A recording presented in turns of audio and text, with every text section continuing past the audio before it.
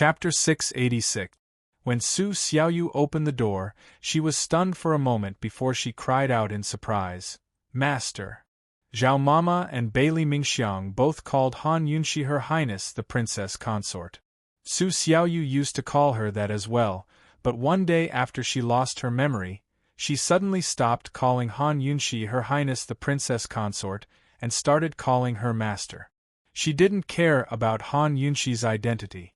She only knew that Han Yunxi was her savior. She rushed out in disbelief and circled around Han Yunxi, sizing her up from head to toe. "Master, you're finally back? You've lost a lot of weight." Her tone, expression, and gaze didn't match her age at all. She was so mature that she could compete with Zhao Mama. Fortunately, she didn't have Zhao Mama's nagging, and she didn't know how to make chicken soup. "You're the one who's lost a lot of weight." If the Long Fei heard this, Zhao Mama's stew would probably be busy again. Han Yunxi knocked Su Xiaoyu's forehead. "Did you do anything bad during this time?" Su Xiaoyu blinked her large eyes and was about to answer when she suddenly exclaimed, "Bailey Mingxiang, are you crying? Although the masters are back, do you have to be this excited?" Bailey Mingxiang knew that this girl was putting on an act and that her words were full of thorns. She smiled and took advantage of the situation. "Of course I'm excited that Her Highness the Princess Consort is back." "So you're not excited that His Highness Duke of Qin is back?" I'll tell His Highness Duke of Qin," Su Xiaoyu jokingly threatened. Bailey Mingxiang was about to explain when Han Yunxi stopped them. As Bailey Mingxiang, Han Yunxi didn't want Su Xiaoyu to know about her mother's death anniversary, so she didn't say much. She only instructed, "You two be quiet. Don't wake Zhao Mama up. Go to sleep." Bailey Mingxiang chased after her and asked, "Esteemed Wang Fei, this servant will bring you some snacks. What do you want to eat?" "Mistress, I'll make your favorite mango drink. It'll be ready soon. You rest first," Su Xiaoyu said and went to the kitchen. Bailey Mingxiang felt helpless. Han Yunxi asked her to come in and sit down. "Has Pill Fiend Pharmacy been doing well recently?"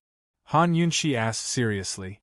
Pill Fiend Pharmacy was originally managed by Gu Beiwei, but after Gu Beiwei left, it was handed over to Mu Ling. Since Mu Ling had left for a while, most of the matters in the pharmacy had fallen to Bailey Mingxiang. Bailey Mingxiang wasn't as capable as Mu Ling but when it came to other matters, Bailey Mingxiang was much more reliable than Mu Ling. "Esteemed Wang Fei, everything in the pharmacy is going well.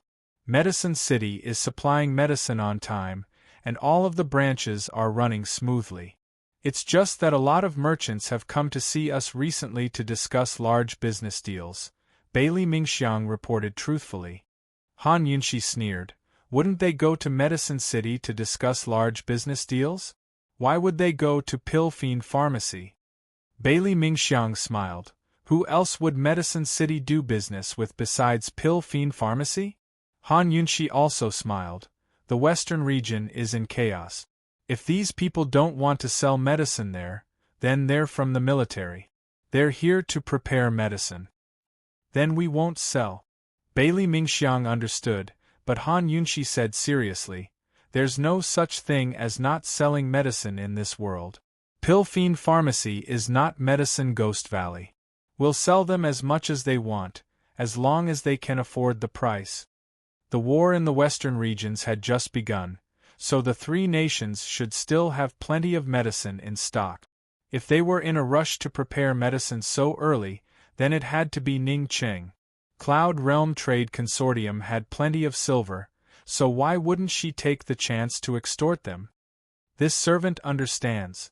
Bailey Mingxiang smiled, his red eyes bright and beautiful. Han Yunxi looked at Bailey Mingxiang and couldn't help but sigh with emotion. "You're not destined to be a servant girl. You might as well be a shopkeeper at Pill Fiend Pharmacy in the future. Don't stay here to serve tea." Bailey Mingxiang sprang to his feet. "No. Esteemed Wang Fei, we already agreed that you'd save Mingxiang's life, so Mingxiang would serve you for the rest of my life." Han Yunxi felt a little helpless. Actually, she quite liked having Bailey Mingxiang by her side. Compared to Su Xiaoyu, Bailey Mingxiang knew how to take care of the big picture and knew when to advance and retreat. Compared to Zhao Mama, Bailey Mingxiang was younger and more flexible. She needed servants like this by her side. But Bailey Mingxiang had more than just these advantages. It was a pity that she was only a servant girl. In the end, she was still the young miss of the Bailey clan. Han Yunxi had agreed to keep Bailey Mingxiang by her side because she thought that Bailey Mingxiang would grow tired of suffering and grow lonely. Who knew that she'd stay for so long? Bailey Mingxiang's words were overheard by Su Xiaoyu as she entered the room. Su Xiaoyu came over with a mango drink and said coldly, "Bailey Mingxiang, don't you understand that master is chasing you away?"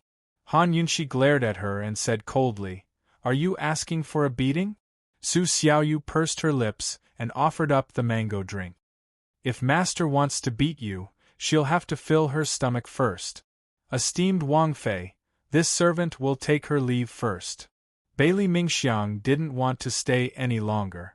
She was afraid that Su Xiaoyu wouldn't be able to hold back and reveal her secret. Although she had never admitted to it, as long as Su Xiaoyu revealed it, she wouldn't have the face to stay in the Duke of Qin's estate. She wouldn't even have the face to stay in the Bailey clan. Han Yunxi was tired as well.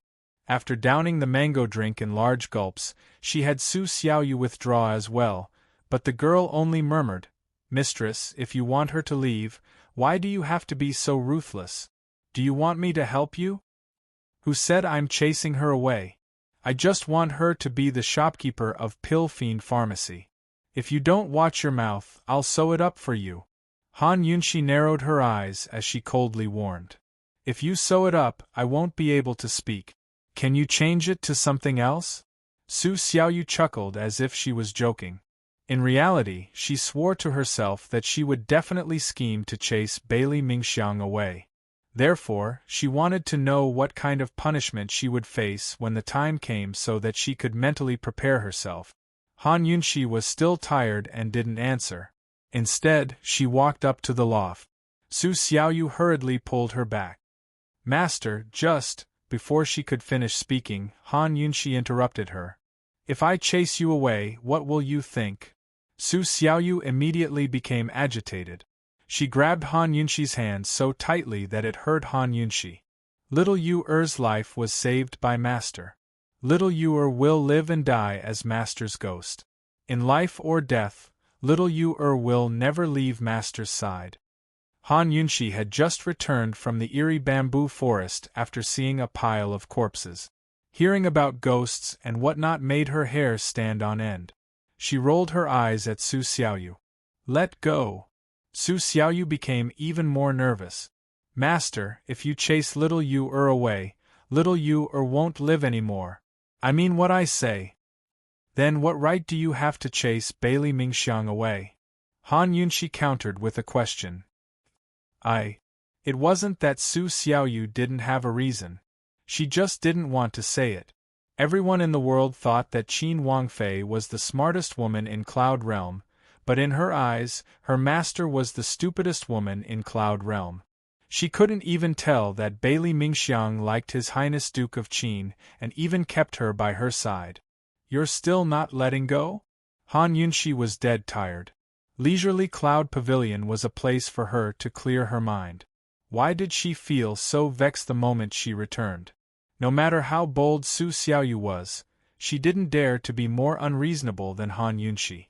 She could only obediently let go. The next day, Han Yunxi wanted to sleep in, but who knew that she would be woken up by Zhao Mama early in the morning. Zhao Mama didn't dare to go upstairs, so she shouted from the staircase, "Esteemed Wang Fei, are you awake? Esteemed Wang Fei, when did you come back? Why didn't you say anything? This old servant could have gone to buy an old hen to make soup. Esteemed Wang Fei, are you awake? This old servant made His Highness's favorite breakfast. His Highness hasn't woken up yet. Why don't you go over and wake him up?" Han Yunxi covered her head and pretended to be asleep.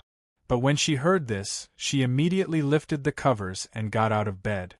"Wake Long Fei Yi up?" That's a must. Definitely a must. She quickly washed up and went downstairs. When Zhao Mama saw her, her reaction was the same as Su Xiaoyu's last night. Zhao Mama was overjoyed. She looked her up and down and finally said, "Esteemed Wang Fei, you've lost weight." Han Yunxi immediately covered her mouth. Coldly, she warned, "If you say the word lose weight again, I'll send you to the countryside to retire as hens." She didn't lose weight at all. She couldn't lose weight when she was with Long Fei Yi. She felt that she didn't lose to Duanmu Yao in terms of looks, but she wasn't as skinny as Duanmu Yao. Losing weight was a big problem in her heart. Zhao Mama was frightened and nodded repeatedly. Only then did Han Yunxi release her. "Go prepare breakfast first. I'll go wake Long Fei Yi up." It had to be said that Zhao Mama was not used to hearing esteemed Wang Fei directly call His Highness by his name. Su Xiaoyu glanced at Bailey Mingxiang and chuckled. "Only Master can call His Highness by his name. Do you know why?" "Nonsense, because His Highness only allows esteemed Wang Fei to call him that." Zhao Mama was grinning from ear to ear. She always felt that her days were meaningless when her two masters weren't at home. Now that her two masters were back, she could busy herself in the kitchens again. "Bailey Mingxiang, what do you think?" Su Xiaoyu was clearly doing this on purpose. "Because His Highness only loves esteemed Wang Fei." Bailey Mingxiang was very serious. She continued, "Don't go to Pilfine Pharmacy today. Stay here and wait upon esteemed Wang Fei and His Highness." "I'm leaving." She really did leave without hesitation. Unfortunately, Su Xiaoyu still snorted at her. Although Han Yunxi hadn't slept enough, she was still in good spirits. When she arrived at the door to Long Fei Ye's sleeping quarters, she discovered that the door was locked from the inside and she couldn't enter. She knocked on the door a few times, but there was no response at all. Han Yunxi thought that Long Fei Ye's sleeping quarters were so big that he might not be able to hear her knocking. It wasn't easy for her to wake up earlier than him and wake him up, but it was gone just like that. Actually, she was wrong. Long Fei Yi had always been very vigilant. Even when he was asleep, he still maintained a high level of vigilance. He was aware of every movement around his sleeping quarters. Just as she was about to leave, the shadow guard appeared. "Greetings, esteemed Wang Fei.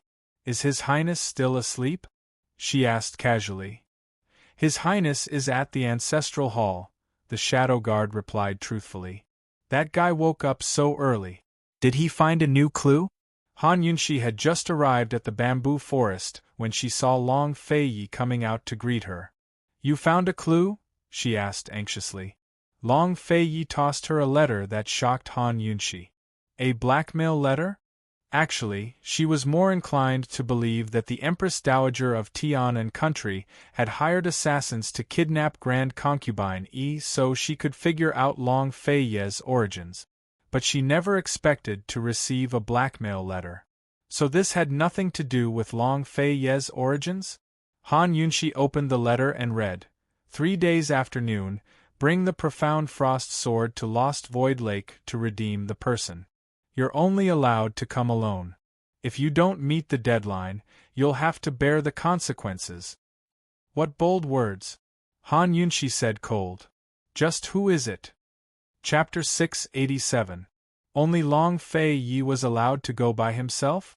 He even wanted Long Fei Ye's treasured sword, Profound Frost. If he missed the deadline, he didn't have to come? Take responsibility for the consequences? In just a short blackmail letter, there were 4 conditions. Back when Ning Qing kidnapped Gu Beiyue to threaten them, he hadn't spoken so boldly, nor did he have so many demands. Just who was this man? He wants you to exchange your treasured sword for a hostage? Could it be Song Qiuzi? Han Yunxi was puzzled. That's not very likely. He wouldn't go so far for Profound Frost, Long Fei Yi remarked. His master had given him Profound Frost, the first sword of Kenzo. Master had said that he and Profound Frost shared the same aura, so only he could wield it.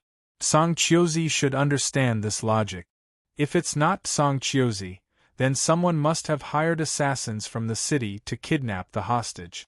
Then they came to talk business with you, Han Yunxi mused. Long Feiyi agreed with her guess. After some hesitation, he added, "This is very fishy. Why did they choose Grand Concubine Yi as their hostage? Grand Concubine Yi had long been forgotten by the world. Even Ning Qing knew to kidnap Gu Beiwei, but the real target should be Pill Fiend Pharmacy. Kidnapping Pill Fiend Pharmacy was much easier than kidnapping Grand Concubine Yi." Long Feiyi added, "If they hired someone to kidnap the hostage, they could only ask Lady Ling Yu and Qi Zonglin. It'd take more than silver to get those two to show up." "It looks like we'll have to meet them to find out the truth," Han Yunxi said solemnly. 3 days. Make preparations and have Chu Shifeng hurry back. What if the other side had set up an ambush? What if they not only hired assassins to kidnap Grand Concubine Yi, but also lay in wait at Lost Void Lake for Long Feiyi to walk right into their trap? What if the other side's true goal was to kill Long Feiyi? This trip was extremely dangerous. Han Yunxi was very serious, but who knew that Long Feiyi would raise his eyebrows and look at her, asking, "This prince will not bring the profound frost sword, but will bring you. Do you dare to follow?" Han Yunxi smiled helplessly. Even if she was worried, she knew Long Feiyi's temper. How could this man be threatened so easily? "Approved." She smiled. What kind of danger had they not experienced? They had all walked out of the medicine-requesting cave alive, hadn't they? 3 days. In these 3 days, Long Feiyi did not make any preparations. Everything was still going according to plan. His time was very tight to begin with. That day, he brought Han Yunxi to the Commander-in-Chief's manor in Zhongnan. Bailey Yuanlong oversaw the South Central Commander-in-Chief's office, and 6 other departments were set up. In reality, it was like a small imperial court, governing the fertile land of South Central. Although Bailey Yuanlong held great power, the other 5 out of the 6 departments were controlled by aristocratic families, and the position of minister was held by someone they nominated. The aristocratic families more or less kept Long Feiyi in check. Aristocratic families had been officials for generations and were of noble status. These aristocratic families had not interfered with government affairs for a long time and only enjoyed their salaries. They were so arrogant that they disdained government officials and members of the imperial family. But now, the aristocratic family heads were actually recommending someone to take up the position of minister. This was enough to see the ambitions of these aristocratic families. Their most direct goal was to keep Long Feiyi in check.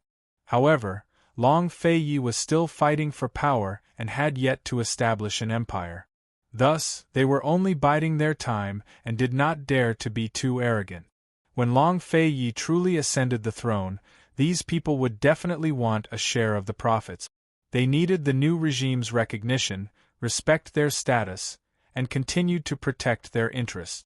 Bailey Yuanlong, the 5 aristocratic family heads, and the ministers of the 5 departments were all present in the main hall. As soon as Long Feiyi and Han Yunxi entered the hall, they all rose to pay their respects. Bailey Yuanlong was the most respectful and gave up his seat of honor. Long Feiyi didn't have them rise immediately, but led Han Yunxi over. Han Yunxi discovered that the seat of honor was for one person, but there was another chair next to it. It was very out of place, probably prepared for her by Bailey Yuanlong. Great General Bailey really is considerate, she mused. Although she didn't have the concept of men being superior to women, everyone present was a man. Moreover, they were discussing matters of state, so she was too lazy to join in. She was more concerned with her Pill Fiend Pharmacy and the kidnappers of Grand Concubine Yi. She couldn't figure out how Long Feiyi could be so calm. Long Feiyi had dragged her here, so she could only listen from the sidelines. When she reached her seat, she prepared to sit down, but Long Feiyi didn't let go. He carried her to sit on the seat of honor, no, on his lap. In a flash, everyone in the room looked over. "What are you doing?" Han Yunxi murmured. Long Fei Yi only pretended not to hear as he wrapped his arms around her waist. Han Yunshi could clearly feel the 5 old clan heads' gazes turn fierce and fierce. Just what did Long Fei Yi want to do? Did he think there were too few people cursing her for being a disaster? Bailey Yuanlong shot Long Fei Yi meaningful looks, but Long Fei Yi pretended not to notice. Han Yunshi didn't understand, but Bailey Yuanlong knew all too well. These aristocratic families all wanted to cling onto His Highness Duke of Qin. Therefore, they all wanted to marry their legitimate daughters to him in the future.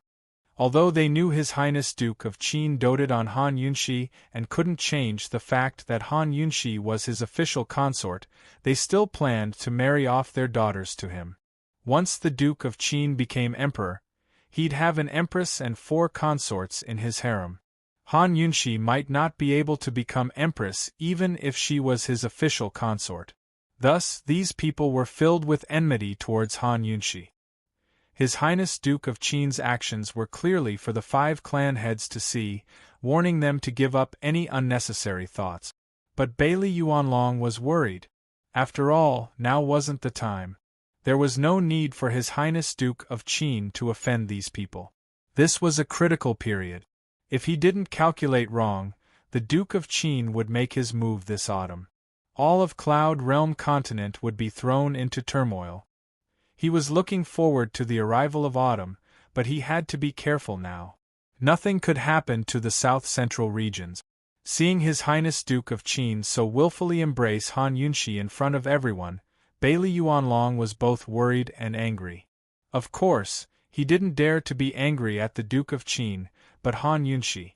This woman was indeed unusual, but she was still a source of calamity. All of you, rise and sit, Long Fei finally spoke up. Everyone rose to their seats, but all eyes were on Han Yunshi's face. Han Yunshi felt uncomfortable and murmured, Long Fei Yi, just what's going on? Nothing. I just don't like you sitting by yourself, Long Fei Yi murmured as he buried his head in her neck. Han Yunshi's heart warmed. She was about to speak when the Shao clan head stood up and clasped his hands in a graceful gesture. This one has long heard of esteemed Wang Fei's illustrious name. Meeting you today is the good fortune of 3 lifetimes. Today, the 6 ministries have gathered here to discuss the war in the West and seek peace and prosperity for the south-central regions. Since esteemed Wang Fei has come, you must have something to teach us. I don't know what esteemed Wang Fei has to say about Cloud Realm Continent's current situation. We are all ears. Aristocratic families really were different. Even their bows were so graceful and their words so refined. But so what? Han Yunshi knew they were here to cause trouble.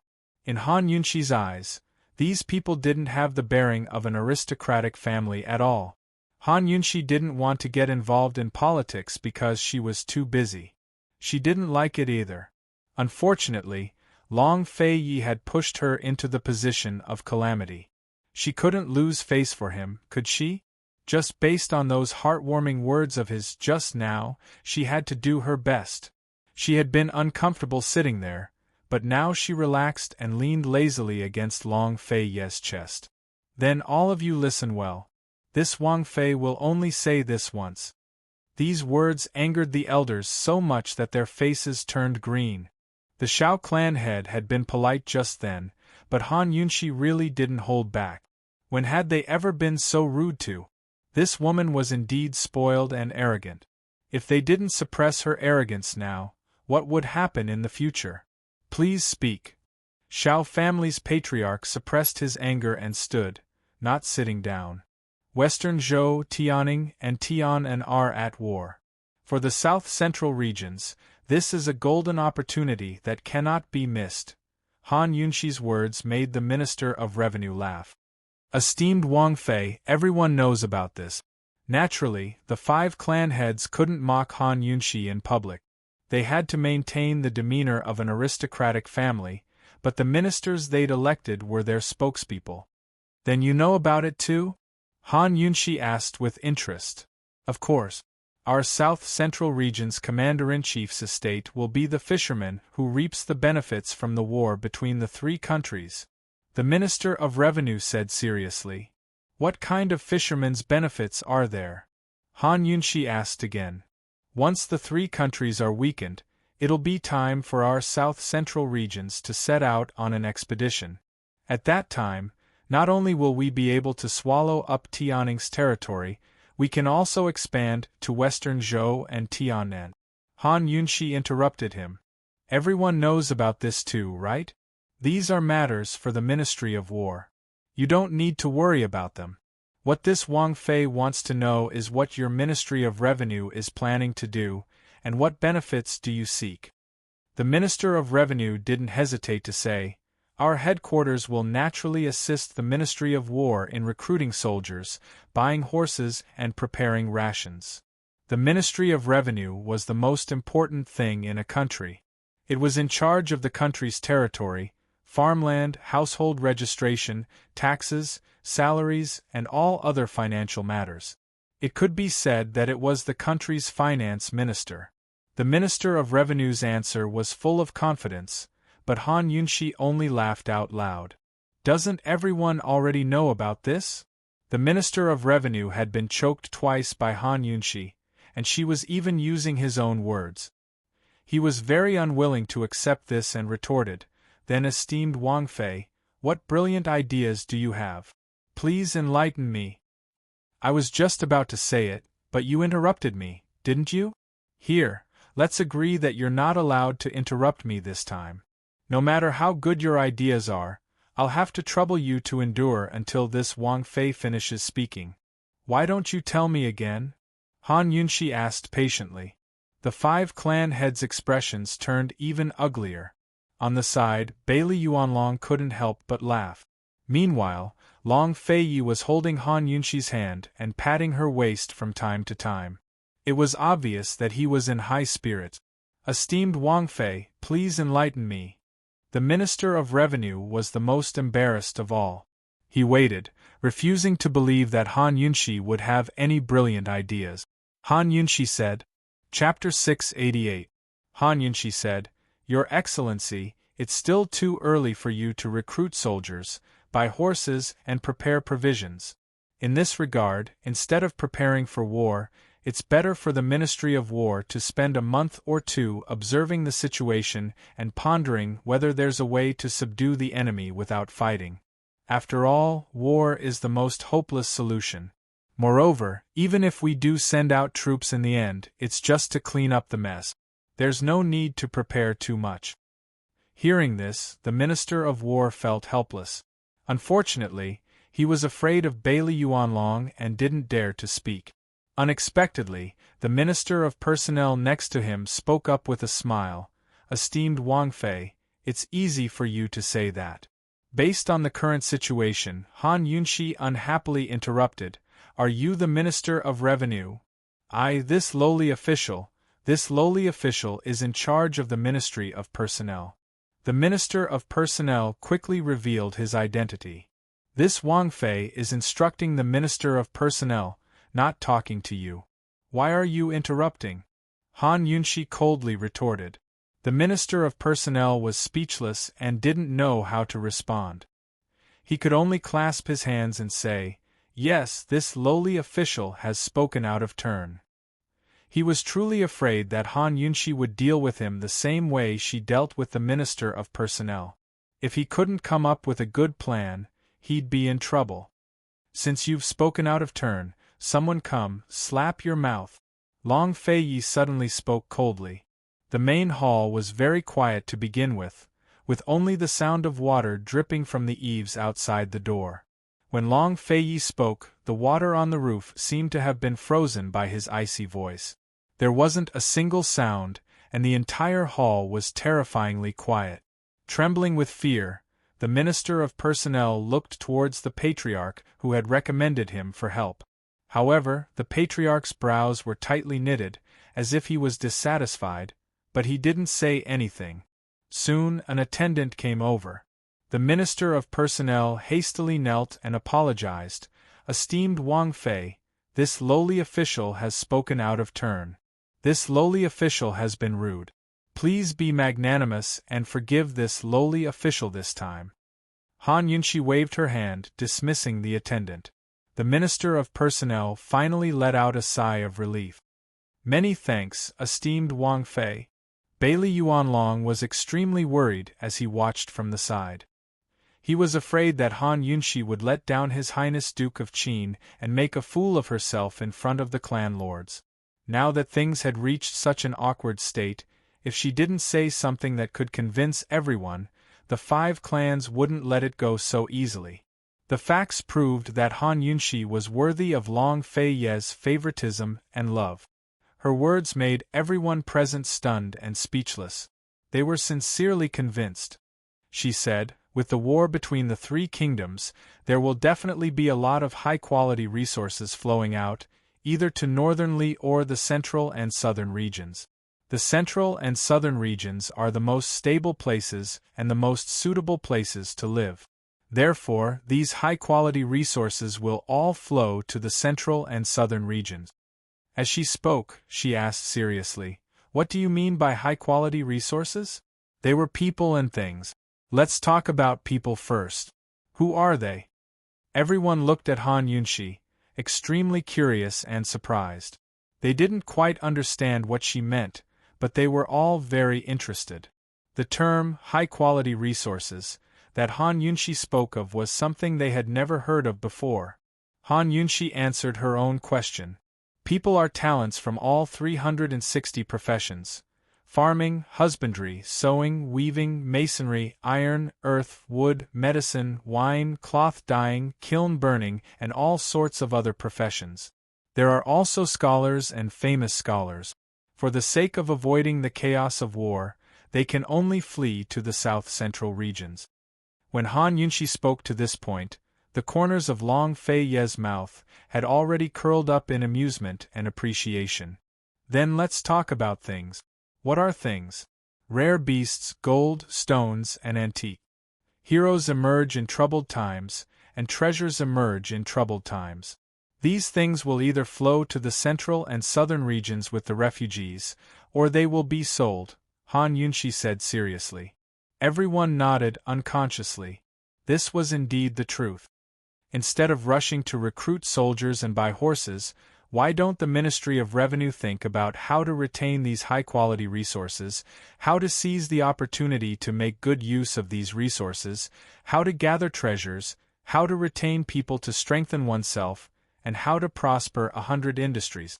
The prosperity of 100 industries is the foundation of a strong country's stability. A strong country can subdue the enemy's soldiers without fighting. When Han Yunshi finished speaking, the entire place became even quieter. It was so quiet that even the sound of falling leaves could be heard. No one would have thought that such a pampered and arrogant woman lying lazily in the Duke of Qin's embrace could actually say such words. She wasn't the least bit inferior to the grown men present. How was she an imperial concubine? She was practically a talented general. Moreover, she was a genius. In the history of Cloud Realm continent, every time there was a war, all the countries would think about sending out weapons and rations. No one had ever considered the things that Han Yunshi had said. The curve of Long Fei Ye's mouth was very beautiful. He finally let go of Han Yunshi's small waist, but he didn't let go of her. His hands went past her waist and clapped. Good. Excellent. Esteemed Wang Fei is brilliant. This general admires you. Bailey Yuanlong was overjoyed. His hanging heart finally settled down. He thought that even if esteemed Wang Fei really was a source of trouble for His Highness, he would accept it, submit, and submit. Brilliant. Truly brilliant. I was right to come today, hee. Listening to esteemed Wang Fei's words is better than studying for 10 years. Esteemed Wang Fei, seeing is better than hearing. This old man can be considered to have learned something today. Lord Gao, esteemed Wang Fei has pointed out the way for the Ministry of Revenue. You must go back and think about it carefully. If you miss this opportunity, this old man will hold you accountable. In the future, I ask esteemed Wang Fei to give me many pointers, many pointers. The attitudes of the 5 patriarchs had completely changed. Of course, they didn't forget that behind Han Yunshi was Long Feiyi, so they flattered Long Feiyi as well. The 6 ministers asked many questions, and Han Yunshi answered them all fluently. Coming from the modern era, she had gathered thousands of years of wisdom in her brain. Although she wasn't a professional when it came to governing a country, her perspective and foresight were far beyond what anyone present could imagine. It wasn't until noon that everyone asked to be excused. Long Feiyi didn't have any intention of keeping them for lunch, so they were quite tactful. During lunch, Bailey Yuanlong found an excuse to invite Long Feiyi to the side hall. His Highness's eyes really can't be wrong. Esteemed Wang Fei. Before Bailey Yuanlong could finish, Long Feiyi interrupted him coldly. Is there anything else? Hadn't he heard enough flattery this morning? Long Feiyi was already tired of it. Bailey Yuanlong had no choice but to be blunt. Your Highness, it's too early to offend the aristocratic families. Although esteemed Wang Fei had convinced the patriarchs today, they were only convinced because of today's topic. Esteemed Wang Fei's performance today would only make them even more dissatisfied and wary. What? I've already given them the 5 ministries of civil service, rights, punishment, and works. Are they still not satisfied? Long Feiyi questioned. He couldn't make a move for the time being, nor did he have the time to make a move against these aristocratic families. However, he could still suppress their arrogance and give them a warning. Bailey Yuanlong was speechless. Long Feiyi said, Bailey Yuanlong, these people aren't stupid. They won't dare to act rashly before this prince proclaims himself as an emperor. This prince is just giving them a reminder to stop having any ideas about Han Yunshi. Long Feiyi's real purpose in suppressing the aristocratic family's arrogance was to let Han Yunshi establish her might. Han Yunshi hadn't disappointed him today. When they returned to the dining hall, Han Yunshi was chewing slowly. When she saw Long Feiyi and Bailey Yuanlong come over, she hurriedly called out, General Bailey, come and eat with us. Bailey Yuanlong didn't have the guts to eat at the same table as Long Feiyi, so he found an excuse to slip away. Han Yunshi was helpless. She'd originally wanted to talk about some things in the South Central military governor's manner. After all, there were outsiders present, so it wasn't appropriate for her to say too much. Long Feiyi, I offended all those aristocratic families just now. Are you happy now? Han Yunshi asked with a smile. Although she'd been flattered all morning, she could clearly see through those old men's true colors. I'm happy. If you don't make enemies, how can you establish your might? Long Feiyi countered. Han Yunshi smiled helplessly. All right, you win. She was born to offend people easily, so one more time wouldn't make a difference. Even if today's matter hadn't happened, she'd already offended them all with her status as Qin Wangfei.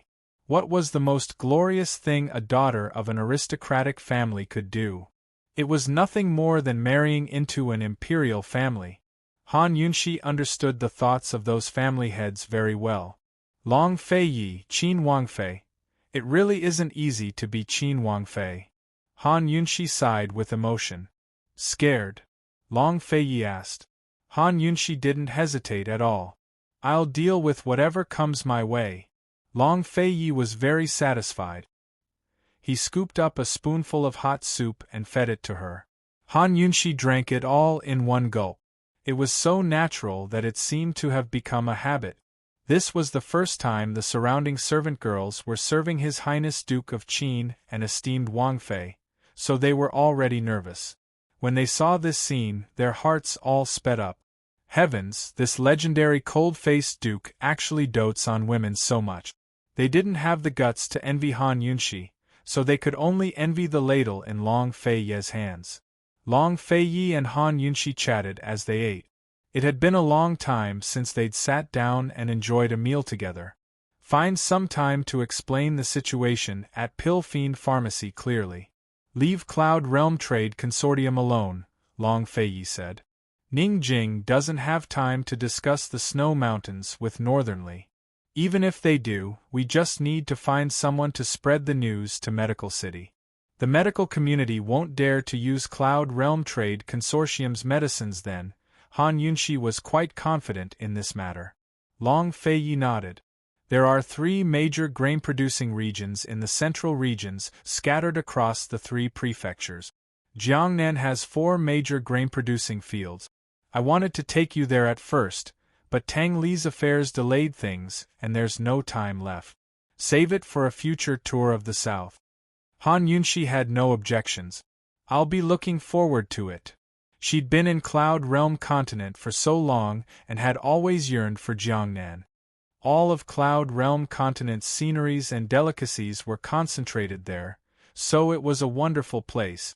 Even Jiangnan's Plum Blossom Sea wasn't the real Jiangnan, but north of it, where it intersected with South Ning.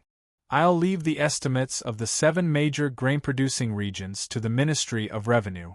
I'll leave these to you, Long Feiyi said before taking out 3 thick account books. Han Yunshi didn't understand how this guy had gotten so many accounts, but she soon understood after flipping through them. These were none other than the accounts of all of Long Feiyi's businesses in Cloud Realm Continent. None of them were small businesses but large ones. More than 60% of them were located in the central and southern regions. Moreover, most of them were restaurants, hotels, and private banks, followed by fertile fields. Han Yunshi finally understood where Long Feiyi's money came from. Although they couldn't compare to Cloud Realm Trade Consortium, if they were properly managed, they might be able to rival the consortium in the future. Han Yunshi stared and stared before she suddenly looked up at Long Feiyi. Hold on, Long Feiyi, are you giving all your businesses to me? This guy, first he wanted me to establish my power in front of the central and southern regions' aristocratic families, then he gave me all his businesses. He seems to be preparing for something. Chapter 689. There's an accountant in charge of the accounts, Long Feiyi intoned. I'll leave all of this to you in the future. Han Yunshi grew suspicious and scooted closer to ask in a low voice, Long Feiyi, are you planning to run away? He's so strange that Han Yunshi felt uneasy. She had a feeling that he'd disappear as soon as he finished everything. Long Feiyi stroked her bangs and smiled dotingly. If I'm running away, I'll definitely take you with me. But not if I'm running for my life. Han Yunshi slapped his hands away. Long Feiyi, just what are you planning? You've managed Pilfine Pharmacy so well that your lordship's businesses are all counting on you, Long Feiyi teased. I'm not just talking about that. Han Yunshi paused before asking, do you have any plans for this trip to Celestial Mountain? Han Yunshi couldn't help but feel that Long Fei's actions were all for the sake of going up Celestial Mountain. He seemed to be in danger, so he had to prepare everything for her.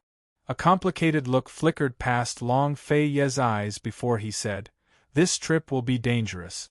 If I can't leave the mountain by mid-autumn, can you go down first and help me take over the South Central Region's Commander-in-Chief's estate to deal with the changes in the West? Because of Duanmu Yao? Han Yunshi grew anxious. Would Long Feiyi make an enemy out of Kenzo because of Duanmu Yao? In her impression, he still respected Kenzo's master very much, even with Duanmu Yao's interference. Kenzo was Cloud Realm Continent's #1 expert with unparalleled martial arts skills. If her guesses were right, then they'd be in real danger. It has nothing to do with her. Song Qiuzi is the biggest problem, Long Feiyi said. Actually, Song Qiuzi was only second in rank. The biggest problem was himself and his seal. If they could break the seal on Celestial Mountain this time, then capturing Song Qiuzi would be a cinch. In the Jianghu martial arts world, the level of one's martial arts was directly determined by the winner and the loser was in the wrong. It was not as complicated and changeable as the politics of the imperial court. As for Duanmu Yao, he had never taken her seriously. Moreover, he had no intention of letting her return to Sky Mountain. As long as Duanmu Yao didn't return to Celestial Mountain, there would be no conflict between him and his master. As long as he took control of Celestial Mountain, No one in Cloud Realm continent's Wooleen would dare make trouble for the South Central region's commander-in-chief's estate. In the future, he could also gather the Wooleen's strength and take over the two assassin cities. He had always known that the power of the Jianghu was not to be underestimated. This time, Duanmu Yao had mobilized the power of the Jianghu to cause trouble for Ningqing. This made him value the power of the Jianghu even more. This trip to Sky Mountain was of great importance and had far-reaching effects. It was the best time for him to go to Sky Mountain during the 3 months of war. If he didn't make a move now, heaven knows whether Duanmu Yao and Song Qiuzi would join forces with Jun Yixie. Song Qiuzi had always wanted to borrow the power of the secular world to seize power on Celestial Mountain. Jun Yixie and Duanmu Yao had long been in cahoot. If Jun Yixie joined forces with Song Qiuzi, then things would be out of his control. Thus, this trip was unavoidable. If he couldn't break the seal, then things would get troublesome. Both he and Han Yunshi would be in danger. Thus, if he couldn't leave the mountain by mid-autumn, he would have to send Han Yunshi down first. He'd already arranged everything. This time, he'd come back to South Ning's commander-in-chief's estate to tie up loose ends. If he couldn't come back, Han Yunshi would be safest at South Ning's commander-in-chief's estate. She controlled all of his properties there, so even if the 5 great clans wanted to make things difficult for her, she had enough chips to contend against them. Although she looked like she was taking control of the situation in his place, there was nothing important to take care of. I'm not leaving the mountain. Leave the affairs of the South Central region to Bailey Yuanlong. I went up the mountain with you, so I'm going down with you. If you're not leaving, I'm not leaving either. Han Yunshi was very serious. You don't know martial arts. You'll only get in your lordship's way if you stay on Celestial Mountain. Long Fei Yi was cruel. Han Yunshi wasn't someone who could be defeated with a single sentence. Even if you get in my way, I'll blame it on you. In any case, if you have the skills to take me up the mountain, then you have to have the skills to come down with me. How about you don't take me up the mountain? Alright, then you don't have to go, Long Fei Yi said mildly, his gaze soft and doting. Long Fei Yi. Han Yunshi was furious. How could such a hateful person exist?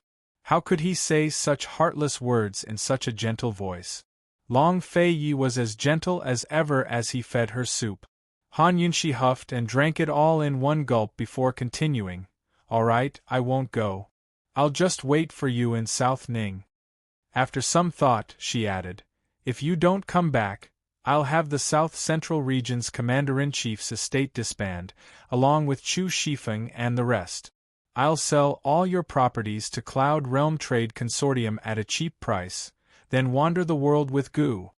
Han Yunshi's words were both a warning and a fit of anger. And also, I'll go to the Tang clan. Take, Han Yunshi, my parents have already passed away. I want to take you to Celestial Mountain so Master can see you. Long Fei Ye's eyes were filled with tenderness. Han Yunshi abruptly shut her mouth. She didn't want to meet his eyes, but she couldn't help but sink into them. How could she refuse such tenderness?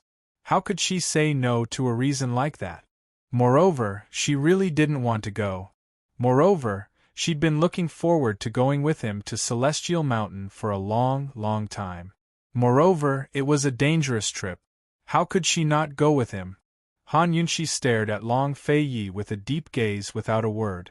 Long Fei Yi smiled helplessly as he stroked her bangs again. After mid-autumn, the 3 countries' grain and medicine supplies will run out. By then, someone will need to take charge of the South Central region's commander-in-chief's estate. In the end, Bailey Yuanlong is a military general, so he's not as smart as you. Your lordship may only leave the mountain a little later, not forever. So speaking, he pinched Han Yunshi's chin and forced her to look up at him. Han Yunshi, what nonsense are you thinking? You want to wander the world with Gu? Why didn't you say so earlier? Do you believe that your lordship won't break his dog legs right now? At this moment, Gu had just managed to avoid Mu Linger and was currently basking in the sun under his black robe. He suddenly shivered and poked his head out of the robe to look at the scorching sun in the sky with a confused expression. Han Yunshi looked at Long Feiyi for a while before saying, "You said it yourself that this trip will be dangerous." Long Feiyi took advantage of the situation and said, "That's why we won't be able to leave the mountain so soon." "I don't care. I'm not leaving the mountain anyway." Han Yunshi was rarely so willful. Long Feiyi suddenly frowned. He didn't say anything and just stared at Han Yunshi. It had to be said that his cold and stern gaze frightened all the servants around them.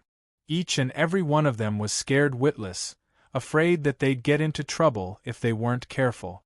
However, Han Yunshi also frowned and stared back at him with a cold gaze. The two of them stared at each other like this for a long time. Finally, Han Yunshi stood up and turned to leave. "Wait!" Long Feiyi called her back. "There's no room for discussion. I can find someone to entrust with the South Central Region's Commander-in-Chief's estate. There's no need for me to come back and do it myself," Han Yunshi said cold. The person in her heart was none other than Gu Beiyue. Gu Beiyue had worked in Tianning's Imperial Physician Courtyard for many years and always maintained a virtuous personality. This was enough to prove that he wasn't just skilled in medicine.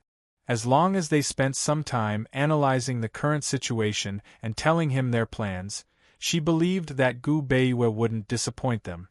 She was about to leave when Long Feiyi asked gently, "Han Yunshi, do you still want to eat? Come here, don't starve your stomach."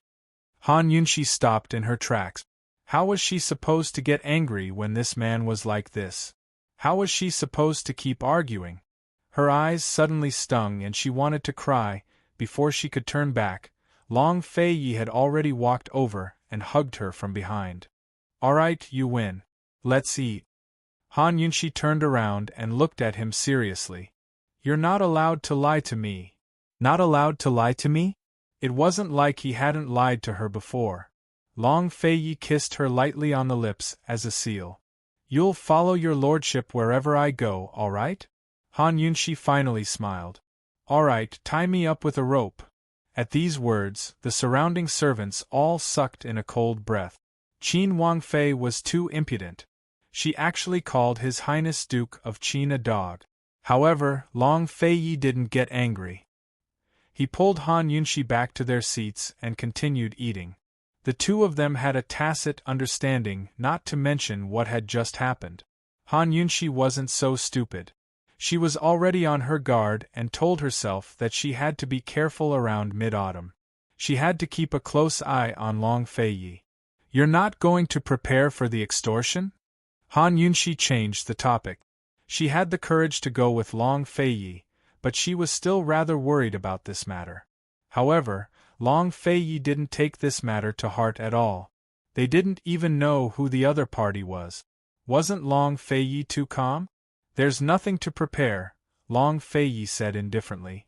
"What if the other party not only hired Madame Lingyu, but also Qi Zonglin? Wouldn't we be sending ourselves to our deaths?" Han Yunshi wasn't joking. When they were looking for Mama Su, they had been attacked by Ling Shuangshuang and Qi Yaotian. With Long Feiyi's current abilities, dealing with Ling Shuangshuang and Qi Yaotian was more than enough. However, bringing along someone who didn't know martial arts to deal with two city lords at the same time was truly courting death. "This prince will take you there. When the time comes, no matter who we meet, this prince will defend while you attack. We'll kill them all with poison. How does that sound?" Long Feiyi asked. Han Yunshi's eyes immediately lit up like a searchlight. Back then, when she and Long Feiyi teamed up, it was more than enough to deal with the Chu family's crazy driving arrow technique. As long as it wasn't the driving arrow technique, Long Feiyi could bring her close to the enemy. As long as she closed the distance, there were many ways she could use poison. She didn't necessarily need to use hidden needles. All right. Han Yunshi was overjoyed. She was even more curious as to who would be so unlucky as to face Long Feiyi and her for the first time. With Long Feiyi's arrangements, Han Yunshi felt much more at ease. After the meal, they drank tea with Bailey Yuanlong for a while before Long Fei-yi accompanied Han Yunxi to Pilfine Pharmacy. They entered through a side door. To enter through the side door, they had to pass by the infirmary. The infirmary was very quiet in the afternoon as the patients were all resting. Long Fei-yi and Han Yunxi lightened their footstep. Unexpectedly, when they arrived at the window of the infirmary, they heard a teasing voice. "Miss, you're really pretty. What's your name?" Han Yunxi didn't recognize this voice, but she was certain it wasn't someone from Pilfine Pharmacy. Could it be that a patient was taking liberties with another patient? She suspiciously peeked in through the window, but Long Fei-yi didn't seem interested. Unexpectedly, Han Yunxi was shocked to see someone provoking Bailey Mingxiang. Han Yunxi grabbed Long Fei-yi's hand and whispered, "Look, that person is so bold." Chapter 690.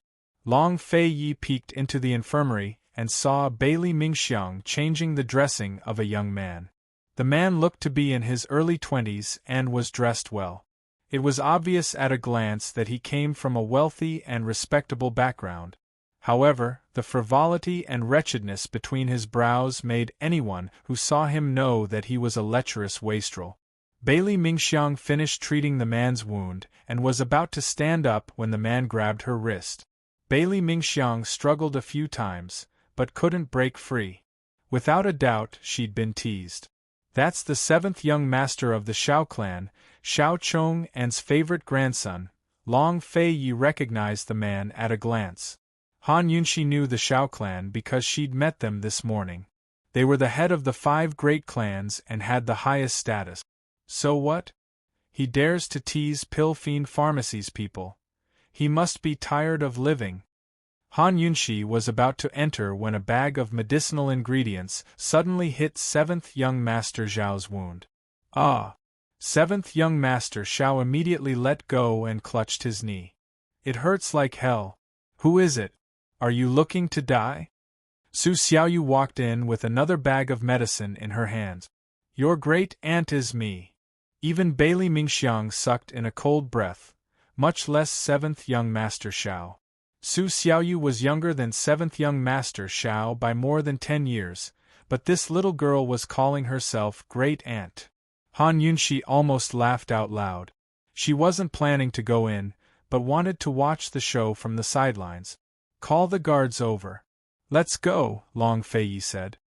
He was too busy to pay attention to such trivial matters. "No need. That little great-aunt can handle it. You go first." Han Yunxi was in a good mood. This was her first time seeing Su Xiaoyu help Bailey Mingxiang. Long Fei-yi didn't rush her, but left. At noon, he'd received news that Gu Beiwei had returned to Pilfine Pharmacy with Gu and the rest. He could use this chance to talk to Gu Beiwei about Chu Shifeng's situation. After Long Fei-yi left, Han Yunxi hid outside the window and watched quietly. Not long after, all the patients in the infirmary woke up. Su Xiaoyu and 7th young Master Zhao's voices were louder than the other. "Stinky girl, where did you come from? How dare you talk back to me? Do you know who I am?" 7th young Master Xiao actually stood up. Bailey Mingxiang looked at the bleeding wound on his leg in disbelief. This guy was clearly being carried in, and he kept mumbling that his legs were going to be crippled. How could he stand up now? What a good actor he is! "I don't know who you are, this is not a brothel." When Su Xiaoyu said this, Bailey Mingxiang got angry. How could she talk like this? Is this little girl going to scold me as well? But Su Xiaoyu only said, "If you dare to touch her again, do you believe that I'll poison you to death? You! Which eye of yours saw me touch her? I wouldn't want her even if you gave her to me." 7th young Master Xiao said disdainfully.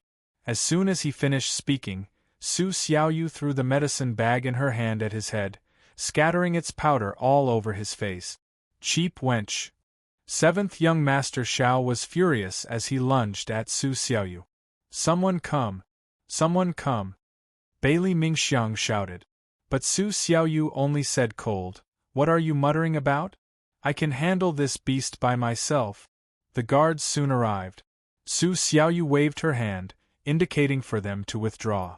She leaned to the side to avoid 7th young Master Zhao's claws and pulled Bailey Mingxiang far away. Bailey Mingxiang looked at Su Xiaoyu's small hand tightly holding her big hand. A strange feeling flashed through her heart, but she couldn't explain it clearly. She realized that this child's hand was especially cold. 7th young Master Zhao's head was covered in powder. He rubbed his eyes and lunged at them again, but he still missed. After a few rounds, 7th young Master Xiao flew into a rage out of humiliation. Do you know who I am? I am the 7th young Master of the Xiao family. How can you use the two words 7th young Master? Suddenly, a crisp voice was heard. A figure flipped over the window sill and came in. This person was none other than Mu Ling. Han Yunxi was very surprised. She didn't expect Mu Ling to come back. If that was the case, then Gu should have returned to Pill Fiend Pharmacy. Mu Ling you're in charge of Pill Fiend Pharmacy now, right? These two lowly slaves actually joined hands to slander this young master, and even threw medicine at me. How vile! How does Pill Fiend Pharmacy teach its servants? This young master will take these two away, otherwise this matter won't be over. 7th young Master Xiao was very familiar with Mu Ling but he didn't know that Su Xiaoyu and Bailey Mingxiang were Qin Wangfei's people. Mu Ling looked at him disdainfully and sneered. Didn't you hear what this young miss said? 7th young Master Xiao really didn't notice. He only saw that Mu Ling's attitude was strange, so he asked, What do you mean? Without a word, Mu Linger kicked him squarely on the wound on 7th young Master Zhao's leg. Finally, 7th young Master Xiao lost his footing and fell on his butt. Su Xiaoyu looked at him with incomparable admiration and wanted nothing more than to give him another kick. Bailey Mingxiang, on the other hand, was very worried. This person was the young master of the Xiao family. Would they cause trouble for esteemed Wang Fei and His Highness Duke of Qin? Mu Ling looked down at him and coldly warned, This young miss already warned you 2 months ago. If this young miss hears you call yourself 7th young master again, you'll have to bear the consequences. Han Yunxi shook her head as she watched from outside the window. She thought, just how much does Mu Ling like Gu? She doesn't even allow others to call him 7th young master? Truly, crazy. She originally thought that 7th young Master Xiao would flip out, but who knew that he would actually shrink back? He looked resentfully at Mu Ling and said, I just forgot. I won't do it again. I won't do it again. Han Yunxi and Bailey Mingxiang were in disbelief. What was going on? Su Xiaoyu, on the other hand, worshipped Mu Ling even more. Humph, Mu Ling sneered, Fine. Then how are you going to pay for hurting my people? Don't think that I don't know what's going on. Mu Ling was the 7th young Master Zhao's nemesis. He actually didn't argue with her. He just waved his hand and said, Fine, fine. Hurry up and find someone to treat my wound. I'll leave. Is that okay? Mu Ling didn't let Bailey Mingxiang and Su Xiaoyu go. Instead, she carried the 7th young Master Xiao to a chair and dressed his wound herself. For the rest of the time, the infirmary was filled with cries and screams. In the end, the 7th young Master Xiao didn't walk out. He was carried out on a stretcher. As soon as he left, Bailey Mingxiang hurriedly asked, Miss Ling, why are you? The Xiao clan's young master seems to be afraid of you. Because he has erectile dysfunction. I have to give him medicine every month. The 7th young Master Xiao kept asking Mu Ling to keep it a secret, but Mu Ling casually said it out loud. The other patients in the room all looked at her. Bailey Mingxiang smiled. Thank you, Miss Ling. Sister Ling, you can actually cure erectile dysfunction. Please teach me. Su Xiaoyu was very excited. Mu Ling slapped her on the forehead. You are so young. Why do you know so much? Su Xiaoyu wanted to beg again, but Mu Ling dragged them to the side hall. Han Yunxi was confused, so she hurriedly ran after them. Mu Ling asked coldly, I was just gone for a while. How did the big bag of yellow lotus and the big bag of licorice disappear? How did you use them? This was the headquarters of Pill Fiend Pharmacy. It wasn't appropriate for outsiders to take care of the prescriptions. Mu Ling had been taking care of it herself. Before she left, she handed it over to Bailey Mingxiang and Su Xiaoyu. Han Yunxi frowned when she heard that. Yellow lotus was actually an expensive medicinal material. In modern times, people used the technology of planting under the forest to increase its survival rate and yield. Even so, it still took 5 to 6 years to harvest it. After harvesting it, it had to be carefully dried before it could be stored and used. In ancient times there were wild herbs, but they were few in number. Pill Fiend Pharmacy had to carefully select the best of the best, so it wasn't easy to get them. As for licorice, it was mostly wild. Only the Wang clan in Medicine City had the technology to plant it. 9 out of 10 prescriptions required licorice. The amount of licorice used was so large that the wild ones were over-harvested and the artificial ones weren't enough. That was why it wasn't easy to get this medicine. How did they use up the 2 bags so quickly? Could it be that these 2 people stole the medicine? Han Yunxi rejected the idea. What's going on? Mu Ling suddenly asked angrily.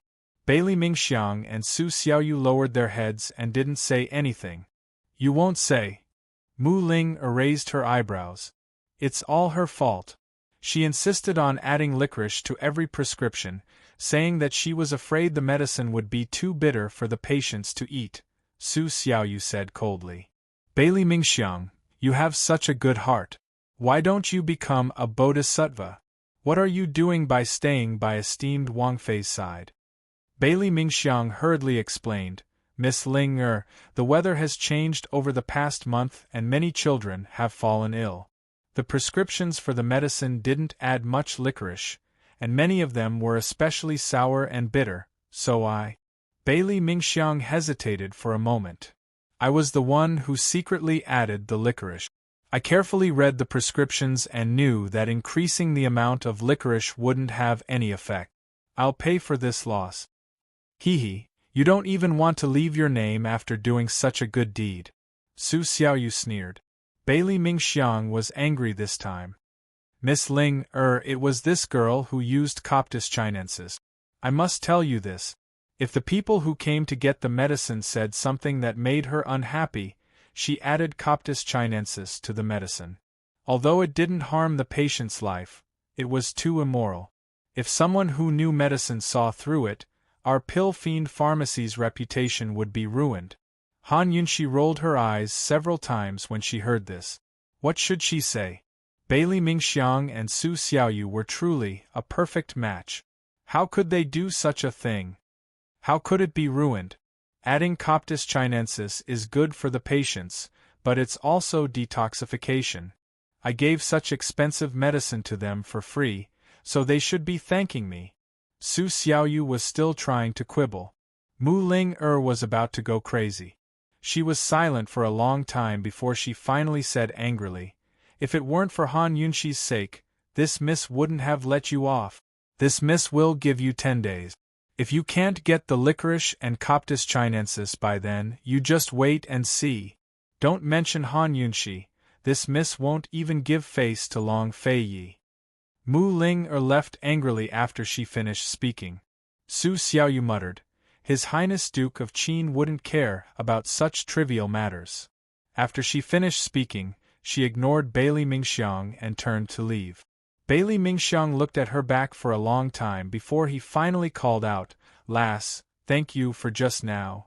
He didn't know if Su Xiaoyu heard him, but she continued walking without looking back.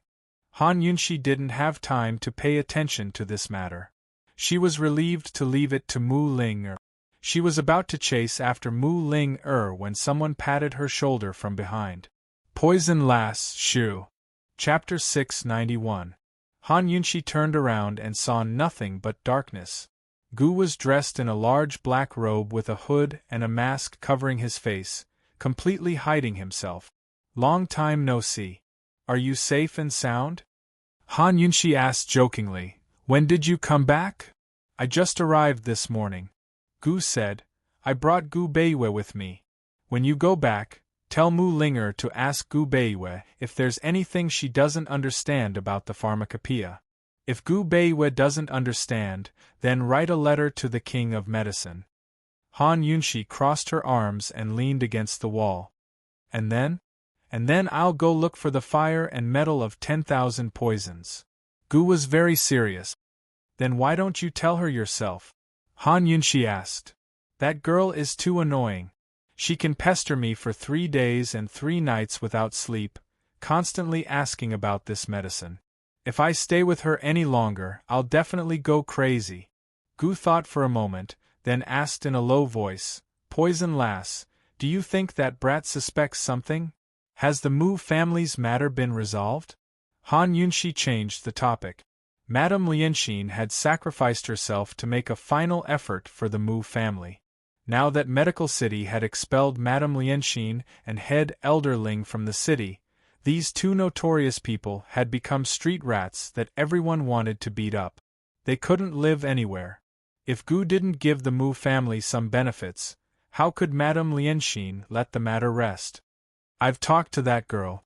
She'll become the head of the Mu family, and the Council of Elders will give the Mu family 2 pieces of land. Whether or not the Mu family can be saved will depend on that girl's sincerity. Gu said, then added, in any case, we've already talked to her about this matter on behalf of Long Fei Yi. It has nothing to do with me. A complicated look flitted through Han Yunshi's eyes. If she doesn't take it seriously, I'm afraid Madame Lianxin will come knocking on our door. That has nothing to do with me, Gu said again. Han Yunshi deliberately looked at him with disdain. If you don't like her, why did you provoke her? Gu also looked at Han Yunshi with disdain. I provoke you every day. Why don't you like me? Han Yunshi couldn't be bothered and turned to leave. Gu quickly stopped her and looked at her with even more disdain. I'm just joking. Why are you so serious? Do you have any clues about the fire and metal of 10,000 poisons? Han Yunshi asked seriously. Gu shook his head. He had actually been searching for a long time, but there was no progress. Metal was hard to find, let alone the metal of 10,000 poisons. As for fire, he was completely clueless. However, he was very determined. Even if there are no clues, we still have to look. I have an appointment with Long Fei Yi. Gu and Long Fei Yi had 2 appointments. The first was that Gu would help Long Fei Yi hide the matter about Mute Granny. Long Fei Yi would help Gu hide the secret of his undying body. The second was that Gu would help Long Fei Yi find a way to cure the perplexing butterfly illusion. Long Fei Yi would help Gu destroy Medical City. Of these 2 agreements, Han Yunshi only knew the second one. Long Fei Yi and Han Yunshi had a lot of things to do. They were very busy every day. However, Gu only wanted to do one thing in his life. He always remembered his appointment with Long Fei Yi. When are you leaving? Han Yunshi knew that she couldn't make him stay. She could only secretly mourn for Mu Linger. Now, if it weren't for the fact that he wanted to see Han Yunshi, Gu would have left in the morning. He asked, Are you planning to stay in Ningnan for a long time? After the war between the 3 countries is over? We're going to Tianshan Mountain. I think we'll be staying there for a while, Han Yunshi said in a low voice. Tianshan Mountain? Why are you going there? Gu was curious. Is Long Fei Yi going there to practice martial arts? It's not the right time, right? Han Yunshi looked at Gu and smiled bitterly. This guy was very smart, but he never cared about the current situation. Anyone who cared about the current situation would have guessed that Long Fei Yi went to Tianshan Mountain to take advantage of the martial arts world's power. If Gu Beiwe was indifferent to fame and fortune, then Gu was someone who didn't have the concept of fame and fortune. He always lived in his own free and easy world, doing whatever he wanted without any restraint. Han Yunshi actually liked him a lot, but this kind of like had nothing to do with romance. Gu rubbed his chin and pondered for a while. He said seriously, Actually, there's no need to practice Long Fei Ye's martial arts. If I were him, I would take you to eat and drink well. Why would you need to practice martial arts? I just like him to practice martial arts. Han Yunshi was always on Long Fei Ye's side. Han Yunshi, what exactly do you like about Long Fei Ye? Although Gu was smiling, Han Yunshi was inexplicably stunned. She hadn't heard Gu call her by her name for a long time. I don't know, Han Yunshi said lightly. Useless. Gu was disgusted. He took out a palm-sized blood-red wild mushroom from his black robe and stuffed it into Han Yunshi's hand. Then, he walked away without looking back. Hey, what's this? Aren't you going to have a meal with me before you leave? Gu. Old ghost. Gu didn't look back. He waved his hand. Remember to miss your chi, brother. Wait for my good news. Be careful. Han Yunshi chased after him for a few steps, but Gu quickly disappeared. Han Yunshi looked at the wild mushroom in her hand seriously and was shocked. This was a good medicine for women to replenish their blood and energy. It would take at least 500 to 600 years to grow to this size. Han Yunshi looked at it for a long time. Her heart was filled with mixed feelings. She smiled helplessly. Silly, Han Yunshi didn't give this precious blood mushroom to Mu Linger. Instead, she told Su Xiaoyu to keep it in a secret room in the pharmacy. She went to the backyard. Before she even entered the room, Lil Thing pounced at her and let out a shrill cry that resounded through the backyard. Squeak! Han Yunshi immediately covered its mouth. Did Gu Beiwei give you a stimulant? Ever since they came back from the medicine-requesting cave, Lil Thing had been guarding Gu Beiwei. Now it was finally back in her hand. Inside the room, Long Fei Yi heard Lil Thing's voice and was puzzled. What's that mouse called? It should be the Princess Consort. Gu Beiwei knew Lil Thing better than anyone else. Just like Lil Thing, it knew young master better than anyone else. Long Fei Yi left without another word. Gu Beiwei smiled faintly. He carefully cleaned up the teacup that Long Fei Yi had used. When Han Yunshi carried Lil Thing into the room, she didn't see any trace of Long Fei Yi. Greetings to the Princess Consort. Gu Beiwei was always so gentle and modest. Even if he couldn't stand up, he still remained seated in his wheelchair with his hands clasped in front. Han Yunshi always ignored his respect. She sat in Long Fei Ye's former seat and poured herself some tea. Since when did you like drinking tea? In her impression, he'd always been drinking tea by himself when she came to see him. I've got more free time than before, Gu Beiwei smiled. You won't be free from now on, will you? The people who want to make appointments with you can line up all the way out of the city. Han Yunshi smiled back. She always felt so comfortable when she was with him. She couldn't help but smile, and even her fretful heart would calm down in an instant. They'd barely spoken when Lady Hellion and Little Er's voices came from outside. Yunshi, you're here. You made us look for you. Big sis, you're finally back. Is my master back too? It was rare for Gu Beiwei and Han Yunshi to have some alone time together, but Lady Hellion and Little Er came to find them. Wasn't this too much of a coincidence? Gu Beiwei's eyes flashed with helplessness, but it was nothing more than helplessness. Very soon, Lady Hellion and Little Er came in. Lady Hellion was still as beautiful, graceful, and charming as ever. Long time no see, Little Er. He'd grown up. Han Yunshi remembered that when she'd saved him at the Han estate, he was only a 6-year-old child. Now he was almost 10 years old. He wasn't as delicate as before, but his temperament was still clean and clean. Those clear black and white eyes looked even more stubborn than when he was young. As soon as he saw Gu Beiwei in his wheelchair, Han Yuni almost burst into tears. They all knew about Gu Beiwei's injuries. Gu Beiwei didn't say a word, but called out to him. Han Yuni sniffled a few times and held back his tears. Master, when will you get better?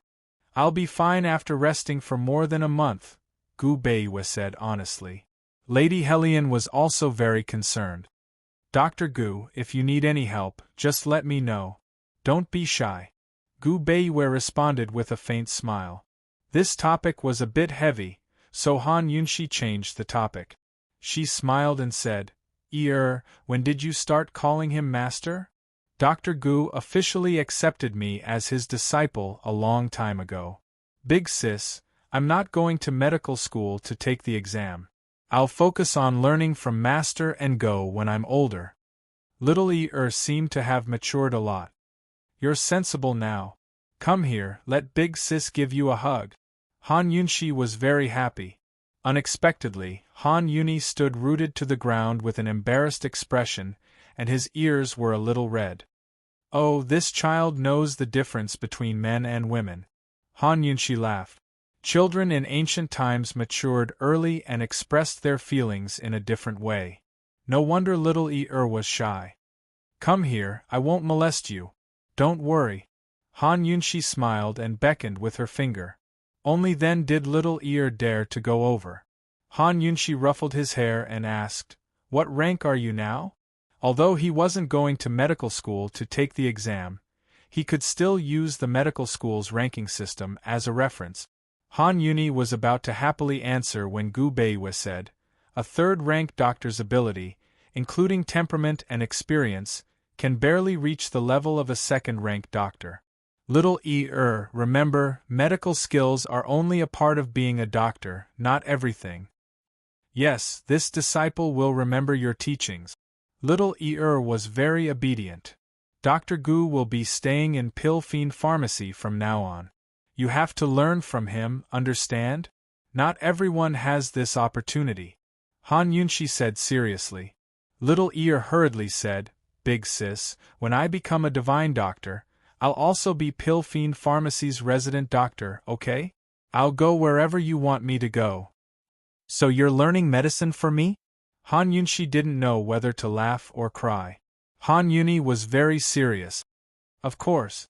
Big sis saved Ir's life. When grows up, I'll protect Big sis. Although Han Yunshi didn't need this kind of protection, when she heard this, she couldn't help but want to pull little into her arms and hug him. It was too heartwarming. Little when you grow up, you have to protect your mother, wife, and children. You're learning medicine because of your talent and interest. You have to learn to cure illnesses and save people. Do you understand? Han Yunshi instructed seriously. Little hesitated for a long time before muttering, Then can I protect Big Sis as well? Of course you can. Han Yunshi readily agreed. However, Mrs. Hulyen's eyes didn't have their usual kindness, but were filled with complicated and worried. Chapter 692. If it wasn't for Han Yunshi, Lady Helien and would have been chased out of the house by Lady Su long ago. The Han family owed Han Yunshi so much, but Han Yunshi still tried her best to protect their most talented son even when she couldn't even protect herself. Lady Helien admitted that she'd once suspected Han Yunshi and suspected that she was only trying to hold mother and son hostage so she could take the Han family's pharmacopoeia and properties for herself. But Han Yunshi didn't. Everything she did was for the sake of the Han family. She'd spent a lot of effort on and wanted him to become a man of indomitable spirit. She wanted him to shoulder the heavy responsibility of reviving the Han family's pharmacies. Han Yunshi doted on little just as much as his mother herself. Seeing the stubbornness in eyes, Lady Helien couldn't help but knit her brows. What was Lady Helien worried about? In the past, when said he wanted to repay his big sister, she'd always praise him for being sensible and teach him not to be ungrateful. But now, she was only filled with worry. She wasn't afraid of anything but losing her son. Thus, there were some things she couldn't control. Seventh Madam, what are you spacing out for? Come drink some tea. Even though Han Yunshi was the high and mighty Qin Wangfei, she still treated Lady Helien with respect. In terms of seniority, she really did have to call Helien Zuexiang Seventh Madam. As soon as Lady Helien walked over, she pulled into her arms and asked about Han Yunshi's health as usual. Then she told her about the Han family's Four Directions pharmacy. After chatting for a while, Han Yunshi told Gu Beiwe to rest before they left together. As soon as they stepped out the door, Lady Helien asked in a low voice, Yunshi, it's been so many years. Why hasn't there been any movement from your stomach? Han Yunshi didn't expect this at all. Although she knew many people were concerned about this question, no one had asked her so directly ever since she'd been questioned at Tianning's imperial palace. It should be time for some movement, she muttered to herself. His Highness Duke of Qin doesn't want children? Madame Hulyen's voice grew even softer. Han Yunshi smiled. I'm too busy. I don't have time. Then when do you want it? Madame Hulyen muttered. His Highness Duke of Qin isn't young anymore. You don't have any plans for the next year and a half, right? I'm busy too.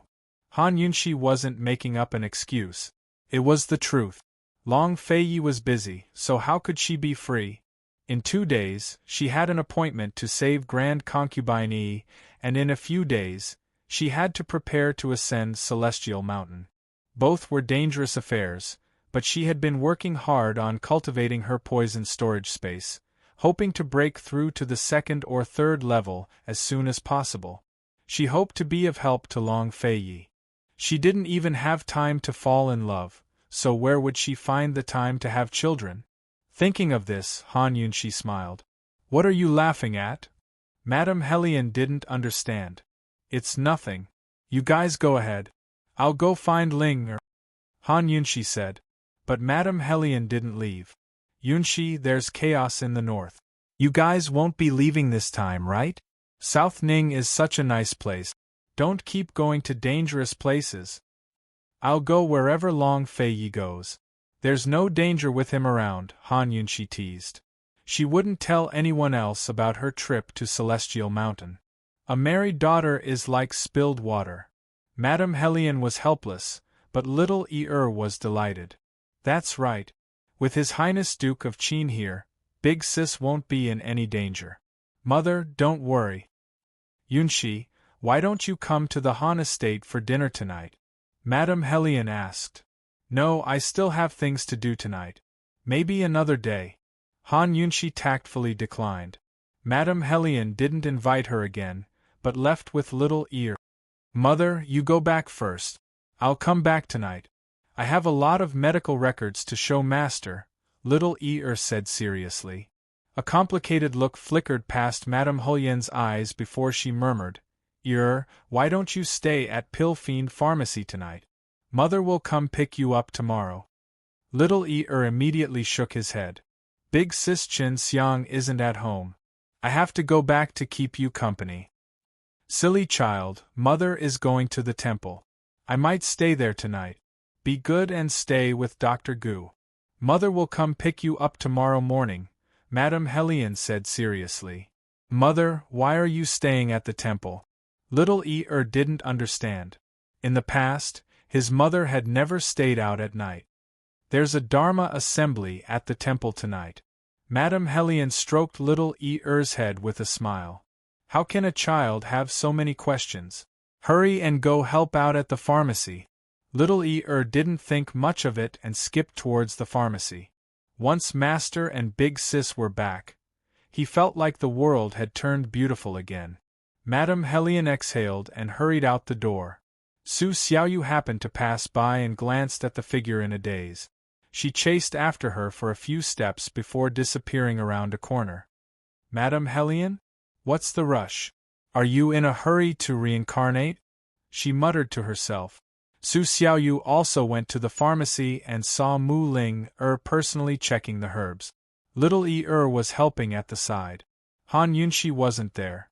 In fact, Han Yunshi had gone back to find Gu Beiwei. She had said that Gu Beiwei wanted to rest to send Madame Hulyen and little away. When she returned, Gu Beiwei was still brewing tea. Only her cup was left on the table. Obviously, he knew she would come again. Dr. Gu isn't a counselor but a doctor. What a pity. Han Yunshi joked. It's just that I've been in the palace for so long that I'm used to observing people's expressions. Now I'm more careful, that's all. Gu Beiwei was very modest. Esteemed Wang Fei, do you have something important to discuss? His Highness and I will be going to Celestial Mountain at the beginning of next month. This trip will be quite dangerous. Han Yunshi was very direct. If she and Long Fei Yi could successfully descend the mountain on mid-autumn night, that would be the best. If they couldn't, Gu Beiwei was the person they trusted the most. In fact, Gu Beiwei had already known about the trip to Celestial Mountain because Long Fei Yi had just talked to him when he arrived. His face was full of shock. What? His Highness Duke of Qin is Kenzo's closed-door disciple. Esteemed Wang Fei, did something happen? That's Kenzo's family business. Han Yunshi was silent for a moment, then said seriously, Gu Beiwei, you should be well aware of the War of the Three Kingdoms. The situation at the Commander-in-Chief's manor. Han Yunshi analyzed the situation in detail, including the threat of Northern Li and the strength of the Bailey Navy. Gu Beiwei didn't interrupt her, but listened to her carefully. Esteemed Wang Fei, you've told this one so much. This one. If His Highness and I haven't descended the mountain by mid-autumn, I hope you can assist General Bailey at the Commander-in-Chief's manor. He's a military general, after all, and doesn't understand the ways of politics, Han Yunshi murmured. Gu Beiwei smiled helplessly. Esteemed Wang Fei, this one is only a doctor. A doctor treats the heart, the nation, and the world. I can treat anyone. Han Yunshi's face was serious, her eyes bright. Gu Beiwei, just treat it as me. Before Han Yunshi could finish her sentence, Gu Beiwei cut her off. He never wanted to hear Han Yunshi say that word to him. He didn't like it, nor did he have the right. Yunshi, do you know? Towards you, I can only follow your orders in this lifetime. A doctor treats the heart, the nation, and the world? Yunshi, I only hate that I couldn't treat myself. I couldn't recover my martial arts and protect you. I'm indebted to esteemed Wang Fei for thinking highly of me. If there's a need, this one will definitely do my best to cooperate with General Bailey. Gu Beiwei respectfully bowed with clasped hands. I believe in you. Han Yunshi trusted her own judgment and intuition. The two of them chatted idly until Mu Ling came to find them. You really should rest. I've disturbed you, Han Yunshi said. Gu Beiwei had already grown tired of Mu Ling and Gu Qisha's constant bickering on his way back, so he didn't keep Han Yunshi. Mu Ling was about to enter the room when Han Yunshi pushed her out. Where's Gu? Han Yunshi asked first. Mu Ling rolled her eyes at her. I should be the one asking you. He left. He shouldn't be back anytime soon. You don't have to wait. Han Yunshi spoke honestly. If you have time, go back to Medicine City and tidy up the Mu clan. Don't let Lady Lianxin find you. Mu Ling's bright eyes immediately dimmed. She walked with Han Yunshi into the flower gardens in silence. Before she knew it, she'd hooked her arm around Han Yunshi's. Han Yunshi only glanced at her without a word. After walking for a while, Mu Ling finally spoke. Han Yunshi. What? Why is it so hard to like someone?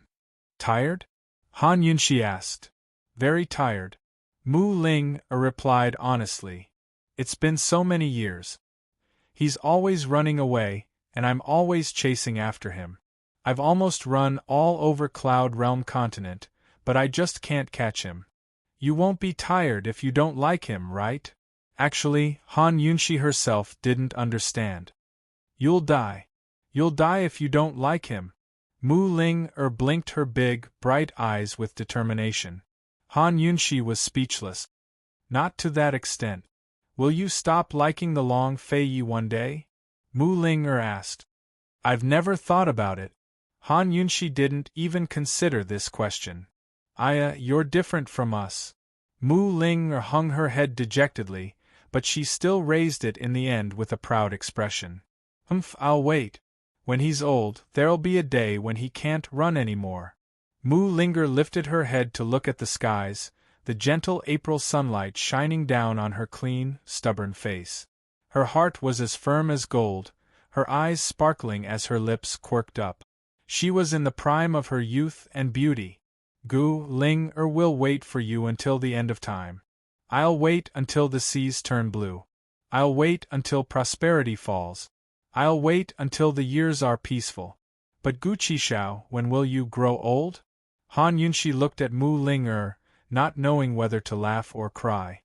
That's a good idea. I'm serious. Mu Ling said loudly. I know. Han Yunshi nodded repeatedly. Night fell. Before leaving Pill Fiend Pharmacy, Han Yunshi told Su Xiaoyu to give the blood mushroom to Mu Ling. Mistress, this is good stuff. You have to keep it for yourself. Although Su Xiaoyu admired Mu Ling she still thought of Han Yunshi first. Lord Pill Fiend gave it to her. Take it, Han Yunshi ordered coldly. Su Xiaoyu rubbed her nose and could only do as she was told. Although this wasn't appropriate and was being nosy, Han Yunshi really felt sorry for silly Ling. What girl wasn't silly in the face of love? The only ones who weren't silly were those who had been hurt and no longer believed in love. Seeing Long Feiyi coming over, she restrained her thoughts. She knew that she was often very silly in front of Long Feiyi. On the way back, Han Yunshi tightly held Long Feiyi's hand. 2 days later, they arrived at Lost Void Lake as promised. Chapter 693. Lost Void Lake was a rather mystical place. It was located in the forest north of South Ning County. There was only one path leading to the lake, and it was covered in white fog all year round. Once one stepped in, it was extremely easy to get lost, so it was called the Lost Path. However, as long as one passed through the Lost Path, one would feel as if the clouds had parted to reveal the moon. One could see a strange lake. There was a lake in the lake, and from afar, it seemed like the lake was hollowed out, so it was called the Empty Lake. There were many ferocious beasts in the forest, so people rarely came to this place. Long Feiyi and Han Yunshi rode their horses here, but they dismounted before reaching the Lost Path. It was noon, but the entire forest was gloomy and cold, like an otherworldly place. They saw that both sides of the Lost Path were planted with parasol trees, and there was a straight path in the middle of the trees. The white fog on the path was relatively sparse, and they could barely see the road. On both sides, it was a vast expanse of white like a sea of clouds. Along the way, Long Feiyi and Han Yunshi talked about the strange scenery here. Han Yunshi paid attention. She activated the detoxification system from afar, but it did not detect any poison. Nature was great and awe-inspiring. Many natural phenomena could not be explained. Han Yunshi stood at the intersection. After confirming that the fog was not poisonous, she enjoyed the beautiful scenery of the Lost Path with great interest. It's too despicable to find such a place, she sneered. The robbers would definitely set up an ambush on the Lost Path. Long Feiyi held her hand, their fingers intertwined tightly. He said in a low voice, "Be careful. Don't worry, leave this part of the road to me." Han Yunshi liked the white fog too much. She took out 2 pills, one for herself and the other for Long Feiyi. Then she held Long Feiyi's hand tightly. "Long Feiyi, I'll protect you on this part of the road. Do you trust me?" "I do." Long Feiyi knew that Han Yunshi used poison. The path was long and there must be many ambushes. The enemy was in the dark while he was in the light. He had originally planned to spend a long time on this path. Now that Han Yunshi had made her move, he could rest assured. Even Jun Yixie, who came from the 100 Poisons sect, could not escape from Han Yunshi's poison. Who else in this world could be lucky enough to survive her poison? They really had to thank the person who chose this place. Otherwise, a powerful poison master like Han Yunshi would be useless. The two of them held hands, and their figures were quickly submerged in the white fog. How much did Long Feiyi trust Han Yunshi? Other than holding her hand tightly, he was very relaxed. It was as if he was not here to negotiate, but to take a stroll. Han Yunshi was the same as him, relaxed and content. She had absolute confidence in her poison techniques, not because she was conceited, but because she was confident. At first, the surroundings were silent, but soon waves of wails could be heard. There was no doubt that the ambushing assassins had been poisoned by Han Yunshi, and the poison was taking effect. "What poison?" Long Feiyi asked. "The most common poison for abdominal pain." Han Yunshi smiled. Not ruthless enough. Long Fei Yi gave an objective evaluation. There is no antidote for this poison. It must be in continuous pain for 3 days and 3 nights before it can detoxify itself. Moreover, this kind of pain is not painful enough to kill people. Han Yunshi asked jokingly, "Why don't you give it a try?" "No need." Long Fei Yi was very serious, but he still gave an objective evaluation, living a life worse than death. Very good. In fact, he thought that once this woman's poison techniques were put to use, it would be a fatal blow. Han Yunshi saw Long Fei Ye's cold and solemn expression and couldn't help but laugh. Long Fei Ye's hand immediately tightened, but Han Yunshi continued to laugh. Long Fei Yi didn't say anything and pulled Han Yunshi into his embrace, pressing her face against his chest. Han Yunshi's face was almost squashed, and she couldn't laugh at all. Although the white fog was everywhere, they could still barely see the road ahead. Han Yunshi had dealt with the ambushing assassins, and Long Fei Yi was responsible for leading the way in a straight line. At this time, at the end of the path, by the empty lake, 2 women were standing side by side, one old and one young. One was dressed in white like a fairy, the other in black like a demon. They were both looking at the path with serious expressions. "Why is there no news at all?" The young woman was clearly anxious. "What's the rush? This madam has set up an inescapable net. Even if the old Kenzo came, he might not be able to walk out." The old woman in black said coldly. "You've made it clear. Only kill Han Yunshi. Don't hurt the Qin Emperor." The young woman said again, "Don't worry." The old woman in black was a little impatient. The young woman was still worried and added, "I'll say the ugly words first. If your people hurt the Qin Emperor, you won't get a single penny." The old woman ignored her, and she continued, "Also, if you can't kill Han Yunshi, you won't get a single penny. Let's make a deal." The old woman snorted disdainfully. Just as she was about to speak, a female assassin in black suddenly rolled out of the white fog. She rolled a few times before stopping and falling at the old woman's feet. She clutched her stomach, her face covered in cold sweat. She had risked her life to escape here and deliver the news. At this time, she didn't even have the strength to lie down, let alone stand. "Madam, we've all been poisoned." "What?" The young woman was shocked. The old woman was also in disbelief. "All poisoned? How is that possible?" The newcomer was Long Fei Yi, one of the top experts in Cloud Realm Continent's martial arts world. Han Yunshi's poison skills couldn't be underestimated either, so the old woman naturally wouldn't be her love rival. She had hidden a total of 30 assassins in the maze, and all of them were elite. How could they be wiped out before the battle even started? What kind of situation was this? Even if Han Yunshi had poisoned them, wouldn't she have had to wait until the assassin group showed up before she had the chance? Where did she get the ability to cripple the entire assassin group in such a short period of time? "Sisters, they're still in the forest. Their stomachs feel like they're being cut by knives and they can't move," the assassin reported truthfully. Could it be that Han Yunshi poisoned the fog? The old woman muttered to herself. She thought that if this woman wasn't eliminated, she would definitely cause endless trouble in the future. Her poison skills were almost on par with Bai Yanqing's. "That damned slut!" the young woman raged. "Madam Lingyu, what do you think we should do?" That's right, this old woman in black was none other than the city lord of the City of Daughters and Bai Yanqing's subordinate, Madam Lingyu. She could be considered someone who had seen much of the world, so she remained calm. "What's the rush? The reason the maze is called a maze isn't as simple as the white fog obscuring the vision." "You mean?" The young woman didn't understand. Madame Lingyu was the one who chose the location of the Lost Void Lake. The maze is protected by the art of divination. Even if there's no ambush, it won't be easy for them to walk out. Madame Lingyu sneered.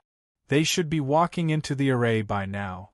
One had to know that the reason she was loyal to Bai Yanqing was because she had been trapped in the maze for 10 whole days. She had bitterly endured the cold and hunger, and when her life had been hanging by a thread, Bai Yanqing had saved her.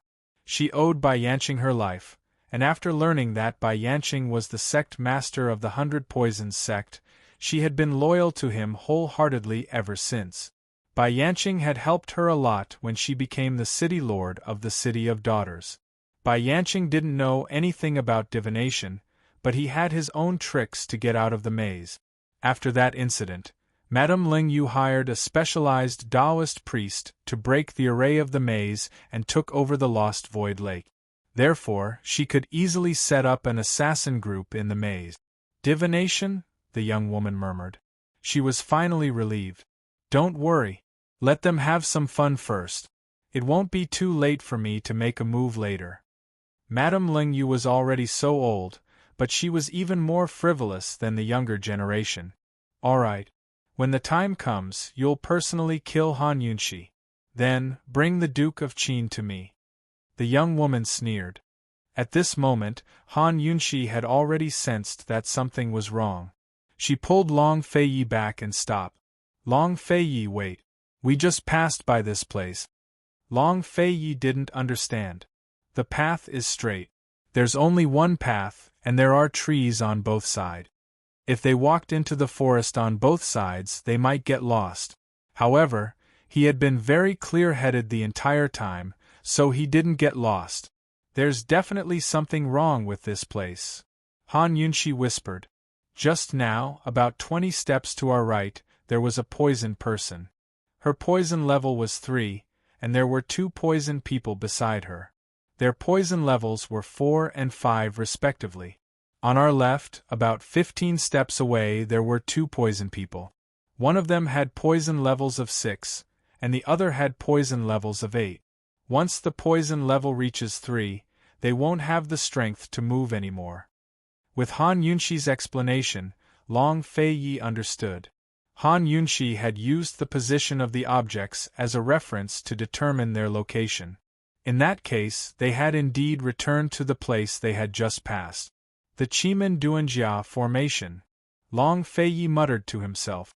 There really is such a thing. Han Yunshi actually had her suspicions, but she didn't dare to believe it. She didn't know this thing. What should she do now?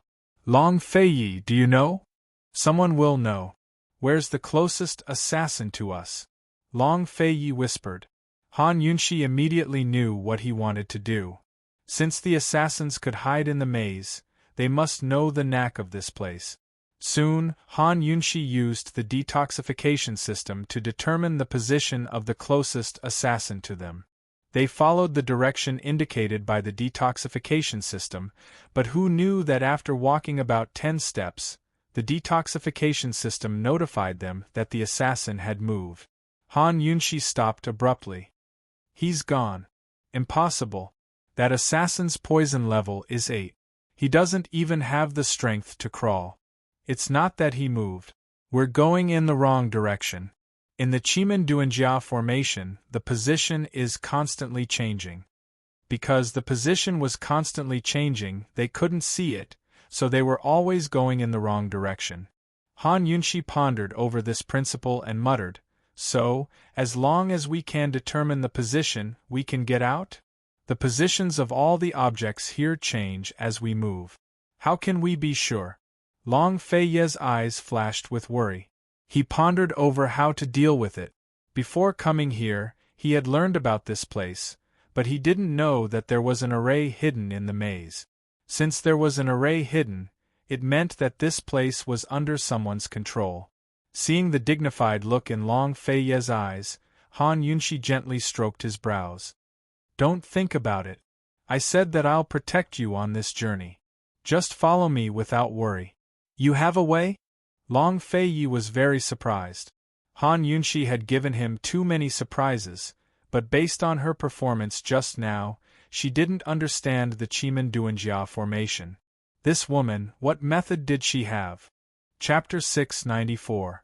What could Han Yunshi do? She surveyed her surroundings, carefully observing the density of the fog and the direction of the wind. The mysterious expert who saved Jun Yixie on Fishery Island could create a large patch of poisonous fog out of thin air. Han Yunxi didn't have this ability. However, in this white fog, she could effortlessly create a patch of poisonous fog.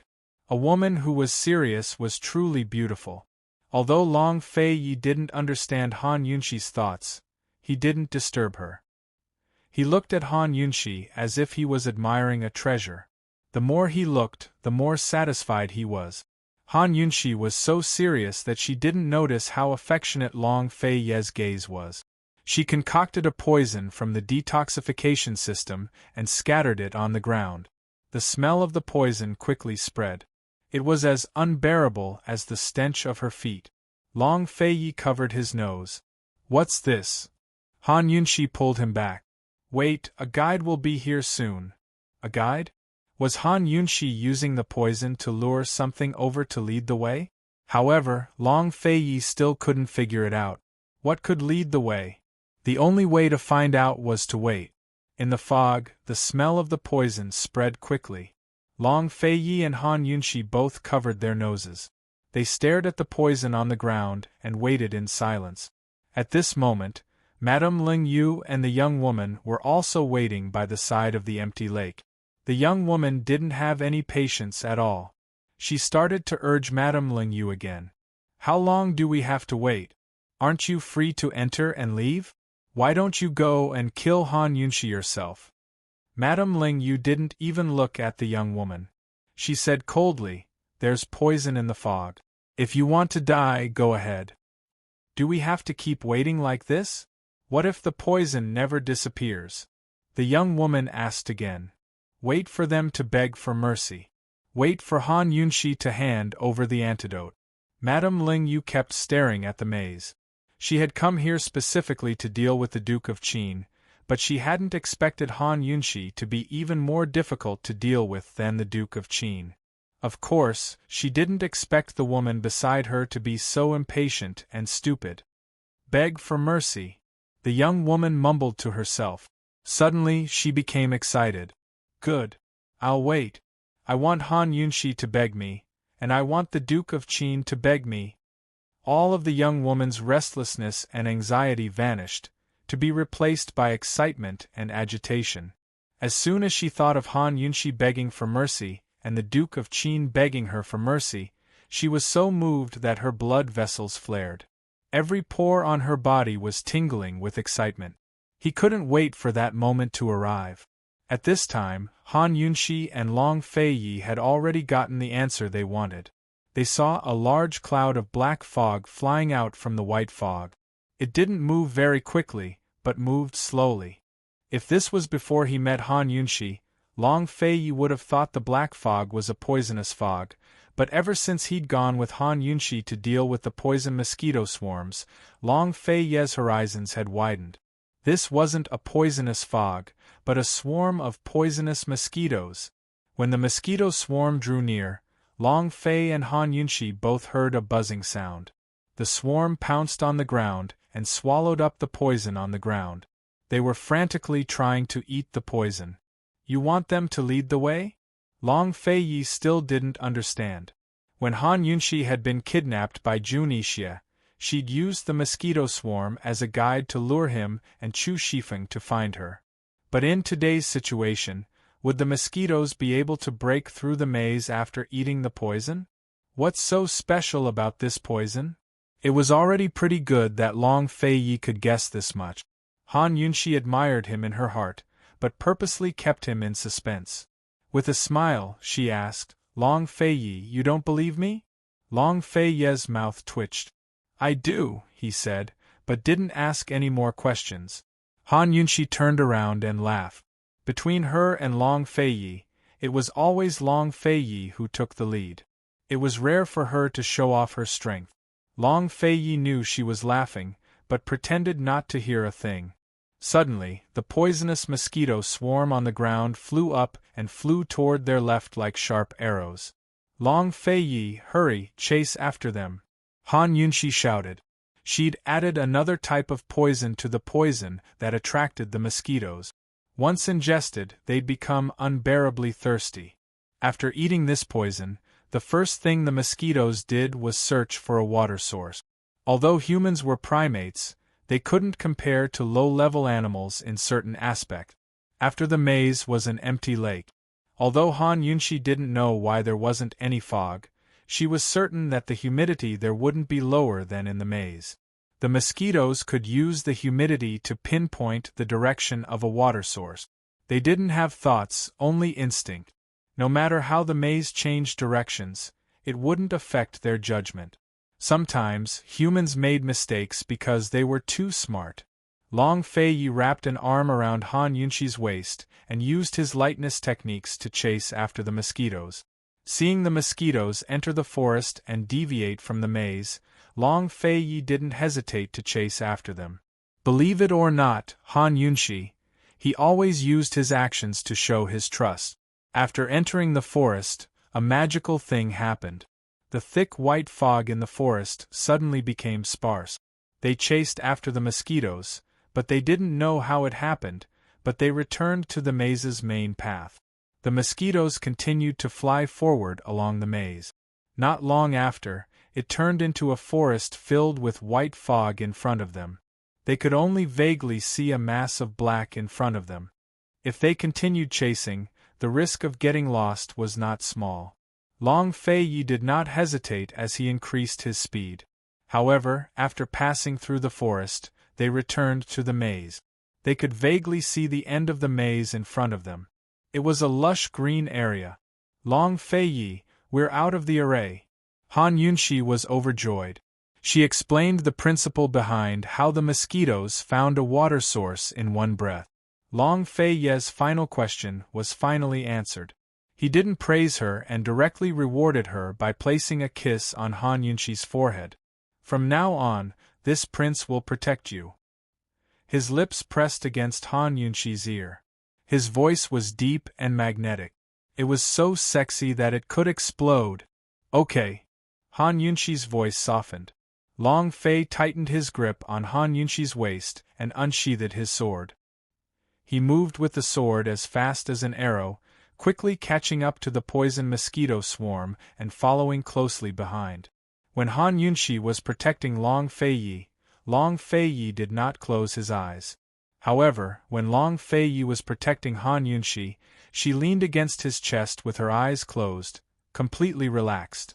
She didn't know how much Long Fei trusted Han Yunshi, but Han Yunshi absolutely trusted Long Fei. Madame Lingyu and the young woman were still waiting. Suddenly, the young woman exclaimed, "Madame Lingyu, look! What's that?" Madame Lingyu had already seen it. She saw a large cloud of black fog flying over from the maze. It was so fast that it looked like it was going to drown everything. Madame Lingyu was dumbstruck. She was so shocked that she couldn't speak. "Is that poisonous fog?" the young woman asked anxiously. "No, it's Han Yunshi," Madame Lingyu muttered to herself. She hadn't seen this scene in a long time, but it was also too familiar. Back when she was trapped in a formation, Bai Yanqing had also accidentally entered the formation and bumped into her. Bai Yanqing had used this kind of poisonous fog to break the maze formation. This poisonous fog was not fog, but a swarm of mosquitoes. She didn't expect Han Yunshi to be so capable at such a young age. Her poison skills must be far superior to Jun Yixie's. She might even be able to contend against Bai Yanqing. Who was this girl's master? Was she more powerful than Bai Yanqing? Did Bai Yanqing know about this? What kind of nonsense are you spouting? It's just poisonous fog. It's normal for poisonous fog to appear in this godforsaken place, the young woman said unhappily. It's Han Yunshi. They've come out. Madame Lingyu drew her long sword and went on guard. How is that possible? How can Han Yunshi know the art of divination? The young woman was furious. It was as if Han Yunshi couldn't know the art of divination. She huffed and said, "Madame Lingyu, don't panic at the sight of poison. Han Yunshi's poison skills are powerful, but..." Before she could finish her sentence, she heard a buzzing sound. She was shocked and turned to look. At the same time, Madame Ling Yu leaped into the air. The young woman saw a dense swarm of poisonous mosquitoes pouncing towards her. She wanted to escape, but she was so shocked that she couldn't move her limbs. All she could do was scream. Ah! Ah! The swarm of mosquitoes swallowed her whole, but they didn't hurt her. Instead, they flew past her and into the lake. Scared to death, the young woman covered her face with her hands and screamed with all her might. Ah! What are you screaming for? Are you trying to summon your soul? Her voice wasn't loud, just as weak as the other women's voices. But it had an aura that couldn't be ignored. The young woman's screams came to an abrupt halt as she realized she hadn't been attacked by the mosquitoes. She wasn't dead. She came to her senses and immediately lowered her hands, only to see Han Yunxi and Long Feiyi standing in front of her. To be more precise, it was Han Yunxi who stood in front of her, while Long Feiyi stood behind her. Han Yunxi's face was cold. You were the one who kidnapped Grand Concubine Yi? The young woman jumped in fright and subconsciously backed up a few steps, narrowly avoiding falling into the lake. Fortunately, she used her sword to prop herself up. Lady Lingyu suddenly flew over from the side and pulled the young woman aside, putting some distance between her and Long Feiyi and Han Yunxi. His actions were swift and decisive, and his speed was admirable. Only then did the young woman recover her senses. She lowered her voice and asked, Long Feiyi, I told you to come alone. Why did you bring her with you? Han Yunxi was very familiar with the feeling of being ignored. She looked at the young woman from head to toe, but her face was covered with a veil and her voice had been deliberately altered. She couldn't recognize her. The only thing she was certain of was that this woman knew them. The young woman ignored Han Yunxi, but Long Feiyi ignored her even more. He didn't even look at the young woman, but at Lady Lingyu. Lady Lingyu, your lordship wants to discuss a business deal with you. How about it? Let's hear it. Lady Lingyu was very calm. Kill this woman. Long Feiyi got straight to the point. The young woman grew alarmed.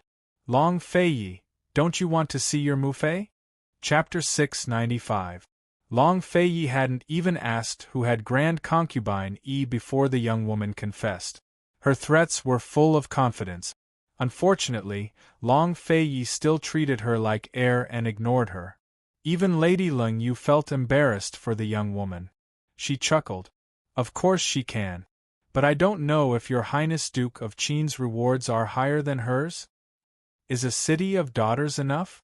Long Feiyi said loftily, as if he was rewarding her. Lady Lingyu was furious.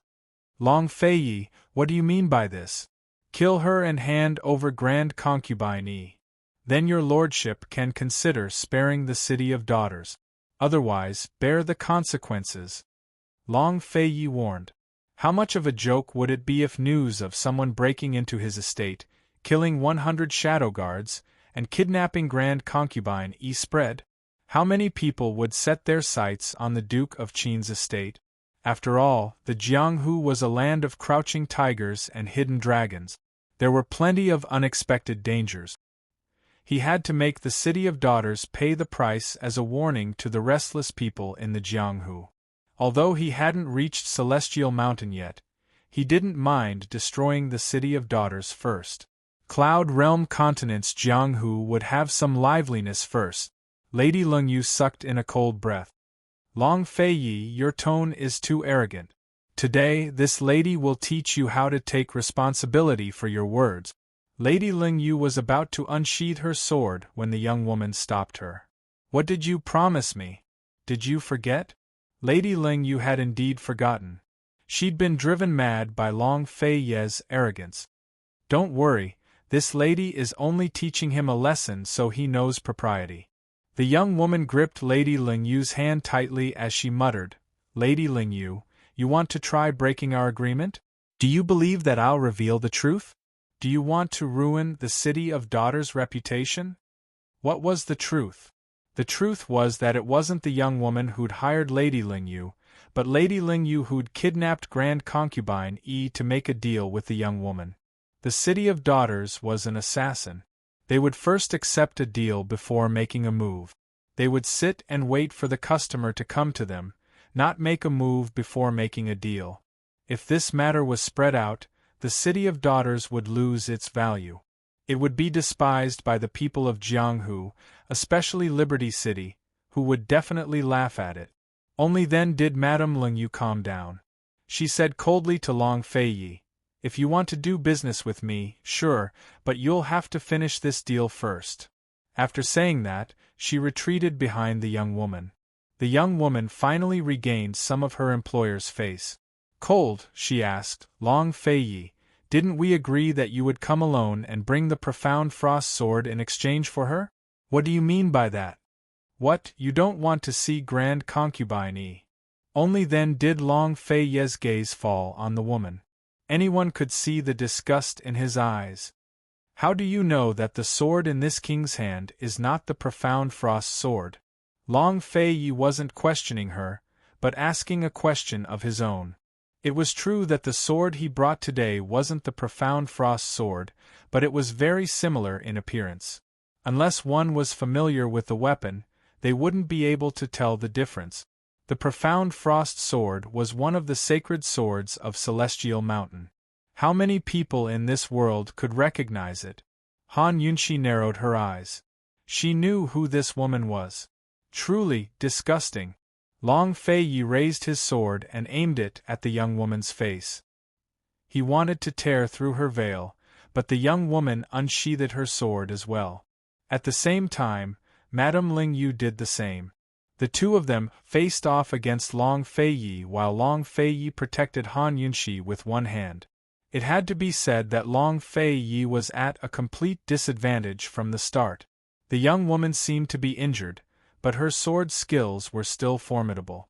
Madame Lingyu, on the other hand, was an expert on the same level as Long Feiyi. Soon enough, Madame Lingyu and the young woman split up to attack Long Feiyi from both sides. Long Feiyi had been on the defensive the entire time. Half of his attention was on defense, while the other half was on protecting Han Yunxi. "So your Highness Duke of Qin is a playboy as well," Madame Lingyu taunted as she attacked. Long Feiyi blocked her slashes with his sword, giving her the chance to use all of her martial arts to suppress Long Feiyi. Her goal was obvious: to pin down Long Feiyi and give the young woman a chance to kill Han Yunxi. It had to be said that Long Fei was completely suppressed this time. With one hand holding Han Yunxi and the other gripping his sword, he had no way to break free from Lady Lingyu's pressure. Besides Tsang Qiuzi, Madame Lingyu was his second martial arts rival. Seeing this, the young woman rejoiced. She had been waiting for this moment for a long time. Her sword swerved to the side to stab Han Yunxi. Although the young woman was excited, she was still on guard against Han Yunxi's sudden attack. After all, she'd already suffered a loss. She paid close attention to Han Yunxi's mouth, hands, and feet, ready to dodge the poison needles at any time. Actually, she could have dodged the last time as well, but she was caught off guard and lost her footing. Otherwise, she wouldn't have been seriously injured. As expected, Han Yunxi spat out a poison needle. With a wave of her hand, she shot out multiple more, all of which the young woman easily dodged. She laughed mockingly and said, "Han Yunxi, with your little tricks, no one would even look at you if you went to juggle. Boring." Han Yunxi narrowed her eyes and didn't answer. Instead, she kept releasing poison needles, which the young woman dodged one by one. Suddenly, she knocked aside the incoming needles with a clang and stabbed her sword towards Han Yunxi's heart. At this critical moment, Long Feiyi suddenly let go of his sword and turned around to carry Han Yunxi out of the way. No one expected Long Feiyi to let go of his sword. Long Feiyi and Han Yunxi dodged, but the young woman didn't stop her sword from stabbing forward. Neither did Madame Lingyu. Thus, the young woman's sword went for Madame Lingyu's, while Madame Lingyu's sword went for the young woman. Madame Lingyu had just used all of her strength. If she stopped now, she'd only hurt herself. Time was of the essence, so she could only do her best to change directions and keep going forward.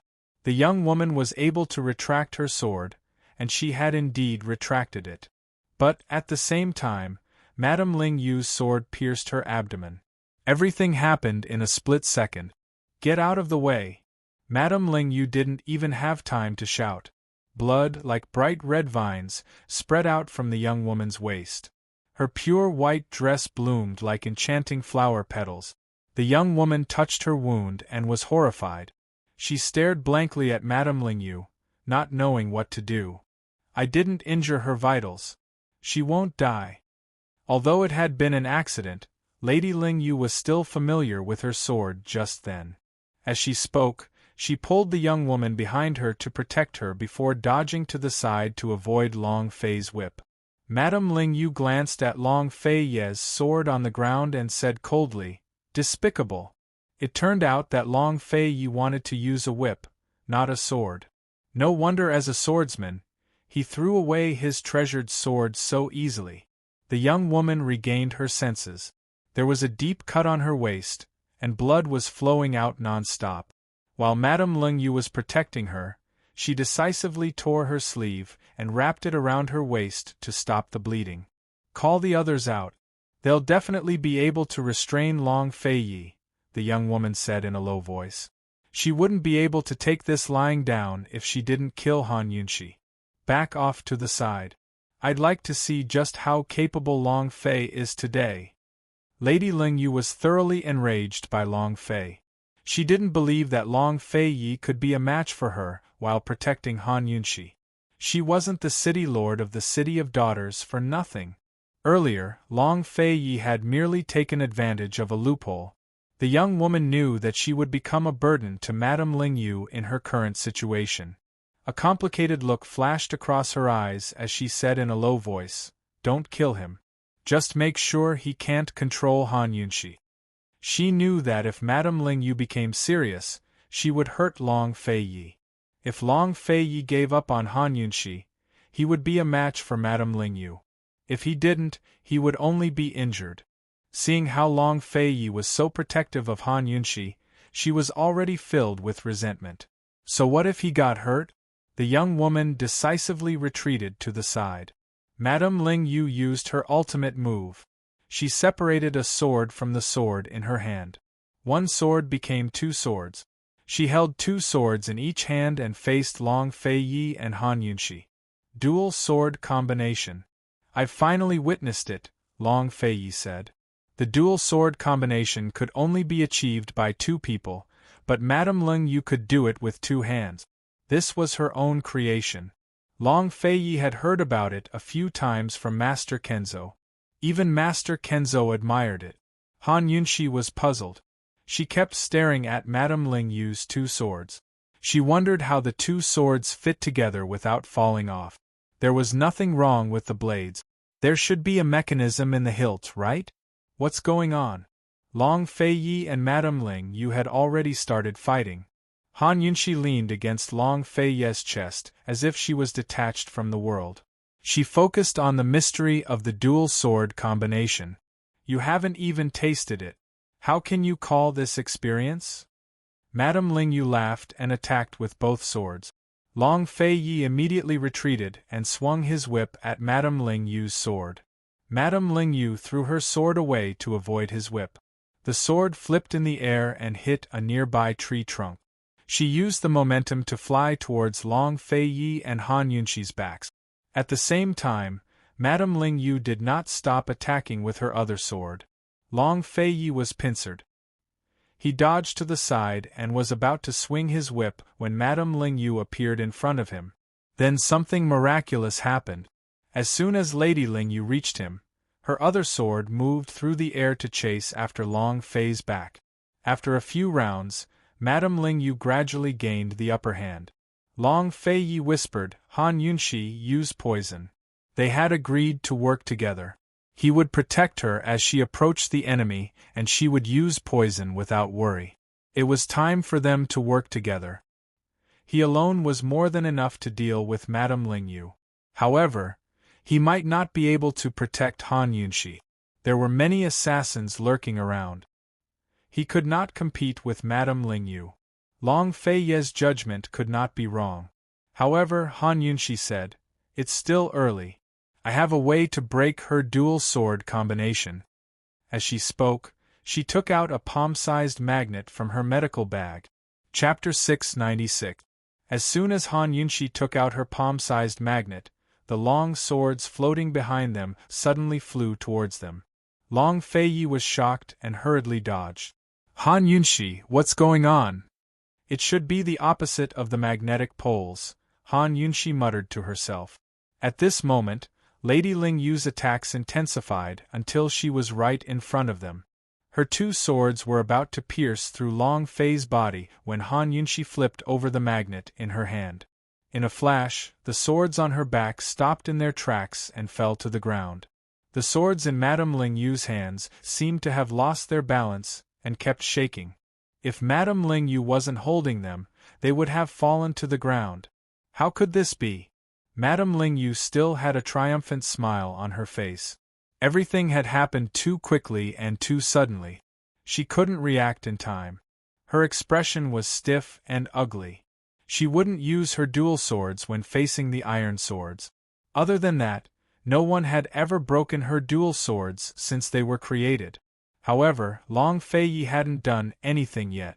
How could he break her dual swords? Han Yunshi was overjoyed. She knew that she had made the right bet again. In ancient times, there was no such thing as a magnet, only a natural magnet. The natural magnet in Han Yunshi's hand was actually a type of Chinese medicine. It could calm the nerves, calm the liver, improve the yang energy, improve the hearing, improve the eyesight, and regulate breathing. It could also be considered as an antidote for poison. Another use of this object was to extract needles to save people. There were a few times when a secret guard had been poisoned while carrying out a mission. She didn't need to operate on them and just placed this magnet on the wound to slowly extract the poison from the needles. Han Yunshi had been pondering over Madame Ling Yu's dual swords. She knew that some treasured swords had spirituality and could communicate with their masters. They could sense their master's hostility and murderous aura. However, no matter how much spirituality a treasured sword had, it was still an unintentional object. It couldn't be so cooperative with its master. Another situation was when the swordsman had extremely profound internal energy. The swordsman's aura could affect the surrounding airflow and use qi to control the sword. Although Han Yunshi didn't know martial arts, she was in the center of the fight. Other than the sword aura, she didn't feel the strong changes in the air around her. She firmly believed that Madame Ling Yu's inner strength hadn't reached that level yet. Even if Madame Ling Yu managed to do so, it would only be temporary. Madame Ling Yu had already used a few moves. The mystery behind the fusion of the two swords lay in the twin, harmonious swords themselves. Therefore, she guessed that it was magnetism. These two swords were very likely to have two levels of yin and yang, so they could attract each other. That was why the sword behind them kept chasing after the sword in Lady Ling Yu's hand. Han Yunshi didn't care what material the double-armed sword was made of or how it was made. She was only concerned about whether the magnet in her hand could destroy the stable magnetic field between the two swords. Although this thing wasn't a magnet and didn't have a strong magnetic force, it still had a certain magnetism. Reality proved that Han Yunshi's guess was right. The magnet in her hand was the bane of the twin harmonious swords. Long Feiyi, Madame Ling Yu's sword is useless now, Han Yunshi said with certainty. Let's go back. This prince will reward you properly. Long Feiyi didn't give Madame Ling Yu a chance to think. He raised his whip and swung it at her. Madame Ling Yu was caught off guard and the whip hit her wrist. Her wrist was immediately lacerated. She was in so much pain that she almost lost her grip. Fortunately, she reacted in time and immediately retreated to the side. One sword had already fallen to the ground. If another one fell, she would lose all her face. Swish! Another whip followed. Madame Ling Yu hurriedly dodged. After that, Long Feiyi's whip didn't stop. It was like a hot knife cutting through butter. Madame Ling Yu was suppressed to the point where she couldn't retaliate. She could only keep dodging. As she dodged, she tried to summon the sword from the ground.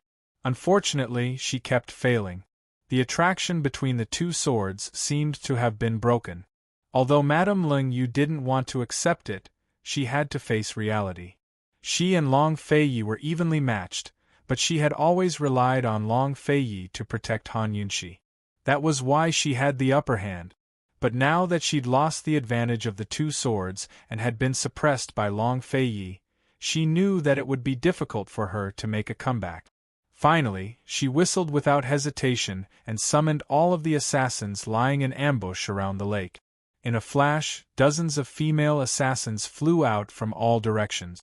They were all top experts in the City of Daughters, and Han Yunxi recognized Ling Shuang at a glance. Actually, Han Yunxi didn't recognize Ling Shuang's face, but her revealing clothes. After all, very few women in Cloud Realm continent would dress like this. Ling Shuang stared at Long Feiyi and Han Yunxi with a complicated look in her eyes. She wanted to say something, but didn't dare in front of her mother. Even with so many assassins surrounding them, Long Feiyi's whip didn't stop lashing out at Madame Ling Yu. If Madame Ling Yu wasn't careful, she'd be whipped again. Soon enough, the surrounding assassins attacked from all sides. Long Fei's whip looked like it was about to hit Lady Ling Yu, but it suddenly changed directions. He spun around and sent the whip crashing into the assassins behind him, knocking them far, far away. Now that the assassins behind him had retreated, the ones in front closed in. Moreover, Madame Ling Yu had escaped Long Feiyi's control and was ready to counterattack. Han Yunxi, are you ready? Long Feiyi asked with a smile. Chunxie is always ready to serve your Highness Duke of Qin. Han Yunxi pretended to be serious and respectful.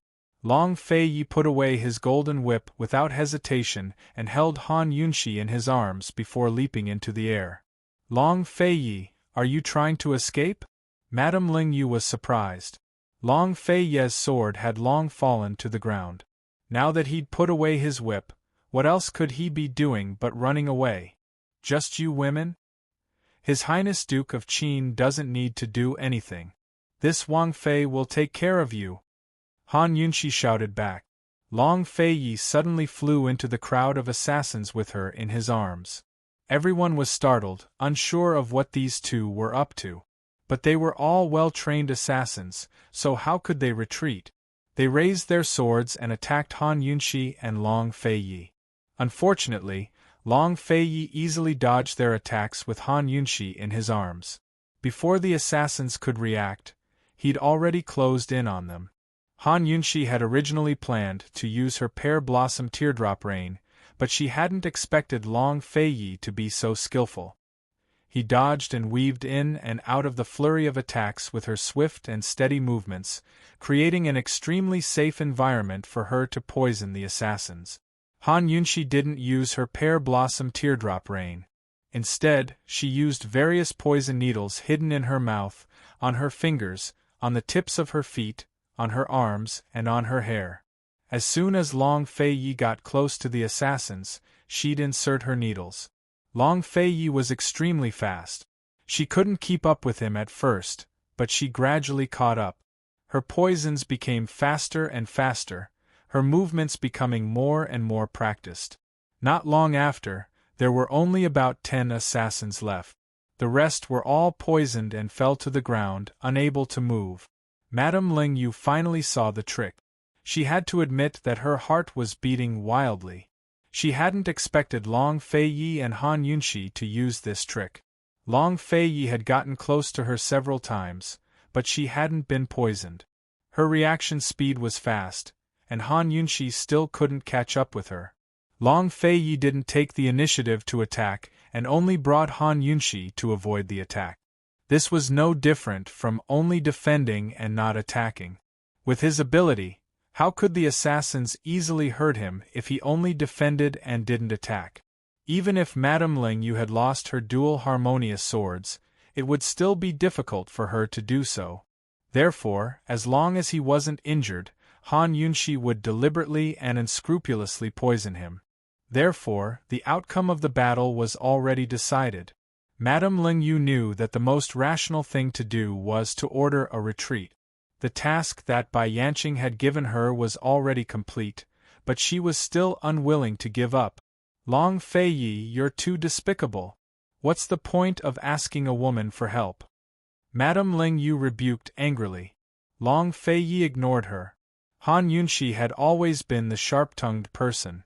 She retorted loudly. His Highness Duke of Qin disdains to deal with women, so naturally, this Princess Consort will help him. Are there any other women here who are willing to help? Apart from Han Yunshi, all the women present were on Madame Ling Yu's side.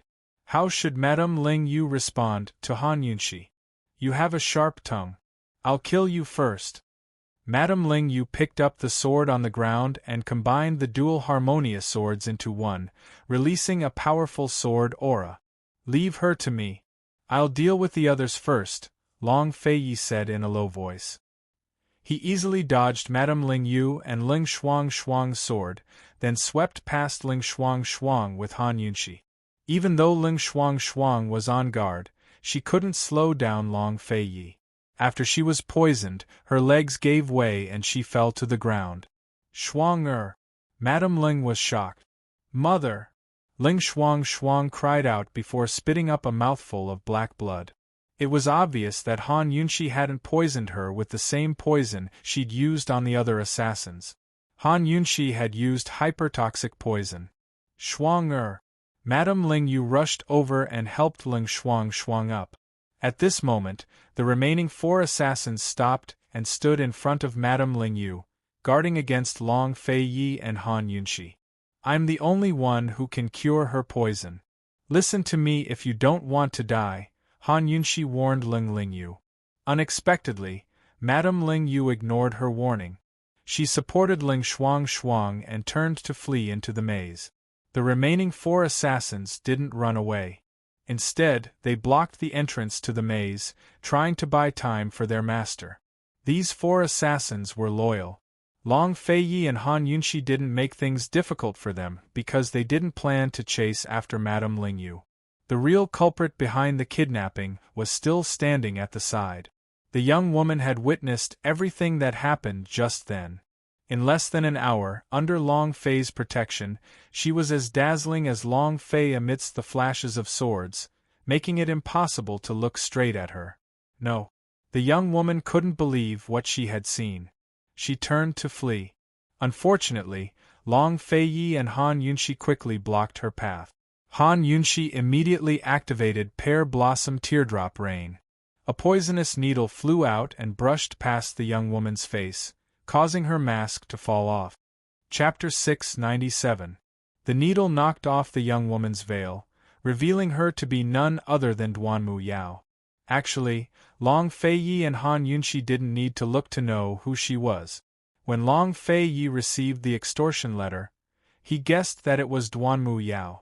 When she asked Long Feiyi why he didn't bring his Profound Frost sword, Han Yunshi guessed her identity as well. Long Feiyi and Han Yunshi assumed that the kidnapper would be the Tian and country's Empress Dowager, but never expected it to be Duanmu Yao. Duanmu Yao's status was enough to invite Lady Ling Yu. In that case, could they breathe a sigh of relief? Duanmu Yao had no idea about Long Feiyi's identity. But wasn't it too suspicious for her to kidnap Grand Concubine Yi for the sake of a Profound Frost sword that she couldn't control? Where is she? Long Feiyi asked coldly. Senior brother, Long Feiyi cut her off. Your lordship doesn't have a junior sister like you. Duanmu Yao's eyes reddened. Master's still waiting for us to go back together. Where is she? Don't make your lordship ask a third time. Long Feiyi's patience was limited. Leaving aside Duanmu Yao's true motives, killing Han Yunshi had to be one of them. In the past, he'd let Duanmu Yao off multiple times for Master's sake, but this time he had no plans to do so. Even if Master investigated, he'd accept it. Women like her were really annoying. If you agree to my terms, I'll naturally send Grand Concubine Yi back to the Duke of Qin's estate. If you don't, I'd rather die here today. Duanmu Yao was resolute. Profound Frost sword? Long Feiyi laughed coldly. Does Zhang Qiuzi want it? You don't have to hand it over, as long as you treat my injuries. Duanmu Yao looked pitifully at Long Feiyi as if she was innocent and wronged. Actually, this was just a deal between her and Madame Lingyu. Lady Lingyu had left Grand Concubine Yi in her hands and told her to haggle with Long Feiyi for Long Feiyi's profound frost sword. She agreed without much thought. The only condition she gave Madame Lingyu was to kill Han Yunshi. Even though she had written clearly in the blackmail letter that she wanted Long Feiyi to come alone, she knew that Han Yunshi would definitely come with Long Feiyi. Now that Lady Lingyu had escaped, she didn't want the profound frost sword anymore. She only wanted her senior brother to heal her. In her opinion, this request was not excessive. Before Long Feiyi could speak, Han Yunshi coldly said, "This princess refuses." Han Yunshi, what qualifications do you have to make a decision for my senior brother? Who do you think you are? Duanmu Yao raged. Even after being warned, she still insisted on calling Long Feiyi senior brother. If you don't treat junior sister's injuries, then you're being unjust. If you don't save Mufei, then you're being unfilial. Han Yunshi, do you want to frame my senior brother for being unjust and unfilial? Duanmu Yao asked boldly. Han Yunshi was about to die of disgust at this woman. Even if Long Feiyi didn't kill her today, she wouldn't mind doing it herself. Her eyes flashed with icy light as Han Yunshi suddenly drew close to Duanmu Yao. Long Feiyi is my man. Everything of his is mine. That's my right. Han Yunshi, you're shameless. Duanmu Yao raised her hand to slap her. Long Feiyi was about to make a move, but Han Yunshi had already grabbed Duanmu Yao's wrist. Duanmu Yao wanted to struggle, but she couldn't. She was about to raise her other hand, but Han Yunshi was even faster. She viciously slapped her across the face. Slap. Duanmu Yao couldn't believe it. She had never been slapped in the face like this in her entire life. Han Yunshi, I'll kill you. Unable to restrain her anger, she immediately swung her other hand, but Han Yunshi caught it again. What was wrong with her? She was a martial arts practitioner. How could her sword-wielding hand not be a match for Han Yunshi's needle-wielding hand? Long Feiyi had already noticed the clues, but his expression remained cold as he stood behind Han Yunshi, acting as her powerful shield. What's wrong? Out of strength? Han Yunshi smiled cold. You poisoned me. Duanmu Yao couldn't believe it. She clearly hadn't been poisoned.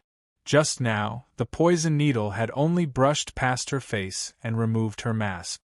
Duanmu Yao, are you blind or stupid? Can't you see that all these people on the ground have been poisoned? Han Yunshi snorted disdainfully. How could I possibly not poison you? You really think you're something? You're just a lucky bastard. Your innate talents are similar to that of old Kenzo's wife, and that's why Kenzo doted on you.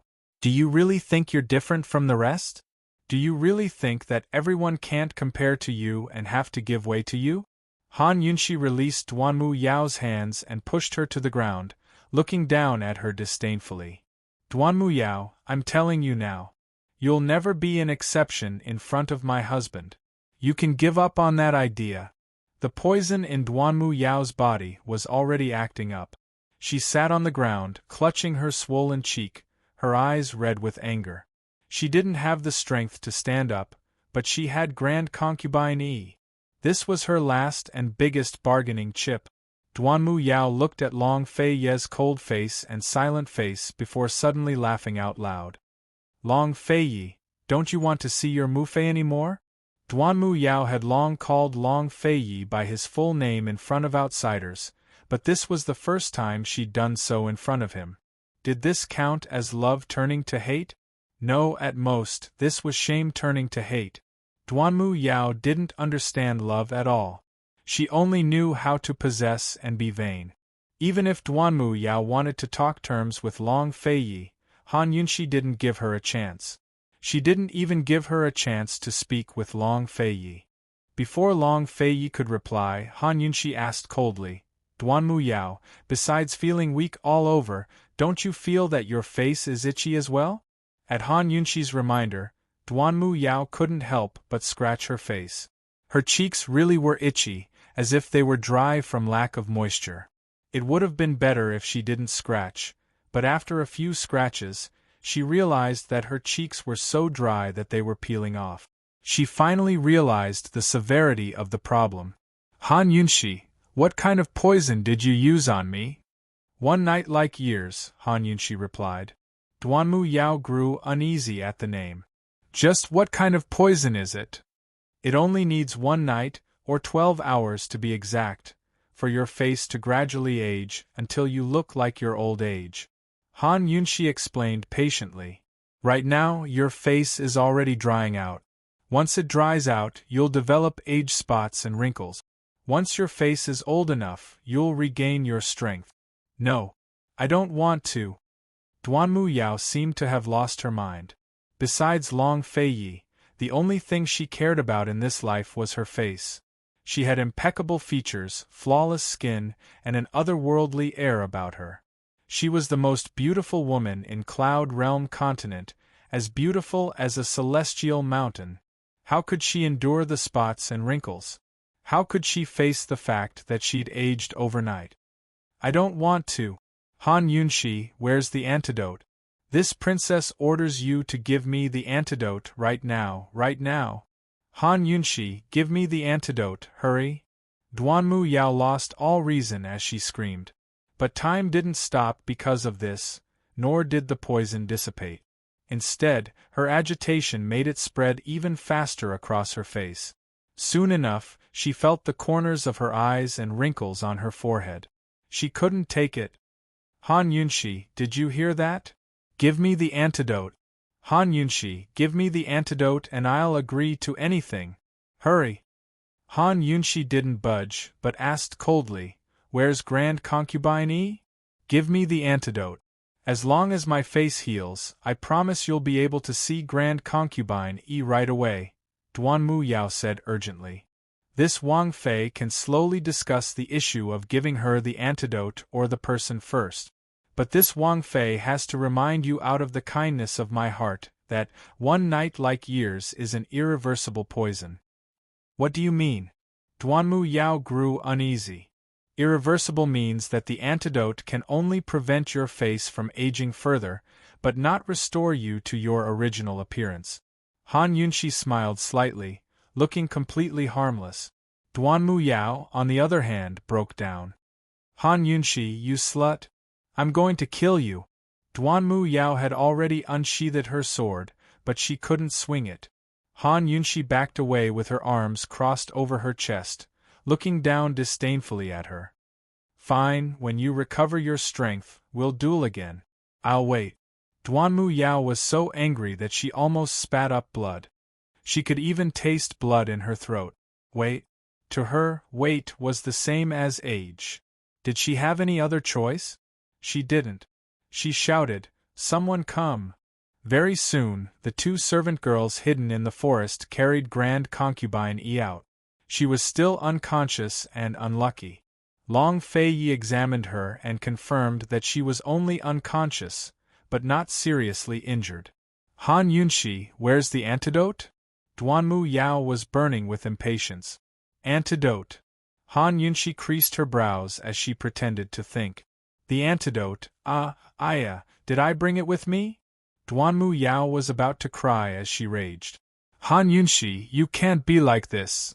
Then tell me, what should I do? Han Yunshi asked back seriously. Are you going to go back on your word? Give me the antidote right now. Duanmu Yao was about to lose her mind. Han Yunshi crouched down to admire Duanmu Yao's wrinkled forehead and blotchy cheek. Duanmu Yao, calm down a bit. Let's talk things out. The more agitated you get, the faster the poison will take effect. If this keeps up, you'll probably grow old in less than a night. Duanmu Yao touched her face and really started to cry. Han Yunshi, I'm begging you. Just take it as me begging you, alright?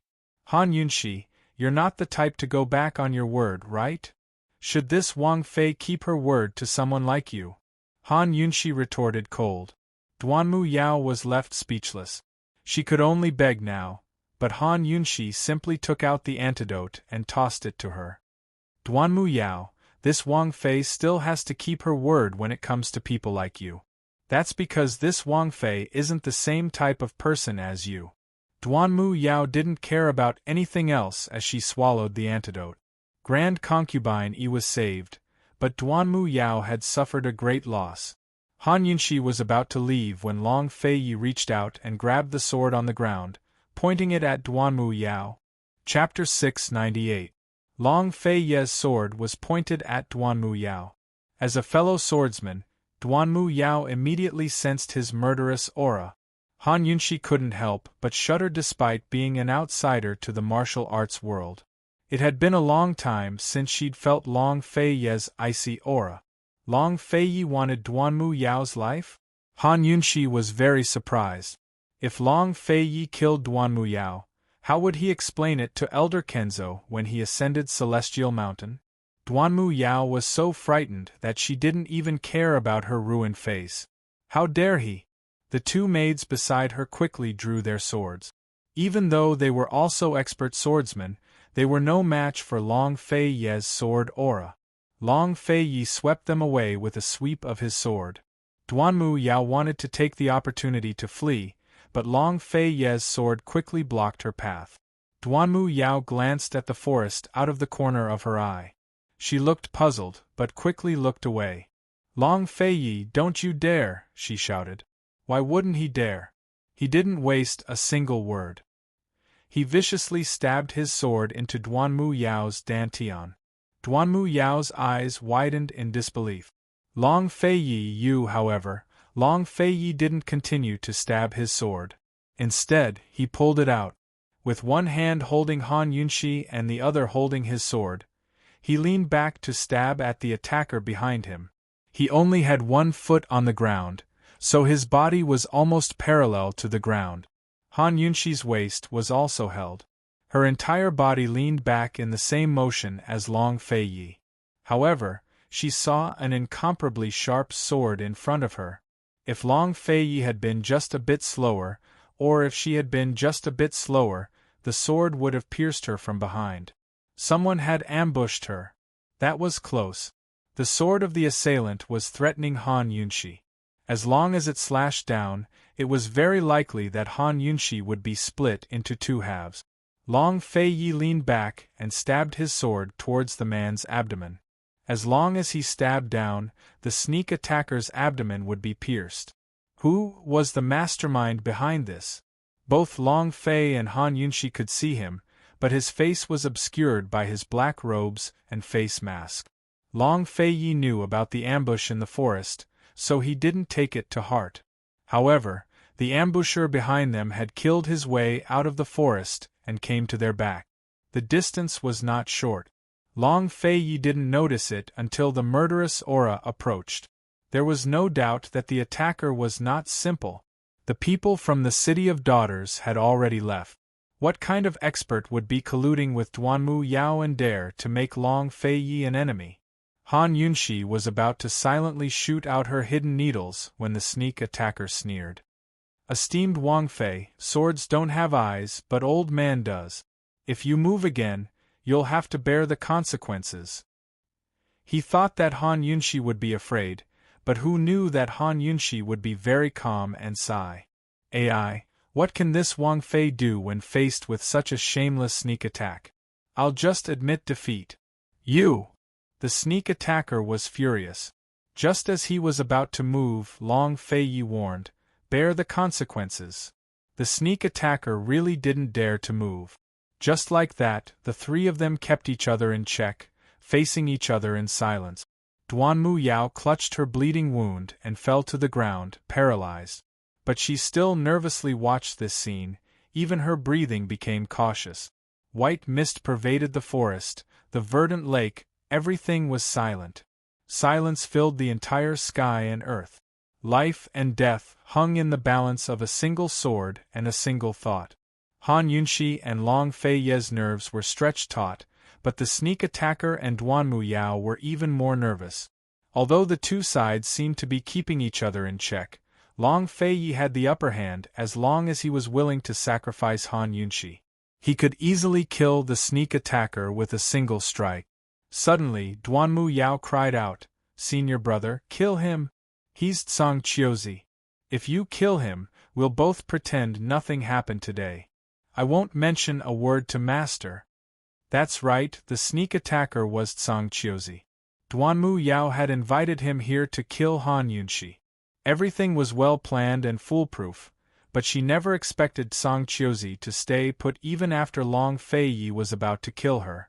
A cold smile rose to Long Fei's lips. He had long guessed that Tsang Chiozi was the culprit. The City of Daughters would never cooperate with Carefree City, so only Tsang Chiozi had the ability to sneak up on him from behind. Long Fei Yi ignored Duanmu Yao and said coldly, "Whether you live or die, Martial Uncle Tsang can choose for yourself, right?" "Of course I live. Your martial uncle fears death the most, hee." Tsang Chiozi took off his face mask and chuckled. But his heart was secretly alarmed. He never expected Long Fei Yi to sense his sneak attack. How long had it been since they last met? His martial arts had improved so much despite his injuries. "Since you're afraid, you should act like you're afraid." Long Fei Yi looked up at Tsang Chiozi, but his tone was as domineering as ever. Tsang Chiozi couldn't gain the upper hand with words, so he'd been tricked again. Impatiently, he said, "Old man, when you count to 3, we'll withdraw our swords together." "Together," Long Fei Yi said. If Tsang Chiozi shouted alone, he'd be in control of time. He and Han Yunshi would be in a passive position. Withdrawing their swords together meant breaking the stalemate and beginning a new round of competition. There was no room for error. Long Fei Yi and Tsang Chiozi were both prepared. Han Yunshi was secretly preparing her poison needles as well. Duanmu Yao watched from the sidelines, so nervous that she didn't even notice her own tears. "What should I do now? Who's going to save me now that I've offended both sides? I don't want to die." "One." As soon as he spoke, Long Fei's sword flared up. Tsang Chiozi's blade clattered and vibrated. Han Yunshi stared closely at all of Tsang Chiozi's weak points from her angle. Duanmu Yao used all of her strength to clutch her wound with one hand and push herself up from the ground with the other. 2. The sword on Long Fei's blade converged at the tip, causing Tsang Chiozi's blade to stop shaking violently. Han Yunshi chose a key acupoint to attack while Duanmu Yao was already kneeling on the ground. The count of 3 was about to be called out.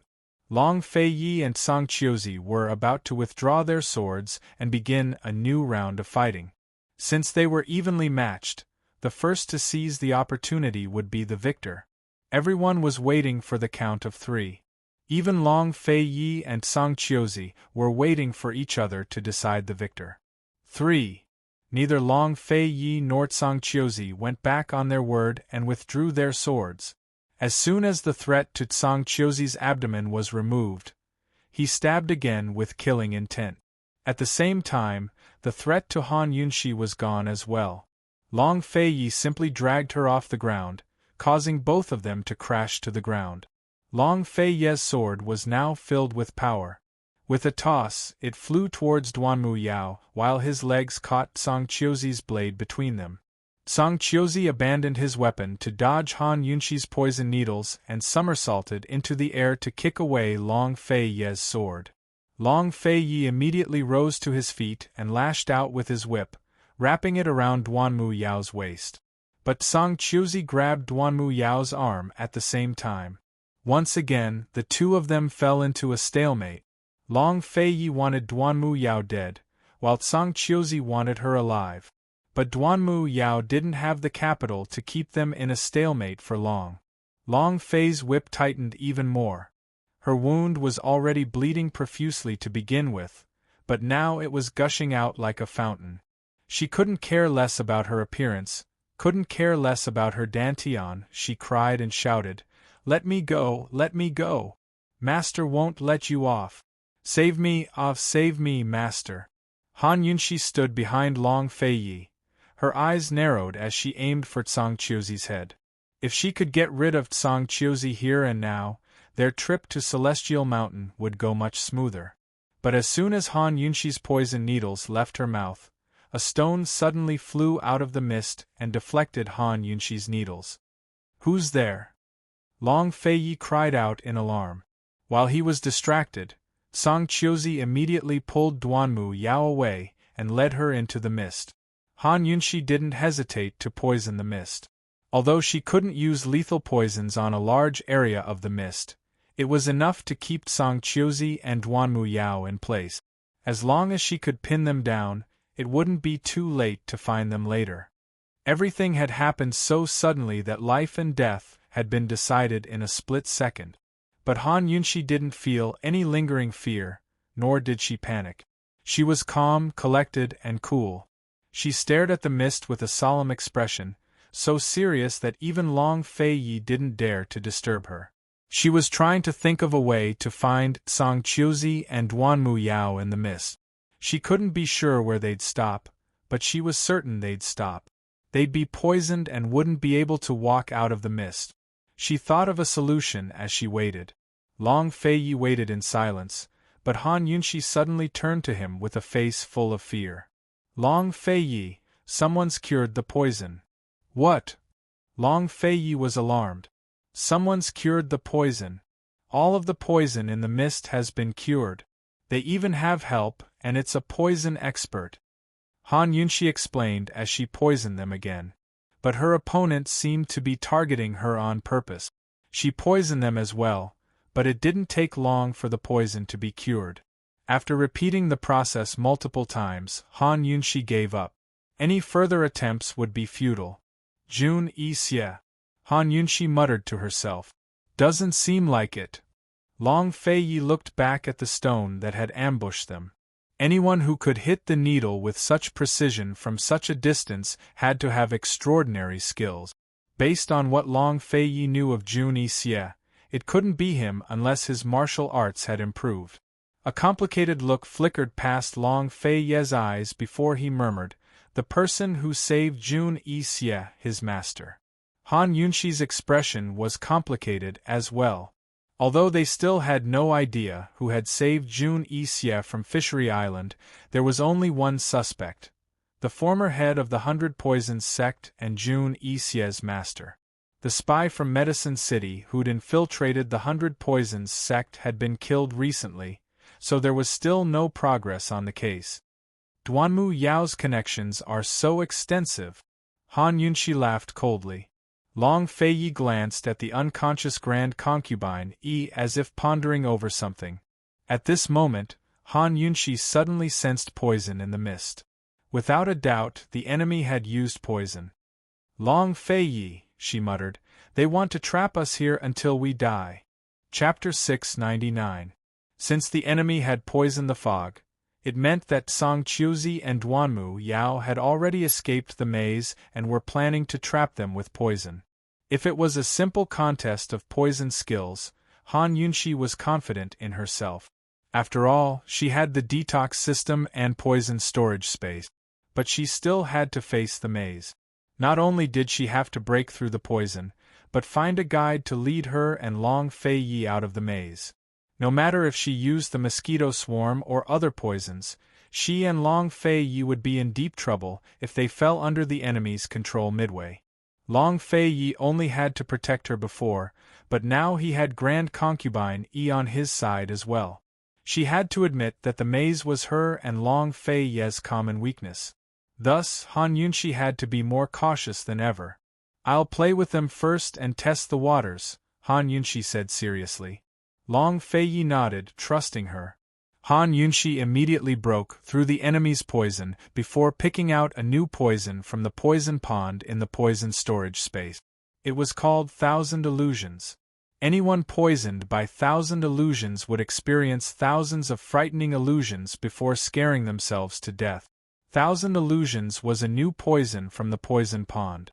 Han Yunshi had only recently acquired the antidote, so she wanted to see just how capable the enemy was. But reality gave Han Yunshi a fright. The enemy had only used the time it took to brew a cup of tea to break through 1,000 illusions. New poisons weren't limited to the person who made them. Other people could do the same, but it would take time.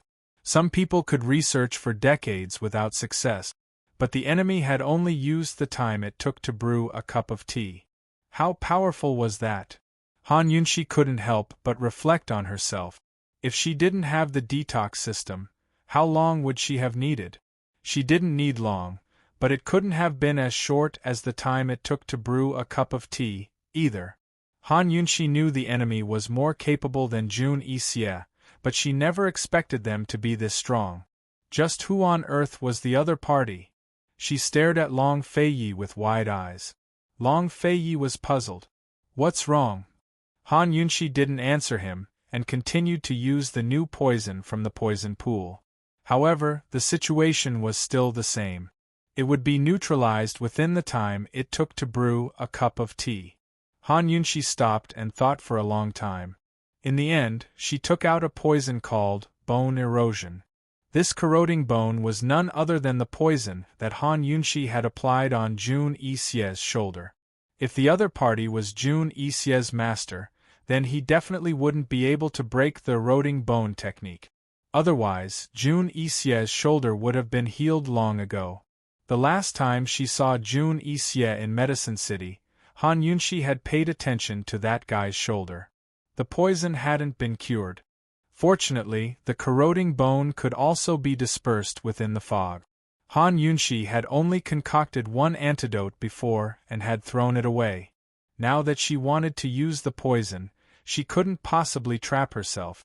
She had to first see if the detoxification system still had enough ingredients to concoct the antidote. Fortunately, Han Yunshi was able to quickly concoct the antidote. Thus, she boldly scattered the poison in the fog. After the time it took to brew a cup of tea, the poison hadn't been neutralized, but Han Yunshi knew that she might not win. She quietly waited. Eroding bone was much more difficult than the previous poisons. Although Long Feiyi wasn't clear on the specifics, he didn't disturb her when he saw the seriousness between her brows. He silently waited on the side. Han Yunshi waited for a full hour. Eroding bone still hadn't been neutralized. Han Yunshi hesitated for a moment before explaining the details to Long Feiyi. Perhaps we can figure out how to get out of the fog. Let's wait a little longer. Long Feiyi was still cautious. Han Yunshi nodded. Who knew that an hour later, an unfortunate event would finally occur? The poison had been neutralized. The other party had only used 2 hours to concoct the antidote. Could it be that the other party wasn't Jun Yixie's master? Han Yunshi once again turned to look at Long Feiyi. Her eyes widened in disbelief. The last time they had seen Jun Yixie was in Medicine City. At that time, Han Yunshi had paid special attention. The poison on Jun Yixie's shoulder hadn't been neutralized.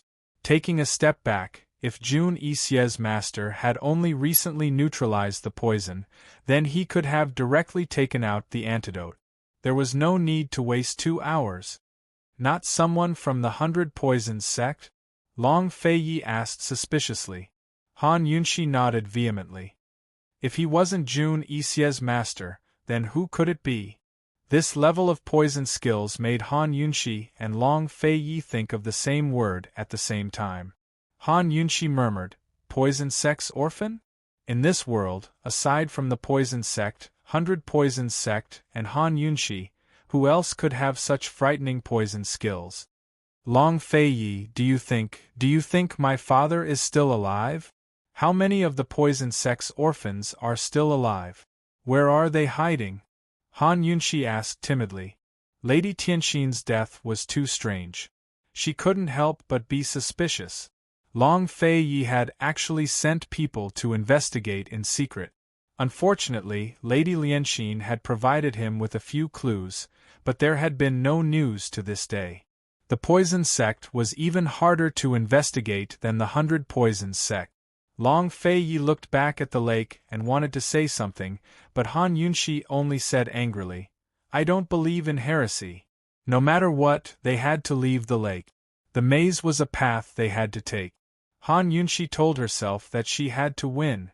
She continued to use poisons. Long Feiyi mused that it was good to test the waters a bit more. By now, Song Qiuzi and Duanmu Yao had already fled far away from the maze. Song Qiuzi was familiar with the Qimen Duanjia arts, so it was easy for him to walk out of the maze. But he had no idea that he and Duanmu Yao had almost been poisoned just then.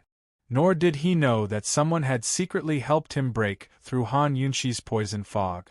After fleeing for a bit and making sure that Long Fei Yi and Han Yunxi weren't chasing them, he finally set Duanmu Yao down. Duanmu Yao was almost out of breath. If he didn't put her down now, he'd have saved her for nothing. Duanmu Yao held on to her last shred of consciousness as she watched Song Qiuzi feed her medicinal pills, stop the bleeding, and bandage her wounds. After stopping the bleeding and taking the medicine, Duanmu Yao felt a bit better. Her mind calmed down and she tried to circulate her internal energy, only to discover that she had no internal energy left. How could this be? No, her old face was filled with fear, making her look even more terrifying. No, it can't be, she tried again, but still couldn't circulate any internal energy. My dantian, my martial arts. She stared at Song Qiuzi in disbelief. Cold laughter filled his face. It's already good enough that you managed to keep your life. What else do you want? Yao Yao, this time, you have to thank your martial uncle properly. You did it on purpose. She finally understood. She was filled with rage, but she didn't even have the energy to vent it. Song Qiuzi laughed coldly. Yao Yao, from now on, you have to help your martial uncle take good care of Li Kenshin. Li Kenshin was none other than the head of Tianshan Kenzo, and Old Man Kenzo's real name. Everyone on Celestial Mountain called him Master. Outside the mountain, people called him Old Man Kenzo. Only behind his back did Song Qiuzi dare to call him that. He really did come with Duanmu Yao to kill Long Fei Yi and Han Yunxi. Unfortunately, he changed his mind at the last minute. Not only did he want to kill Long Fei Yi and Han Yunxi, but he also wanted to borrow Long Fei Yi's hand to injure Duanmu Yao. Thus, he acted according to circumstances and changed his original plan. He would wait for Long Fei Yi to hurt Duanmu Yao before saving her. That way, Duanmu Yao would be crippled and forced to rely on him. In the past, Duanmu Yao had relied on the sect heads doting to haggle with him. She even let Tang Li take advantage of the Tang clan incident. Now that she was crippled, what right did she have to talk terms with him? You're despicable! Duanmu Yao raged. Song Qiuzi stood up and said, Yao Yao, your martial uncle risked his life to save you, but you repay kindness with enmity. Then Master might as well make the word despicable a reality. As soon as he finished, he turned to leave. He's abandoning Duanmu Yao. Duanmu Yao was injured to this extent, and they were in the middle of nowhere. Did he want her dead? Duanmu Yao was both angry and aggrieved. She never thought she'd end up like this. Although she wasn't willing, she'd die if she didn't beg Song Qiuzi. Soon enough, she shouted, Martial uncle, Yao Yao was wrong. As long as Master takes Yao Yao back to Celestial Mountain, Yao Yao will listen to you. She could only endure. Master would definitely find a way to save her once they got back to Celestial Mountain. Her martial arts would definitely recover. Only then did Song Qiuzi return. Instead of pulling Duanmu Yao to her feet, he asked cold, besides the City of Daughters, did you have any other helpers? No, Duanmu Yao replied honestly. Who threw that stone? Song Qiuzi couldn't figure it out. Whoever could throw that stone wasn't simple. Moreover, they had to be proficient in Qimen Duanjia. Logically speaking, they should have shown up after saving them. But he and Duanmu Yao hadn't seen anyone after leaving the maze. I don't know either. Duanmu Yao had been on the brink of death just then, so she didn't have time to think about it. Could it have been Lady Lingyu's helpers? She guessed. This person isn't simple. We'll ask Lady Lingyu later, Song Qiuzi said. He had to figure out who this person was. He had to be a huge obstacle in his path to dominating the martial arts circles. Once Duanmu Yao agreed, Song Qiuzi helped her to her feet and wrapped his arm around her waist, a vulgar smile on his face. Martial uncle. Duanmu Yao's voice was choked with sobs. Unfortunately, she couldn't push him away. She knew full well how lustful Tsang Qiuzi could be. Martial uncle, let's talk things over properly, all right? Duanmu Yao begged. Tsang Qiuzi didn't release her, but tightened his grip. Tell martial uncle, how did you serve your master? I didn't. Duanmu Yao fumed. Although master doted on her, he treated her like a daughter, pure and innocent. You didn't? Tsang Qiuzi didn't believe her. You still don't know what kind of person master is? Duanmu Yao asked seriously. Hee, that's even better. Then I'll only serve martial uncle in the future. Tsang Qiuzi laughed out loud. Your face is already like this. As for your body, martial uncle likes it very much. Bitterness rose in her heart as Duanmu Yao's nose turned sour. Her eyes almost collapsed as she tried to push him away, but Tsang Qiuzi's voice was cold. Do you believe that old man can make you die at the foot of Celestial Mountain? Duanmu Yao didn't dare to move at his words. She allowed Tsang Qiuzi to hold her while his filthy hands roamed all over her body. She cried helplessly, wishing that it wasn't Tsang Qiuzi holding her, but her senior brother. Senior brother, save Yao Yao, please! She screamed in her heart, but Long Feiyi couldn't hear her. Even if he did, he wouldn't save her. Meanwhile, Long Feiyi was by Han Yunxi's side. Their opponent was extremely powerful. It was none other than Chapter 700. Han Yunxi's valiant opponent was none other than Jun Yixie's master, the former leader of the 100 Poisons sect, Bai Yanqing. He and his disciple Bai Yuqiao were sitting on a large stone at the entrance of the maze instead of being surrounded by the fog. Bai Yuqiao had always known that her master was Cloud Realm Continent's top poisons master. Even Han Yunxi, who'd made a name for herself in the past few years, was no match for him. But today, her worldview had been completely refreshed. Reality after reality told her that she'd underestimated Han Yunxi. Han Yunxi had such skills at such a young age, far surpassing her and her senior brother. She was definitely a genius. At the same time, Bai Yuqiao realized that she'd underestimated her master even more. Han Yunxi had poisoned him so many times, but she only recognized the poison on her senior brother's shoulder. She'd seen all the others before. But her master seemed to be very familiar with all of Han Yunxi's poisons. He didn't even need to think before dispelling them. In the time it took to brew a cup of tea, her master wasn't thinking, but explaining the poisons to her. Bai Yuqiao had no time to wonder just how miraculous her master's poison skills were. She was only curious about two things. First, her master hadn't brought anything with him on this trip, so where did he find the ingredients to create the antidote? After all, she hadn't even seen him take out the antidote. He'd only taken a few steps into the maze before the poison in the fog disappeared. The other question was the rheumatic poison in her senior brother's body. After all, senior brother's shoulder was still being tormented by the poison. Her master had been trying to figure out an antidote all this time, but he still hadn't figured it out. Just then, her master had spent 2 hours napping instead of trying to figure out an antidote.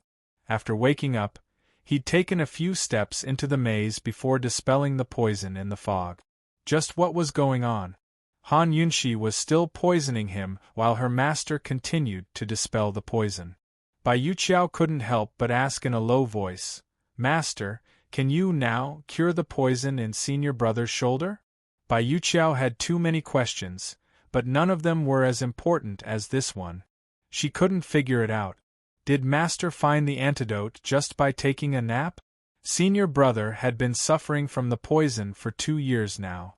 Every time the weather turned cold, the poison would act up and get worse.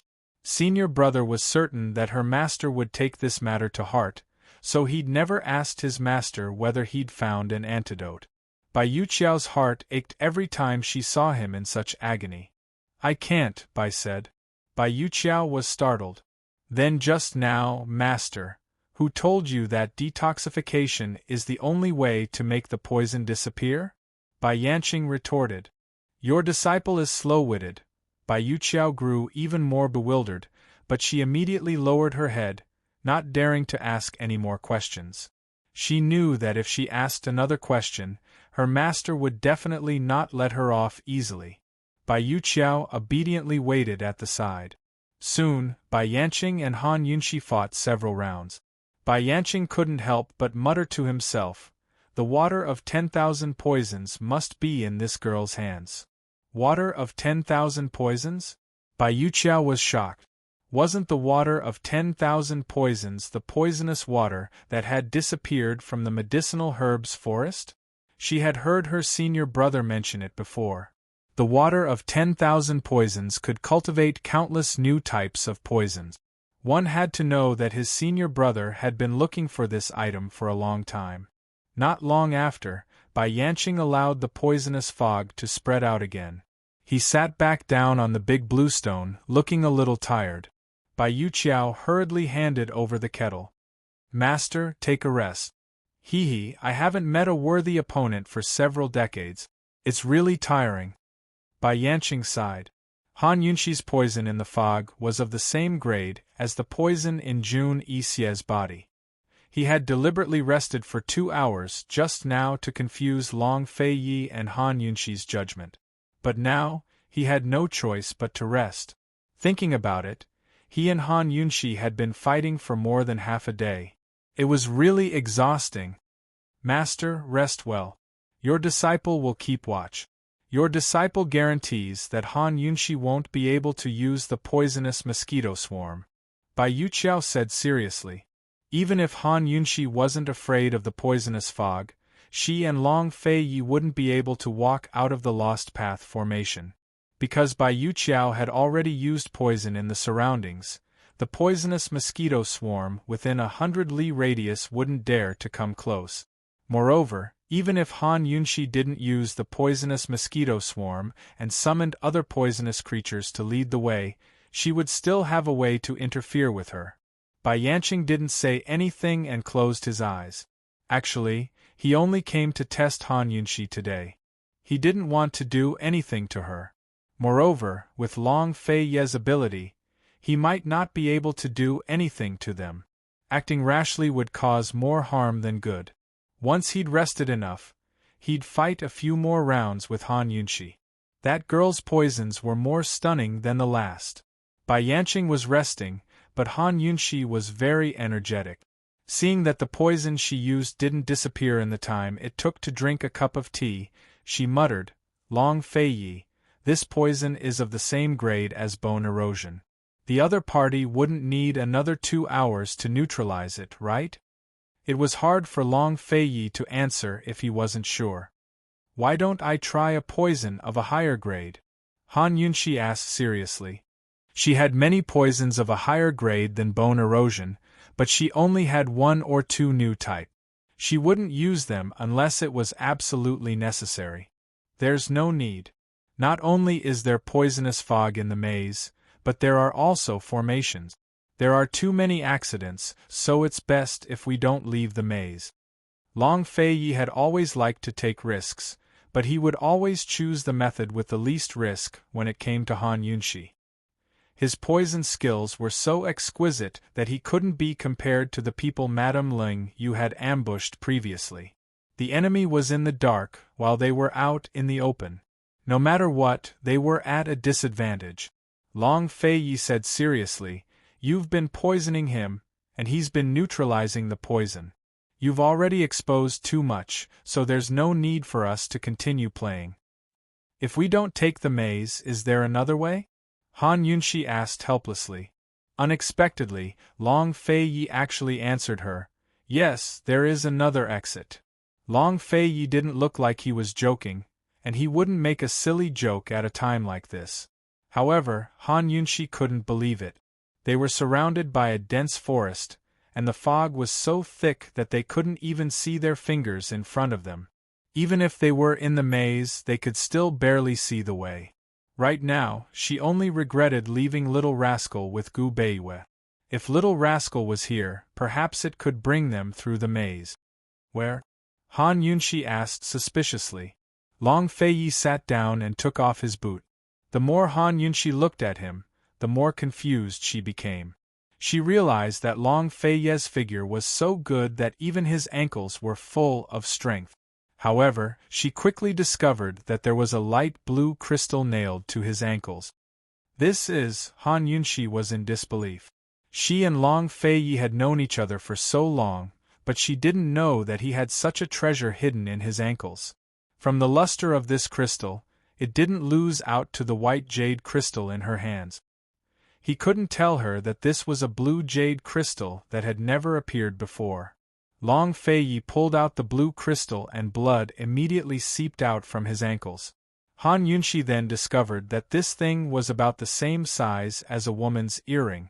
Long Feiyi's ankles weren't pierced, but the crystal was directly nailed into his flesh. When this thing was pulled out, the wound started bleeding. Han Yunshi hurriedly took out disinfectant and gauze, but Long Feiyi was already about to put on his socks. No rush, treat the wound first. Han Yunshi stopped him. There's no need for this small matter. Any injury on your body is no small matter to me. Han Yunshi was very domineering. She pressed Long Feiyi back down, rolled up his trousers, took off his socks, and seriously disinfected his wound before bandaging it. Long Feiyi sat down obediently. He looked at Han Yunshi's serious little face and unconsciously lifted her chin slowly. Han Yunshi casually opened it. Don't quarrel. She seriously bandaged Long Feiyi's wound and wrapped it tightly. Then she helped him put on his socks and boot. When she was done, she looked up. Long Feiyi asked, "Can we quarrel now?" Han Yunshi couldn't help but laugh. Before she could answer, Long Feiyi lifted her chin and gently bit her lips before pulling her up. Han Yunshi wanted to ignore it, but she still unconsciously pursed her lips. Of course, she quickly focused her attention on the blue crystal in Long Feiyi's hand. "What is this? Can it take us out of here?" she asked curiously. Long Feiyi placed the blue crystal in his hand. The blue crystal had a gentle luster that was comparable to the best pearls. Although it was small, the faint blue made people feel refreshed and enlightened. After looking at it for a long time, they would think of the sky, the sea, and everything else that was vast and boundless. This thing seemed to have some kind of magical power. Han Yunshi was deeply attracted to it. Long Feiyi asked, "What does it look like?" "It looks like a tear." Han Yunshi was very sure. "It looks like a teardrop." "This is a teardrop. It's one of the mermaid's tears. It's called the tear of holding." Long Feiyi explained. Han Yunshi was very surprised. "It's from the Bailey family?" The mermaid race had many branches and the Bailey family was one of them. They could live normally on land like humans, but once they entered the water, they could freely display the characteristics of mermaids. The Bailey mermaid race is the tear shark of the mermaid race. Normally, when they cry, it will not form the tear of holding. When their lives are about to end, they will cry because of the obsession in their hearts, forming the tear of holding. The greater the obsession, the greater the energy contained in the tear of holding. Long Feiyi softly said. The tear in his hand was given to his mother by his father, and his mother gave it to him. It was given to the royal family by the mermaid race's ancestors to thank the East Qin royal family for saving their lives. So far, it was the tear of holding with the most energy in the mermaid race. What energy? Han Yunshi was very shocked. The Bailey mermaid race was too different from the mermaid race she knew. How was this tear of holding related to whether they could leave the empty lake or not? Long Feiyi brought her to the empty lake, and he actually casually threw the tear of holding into the empty lake. This is the tear of holding with the most energy in the mermaid race. As long as it is placed in the water, the surrounding tear sharks will sense its existence and come over. Long Feiyi looked at the small lake in the empty lake and softly said, "There is a lake in this lake. It looks empty from afar, but if this king has not guessed wrong, this lake will lead to another water system." "You mean, as long as the mermaid race senses the tear of holding, they can find us through the water system?"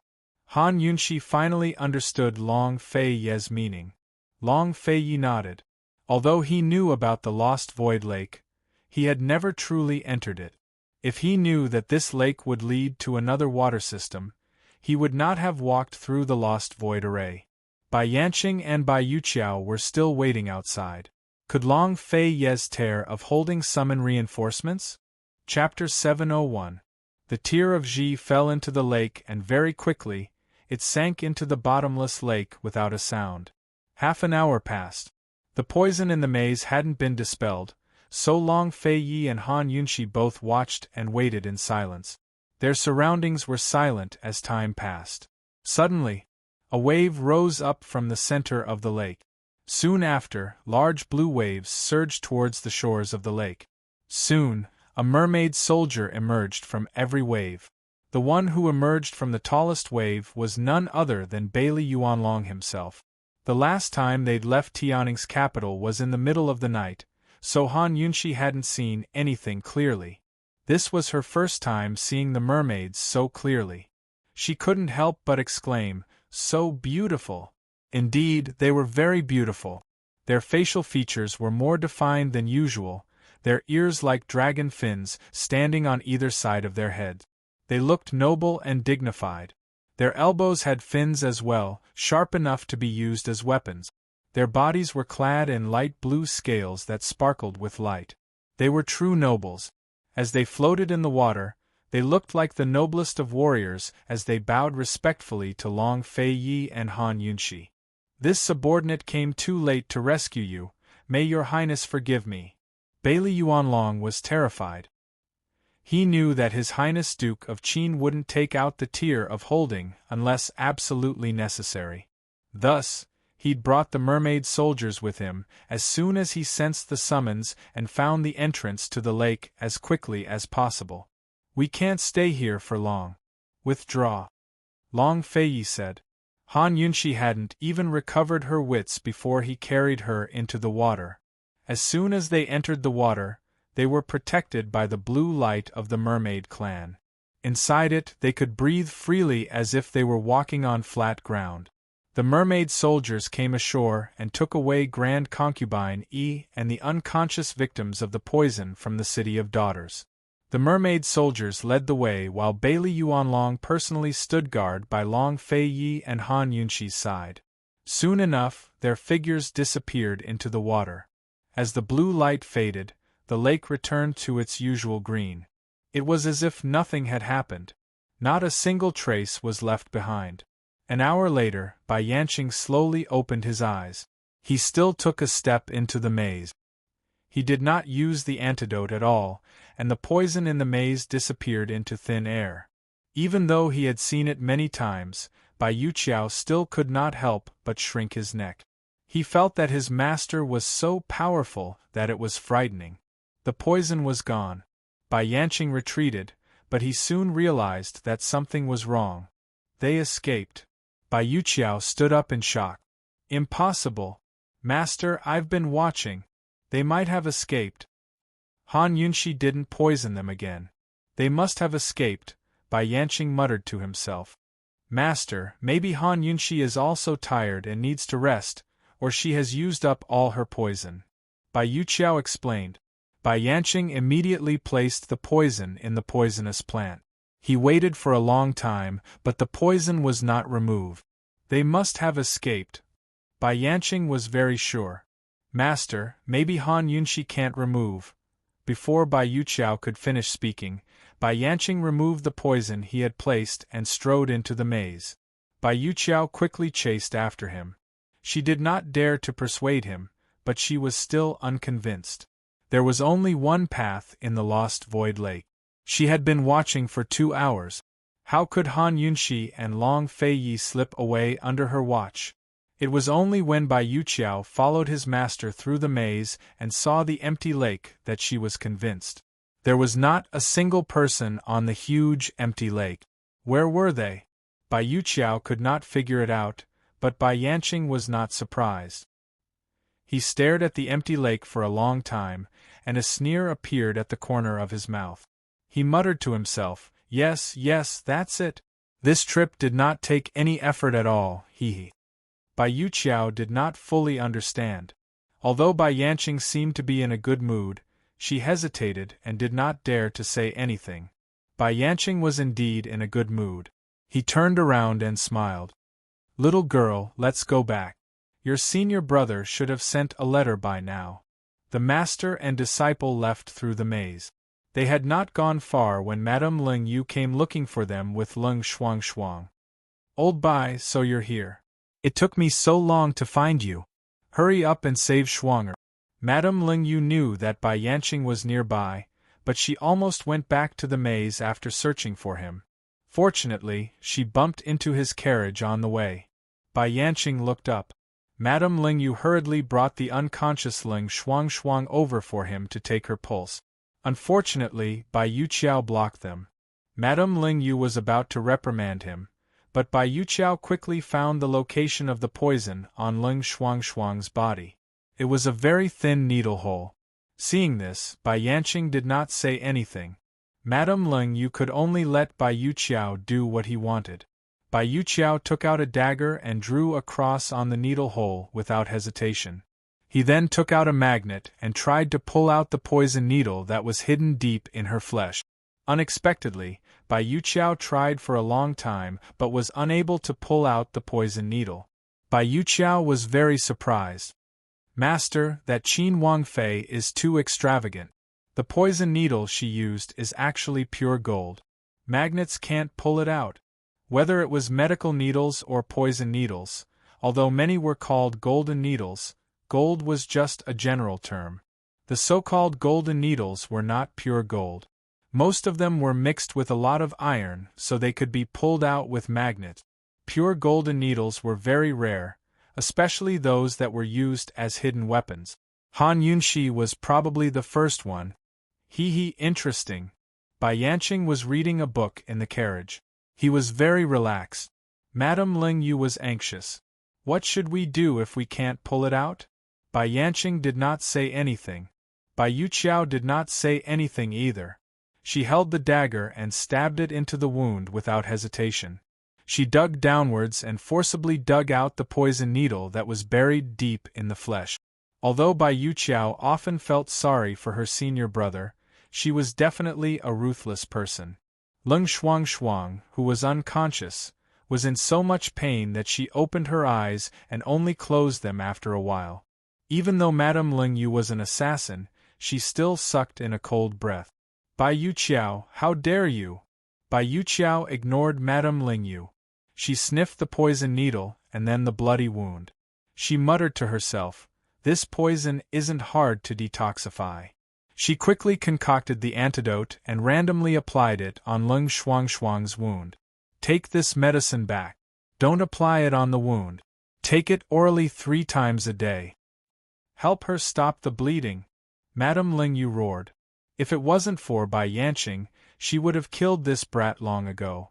Bai Yuqiao took out a needle and thread and sewed the wound as if she was sewing clothes.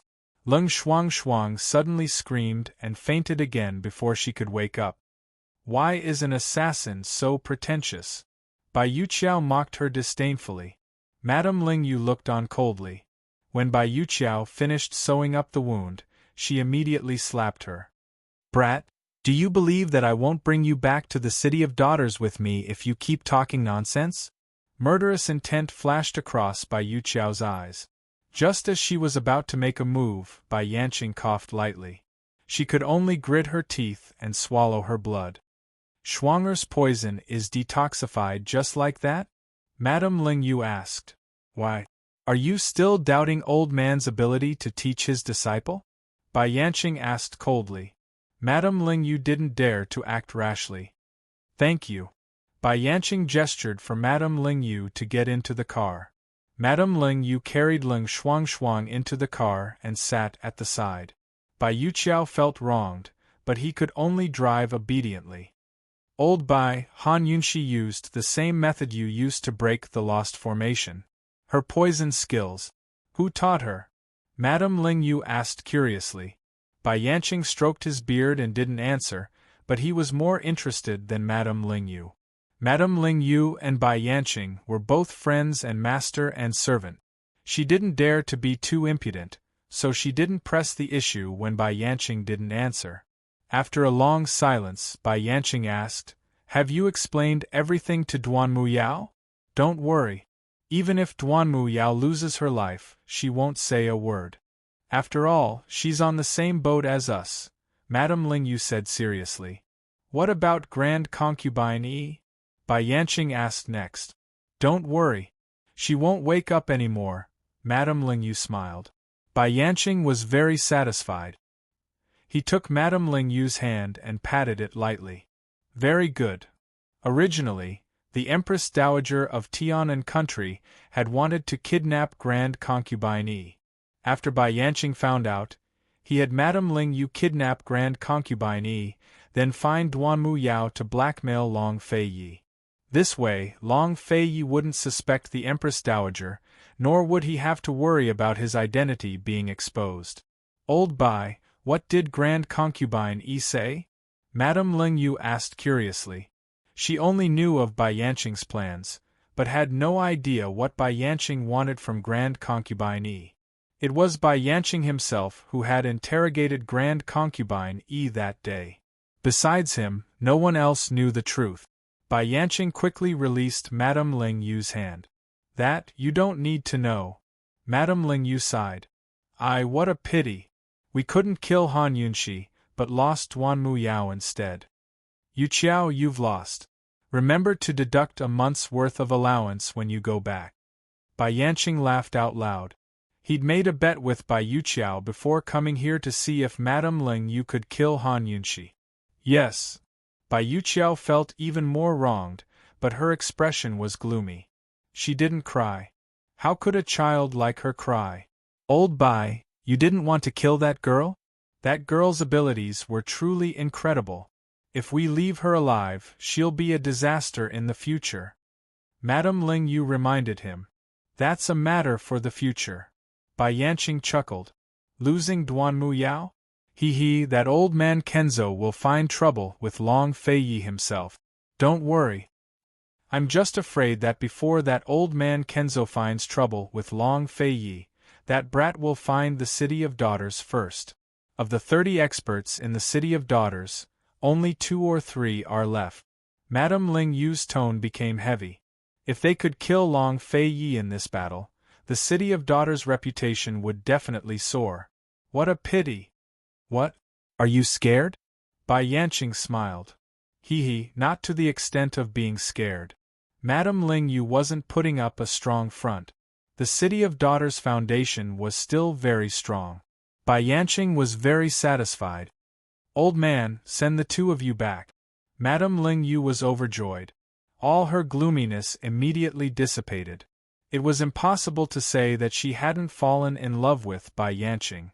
Unfortunately, Bai Yanqing still kept his distance from her. The carriage slowly moved away. At this time, Long Fei Yi and Han Yunxi had already returned to the land. They were still a distance away from Lost Void Lake. This waterway was deep and long, so it wasn't easy to travel. "We're finally safe." Han Yunxi sighed. "Bailey Yuanlong, go back and make arrangements. This prince will set off in 3 days and take a detour to Dongjing County," Long Fei Yi said. Bailey Yuanlong was shocked. Weren't they supposed to leave at the end of the month? There were still 10 days until the end of the month. Take a detour to Dongjing? That was the direction to the City of Daughters. Chapter 702. His Highness Duke of Qin wanted to take a detour to Celestial Mountain through East Jing Prefecture, which was the only way to get to the City of Daughters. "Your Highness, are you going to the City of Daughters?" Bailey Yuanlong asked. "Your lordship won't let anyone who dares to kidnap someone from the Duke of Qin's estate go," Long Fei Yi said. Han Yunxi remained silent on the side. Even if Long Fei Yi didn't seek Lady Lingyu out, she'd persuade Long Fei Yi to do it herself.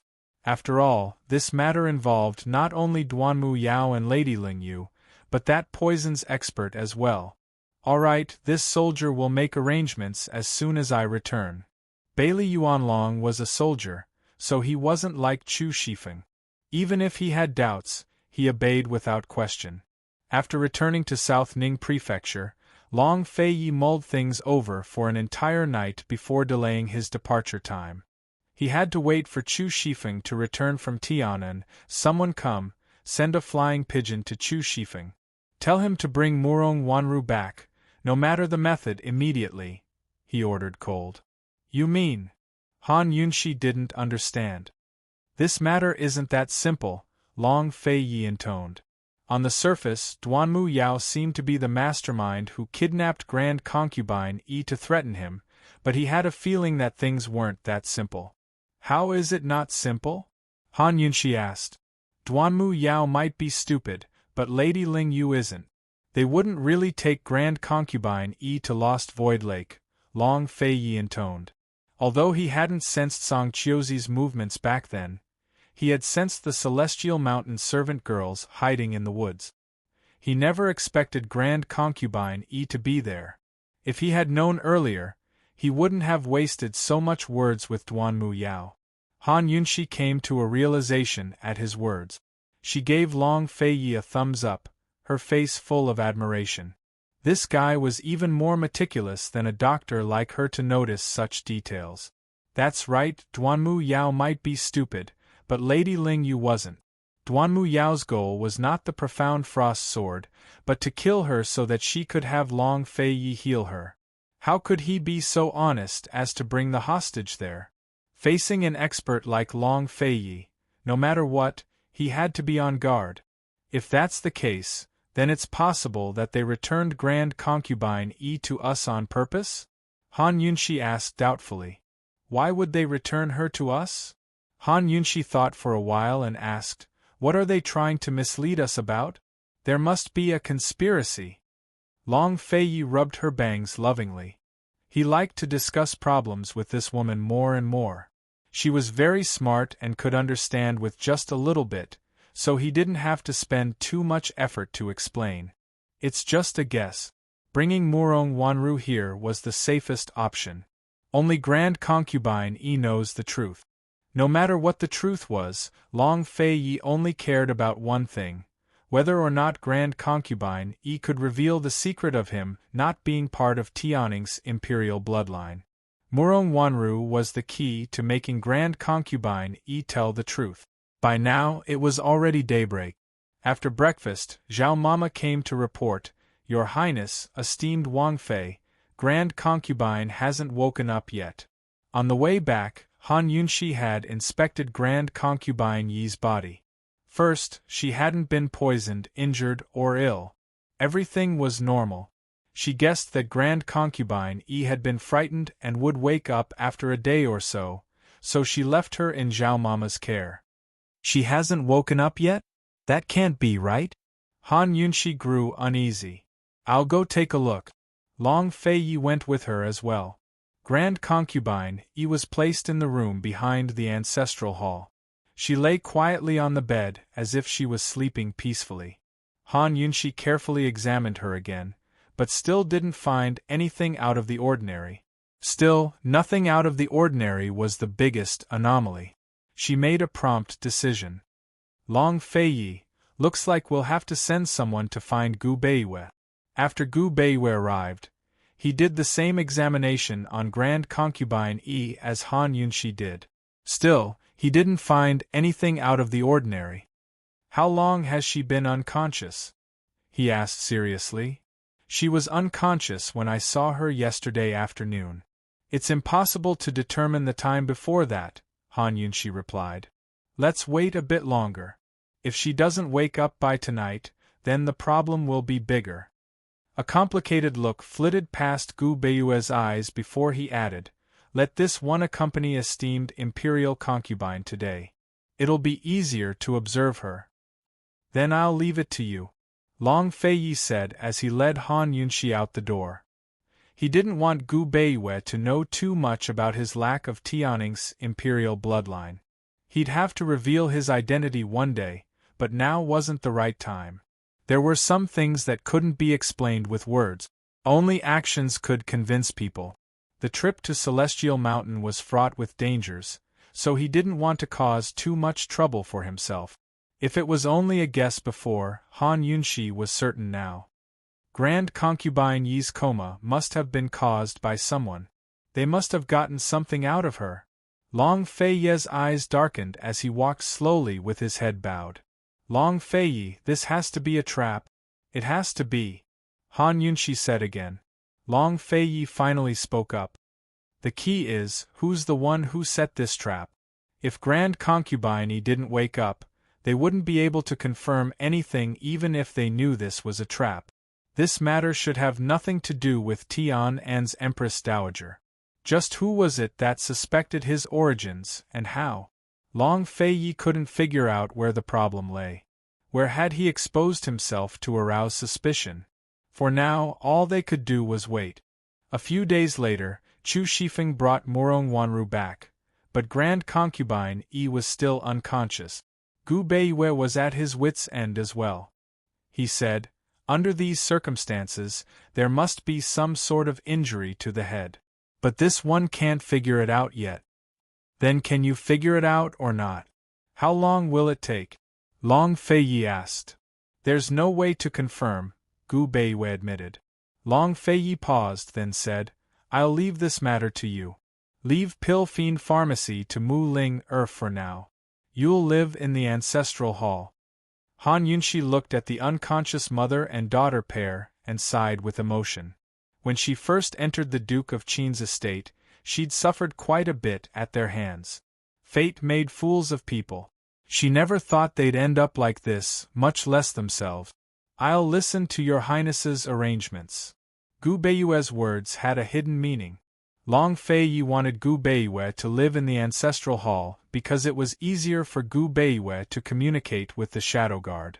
The war between the three nations was still ongoing, so they had to keep an eye on Chu Tiannin's situation. Chu Shifeng brought back Morong Wanru along with another piece of news. Your Highness, Jun Yixie went to the Winter Crow country. I'm afraid he went to buy horses with Northern Li's Crown Prince and Second Imperial Prince. The Crown Prince and Second Imperial Prince are traveling together? Long Feiye laughed coldly. Has the poison in his shoulder been treated? This subordinate really couldn't find anything. Chu Shifeng found himself in a dilemma. This time, he'd lost quite a few subordinates after finding out that Northern Li had sent an envoy to the Winter Crow country. Jun Yixie's own subordinates might not even know about the poison, so how could outsiders find out? Long Feiye didn't speak, but flipped to the Wind Clan page in his Annals of the Seven Noble Families. Bailey Yuanlong and Chu Shifeng stood on either side of him, reading the Wind Clan's records clearly. The Wind Clan was familiar with astronomy and geography, as well as the art of divination. They were skilled at controlling the wind and using it to lay out traps and move troops. Seeing this record, the two of them looked at each other in dismay. They only knew that the Wind Clan was skilled in astronomy and could predict the weather. That was why they'd relied on them for grain production in the past. They never expected the Wind Clan to have such skills beyond astronomy. Divination, controlling the wind. Long Feiye muttered to himself, lost in thought. After a while, he said coldly, Bailey Yuanlong, prepare to send troops north at any time. Yes. Bailey Yuanlong obeyed. Your Highness, why don't we slow down a bit before going to Celestial Mountain? I'm afraid there'll be trouble this fall. Chu Shifeng coaxed. If I don't go, there'll be more problems, Long Feiye said. At Lost Void Lake, Song Qiuzi had clearly been hiding nearby, but waited until Duanmu Yao was seriously injured to save her.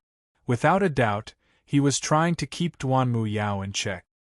His master was in the midst of frequent bouts of illness. If he didn't go now, his master would be in danger. Moreover, Song Qiuzi and Duanmu Yao had not only hooked up with the City of Daughters, but that poison's expert as well. Whether the power of the imperial court affected the Jianghu, or whether the Jianghu's power affected the court, was a question worth pondering. Either way, it showed the importance of keeping the Jianghu under control. Once Song Qiuzi gained the upper hand, the Jianghu's power would be fully involved in the court's struggles. His years of planning would be thrown into disarray. There was no avoiding this trip to Celestial Mountain. Then this subordinate will go make preparations. Chu Shifeng didn't have time to leave before Long Feiyi refused. Just have Su Donglin come with you. You stay behind. I'll leave Gu Beiyue's safety to you. If anything happens, your lordship will hold you accountable. Your Highness. Chu Shifeng panicked. Long Feiyi wouldn't pay him any attention, so he asked coldly, "Have you delivered the gift for the City of Daughters yet?" "Yes." Chu Shifeng replied helplessly. "What's the situation with Tang Li?" Long Feiyi asked next. "I heard he took Ning Jing out on a trip. He said something about—" Chu Shifeng thought for a long time before he remembered the word. "Something about a honeymoon after marriage. Your Highness, young clan head Tang's trying to find a way to leave the Tang clan." Chu Shifeng assumed that His Highness would stop asking questions about pleasing a woman, but His Highness asked again, "How long?" "1 month. Supposedly it's a sweet month, so they call it a honeymoon in short," Chu Shifeng explained in detail. On the side, General Bailey felt uneasy at the words. "Your Highness, you must take care of yourself on the road.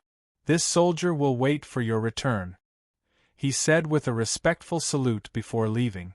"Your Highness, that brat Su Donglin's never been to Celestial Mountain before. Moreover, you're going to the City of Daughters on the way as well. Why don't you?" Before Chu Shifeng could finish, Long Feiyi had already risen to his feet and left the room. When he reached the corner of the corridor, he paused to glance at Leisurely Cloud Pavilion, only to see that it was still dim. They were leaving tomorrow, so Han Yunxi should still be at Pilfiend Pharmacy. He'd said he'd reward her when he returned, but she hadn't asked. She must have forgotten, hadn't she? Long Feiyi smiled helplessly. He didn't go to Pilfiend Pharmacy to find Han Yunxi, but went to the Ancestral Hall instead. Perhaps it was because of Gu Beiyue's arrival, but the cold and quiet Ancestral Hall was now especially peaceful. Even the lights were warm.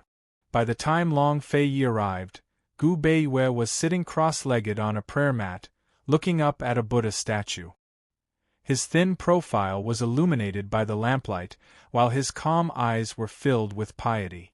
Long Feiyi had already walked up behind him without him noticing. "You believe in Buddhism too?"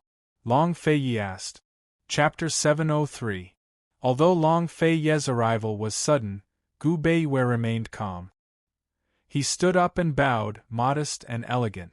"Your Highness Duke of Qin, there must be something important for you to visit so late at night, right? You also believe in Buddhism?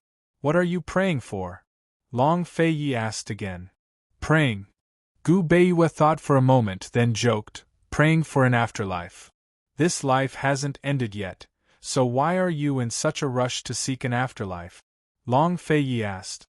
Gu Beiyue replied with a smile, "Buddha says that suffering in this life is all for the sake of freedom in the afterlife, so we must endure suffering." Long Feiyi gave a cold laugh. "You believe in this kind of foolish Buddha? This one doesn't believe in Buddhism. This one believes in fate." No matter how sad his words were, Gu Beiyue could always finish them with a smile. If there was an afterlife, he hoped that the Gu family and the Shadow Clan would have nothing to do with each other. He hoped that he could only be himself. "Your Highness, do you believe in fate?" he asked softly. "Fate?" Long Feiyi had always disdained this kind of thing. "My fate is up to me, not the heavens. This king doesn't believe in anything but myself. If he believed in fate, if he obeyed, what would happen to Han Yunxi? East Qin wasn't his fate, but Han Yunxi was his fate." "This king will leave South Ning tomorrow," Long Feiyi said. "If it is within this one's power, please give your orders, Your Highness." Gu Beiyue was very serious. Han Yunxi had told him many things before, so he knew that Long Feiyi would also come. Who would have thought that Long Feiyi wouldn't tell him anything about the South Central Military Governor's manor, only telling him one thing. He said, "If this king doesn't leave the Heavenly Mountain on Mid-Autumn Day, you must protect Han Yunxi for this king." When these words were said, Gu Beiyue's heart, which had been calm his entire life, fiercely skipped a beat. It was especially painful. He didn't want to believe in fate, but after all the twists and turns, it was fate. No matter how much his heart hurt, he remained calm. No matter how sad his words were, he would still smile. Your Highness Duke of Qin, what do you mean by guard? I'm already half a cripple, and I still need bodyguard choose protection. I can't bear your Highness's trust. He asked seriously. As long as she trusts you, you can handle it. Long Fei Yi was very certain. You only need to guard her and don't let her leave South Ning. Wait for this prince to return. Gu Beiwei understood. During the Mid-Autumn Festival, the war-torn three countries should be lacking in provisions. The commander-in-chief's manor in Zhongnan was bound to make a big move. If Long Fei Yi could not return, given Han Yunxi's temperament, she would certainly shoulder all of this and would not hesitate to charge and break through enemy lines.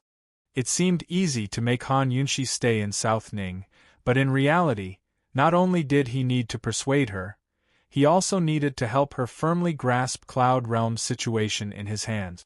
Zhongnan's commander-in-chief's manor didn't lack military strength or wealth. What they lacked was a strategist who could see through Long Fei Ye's plans and could catch Long Fei Ye's eye. Without a doubt, Long Fei Yi had chosen Gu Beiwei the same way as Han Yunxi. Gu Beiwei didn't hesitate at all. This one will not refuse. I only hope that your Highness's trip will go smoothly. Gu Beiwei was actually well aware of the situation on Celestial Mountain. He knew everything in the world and could also scheme against it. Everything was in his heart, but he had never revealed it. Long Fei Yi nodded and turned to leave. He was only being cautious tonight. He had to do his best to leave Celestial Mountain before the Mid-Autumn Festival. At this time, Han Yunxi had just left Pilfiend Pharmacy. Mistress, please take me with you.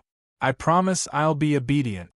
Su Xiaoyu begged the entire way from the rooms, but Bailey Mingxiang only said, "Take care." She didn't say anything else. Han Yunxi couldn't be bothered to reply to Su Xiaoyu, so she waved a hand to cut her off. Mistress, Xiaoyu is begging you, mistress. What are you making so much noise for? The new batch of ingredients is the best of the best. Hurry up and put them away, Mu Ling said as she grabbed Su Xiaoyu by the back of her collar and dragged her to the side. Su Xiaoyu looked pitifully at Han Yunxi, but Han Yunxi said seriously, Dr. Gu isn't free right now. You and Mingxiang can stay at Pilfiend Pharmacy to help out. Yes. Bailey Mingxiang respectfully curtsied. Su Xiaoyu had no choice but to say, "Oh." After Han Yunxi left, Mu Ling personally pulled Su Xiaoyu into the room. Unfortunately, not long after, Mu Ling wasn't paying attention and Su Xiaoyu snuck out the door to chase after the carriage. Unfortunately, the sports car sped up and she couldn't catch up. She didn't dare to chase back to the Duke of Qin's estate. The person she feared the most was His Highness Duke of Qin. If His Highness Duke of Qin allowed her to pester esteemed Wang Fei, the consequences would be unimaginable. Su Xiaoyu was extremely disappointed. Her head drooped as she walked back, crestfallen. Unexpectedly, she caught a glimpse of a familiar figure. Madame Helion? She was suspicious. Just as she was about to take a closer look, the figure had already disappeared into the alley. It's so late. Where did she go? Su Xiaoyu immediately chased after her. Unfortunately, she still didn't see her even when she reached the end of the alley. Where did she go? She suspiciously raised her head to look at the surrounding rooftop. After looking for a while, she tilted her head to rest on her shoulder. She muttered to herself, "She flew to the rooftops? She can fly?" Thus, she immediately leaped onto the rooftops. Unfortunately, the surroundings were empty. Not even a shadow could be seen. She sat on the rooftop and muttered to herself, "Did I recognize the wrong person?" Soon, she denied her own thoughts. "It's her." After thinking for a while, she hesitated. "Is that so?" In the end, even she was annoyed. She thought to herself that she should find time to go to the Han estate and personally test Madame Helion. Then she would know whether she had recognized the wrong person or if Madame Helene really was up to something. As for how to test her, she quickly thought of it. As the night deepened, the last of the hustle and bustle on the streets quieted down. The entire world seemed to have entered dreamland. The lights in Leisurely Cloud Pavilion lit up. Han Yunxi stood in front of the pavilion's windowsill. She almost couldn't remember how long it had been since she stood here. Standing here, she could see the lights in Long Fei Ye's sleeping quarters. As always, the lights in his room had been extinguished. She seemed to be addicted to standing and didn't feel sleepy at all. She simply poured herself a cup of tea and drank it slowly while leaning against the windowsill to wake herself up. The stars in the sky were the breath of summer. Currently, Long Fei Yi hadn't gone to bed, but was still in his study. The Annals of the Seven Noble Families was on his desk, flipped to the page about the Wind Clan and held down by a black sandalwood bookmark. He was sitting in his chair, leaning back with it until his slender legs rested on the windowsill. His hands were propped up behind his head. From this angle, he could see Han Yunxi's beautiful figure through the window of Leisurely Cloud Pavilion. Han Yunxi still didn't know this secret. Of course, she had no idea how many nights she'd spent looking at Long Fei Ye's sleeping quarters while Long Fei Yi stared at her from a distance and pondered over her origins. Only Chu Shifeng knew that His Highness Duke of Qin, who rarely returned to the Duke of Qin's estate, had been coming home every night. Han Yunxi, how long did it take you to fall in love with Long Fei Yi? Long Fei Yi spent countless sleepless nights to fall in love with you. Han Yunxi didn't know how long she'd been standing there, but she fell asleep as soon as her head hit the bed. In her dreams, she could faintly feel someone scratching her face. She opened her eyes groggily and saw Long Fei Yi standing by the bed, gently stroking her cheek. "What did you do last night? Still not getting up?" He looked down at her from above. Actually, she'd closed the windows last night before he went to sleep. He knew everything she'd done.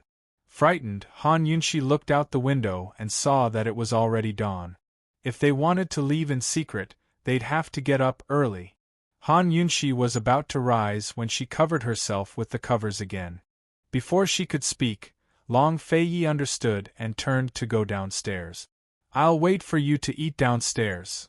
Han Yunxi assumed that he'd come up the stairs and silently cursed Zhao Mama for not waking her up. Actually, Zhao Mama had been given a fright when Long Fei Yi came down the stairs. Did His Highness Duke of Qin sneak in through the window again last night? These two masters were so strange. They had such a big sleeping quarters and such a wide, round bed, but they didn't make love. Instead, they squeezed together on the single bed in the little loft. What kind of hobby was that? By the time Han Yunxi finished washing up and came downstairs, Zhao Mama was giving her a dubious look. Han Yunxi found it strange that she was being stared at. "Is something the matter?" Han Yunxi asked suspiciously. "No, nothing." Zhao Mama shook her head with a smile. "Then what are you looking at?"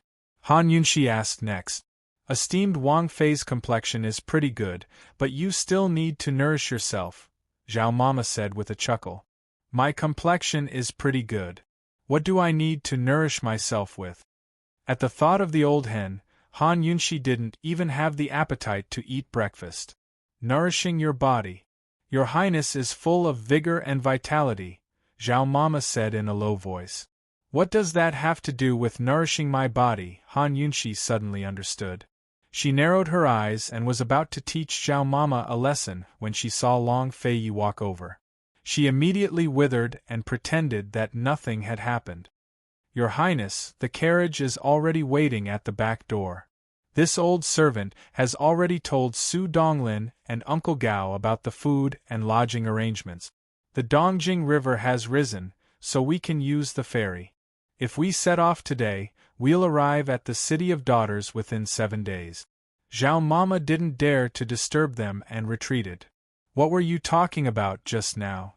Long Fei Yi asked. "Nothing." Han Yunxi didn't dare to say anything. She silently ate her breakfast. As she ate, she couldn't help but look at Long Fei Yi. The two words that Zhao Mama had just said kept appearing in her mind. Full of vigor and vitality. This guy, does he have that? Long Fei Yi was clearly eating seriously, but suddenly asked, "What are you looking at?" "Nothing. I didn't sleep well last night." Han Yunxi didn't have the guts to ask what she was thinking. Actually, there was no need to ask. She'd experience it for herself in the future. After breakfast, they arrived at the back door to see Gu Beiwei waiting for them in his wheelchair. He was dressed in white robes and looked as beautiful as an immortal on celestial mountain under the morning sun, untainted by dust. "Your Highness Duke of Qin, esteemed Wang Fei, have a smooth journey," he wished from the bottom of his heart. He took out the sleeping Lil Thing from his wide sleeve. "Esteemed Wang Fei, don't leave Lil Thing behind. It's comparable to a fierce general." Lil Thing had no idea that Mama Yunxi and Papa Long were going to Celestial Mountain.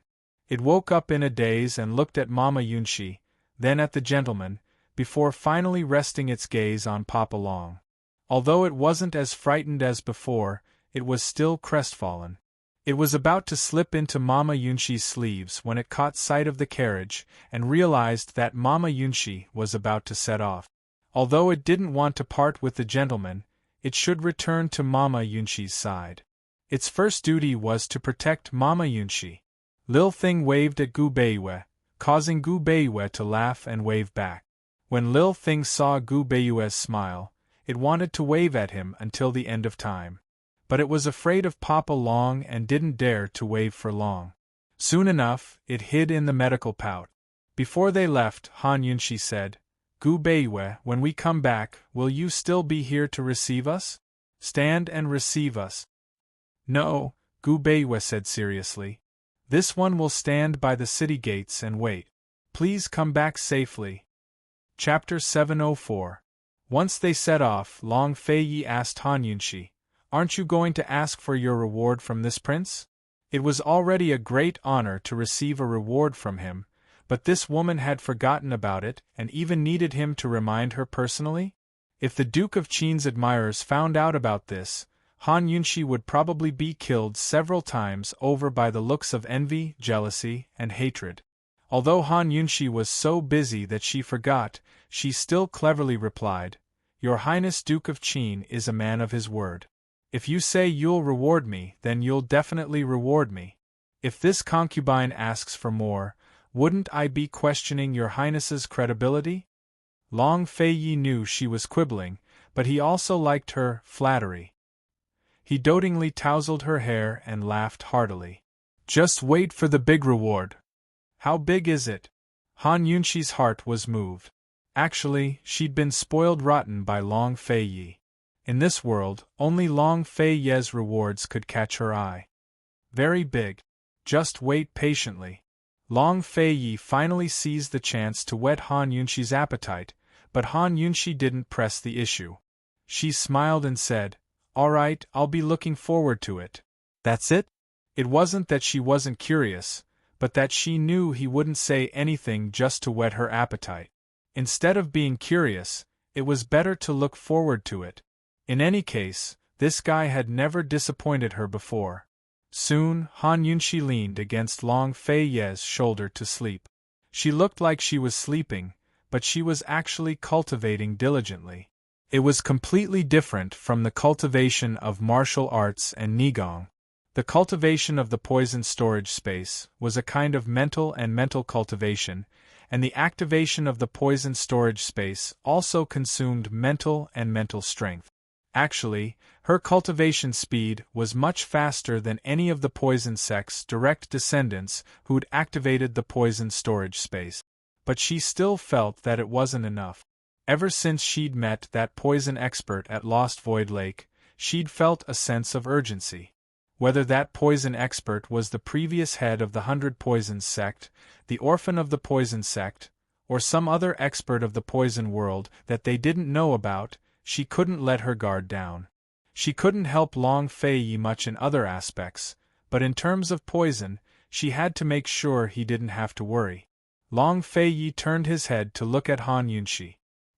He saw that she was not curious at all and had fallen asleep so quickly. He had a helpless look on his face. He really couldn't do anything about this woman. Heading north, Han Yunxi and Long Feiyi soon arrived at Dongjing County. Dongjing County belonged to the Tian country. It was the eastern border between the Tian country and the Commander-in-Chief's manor in the south.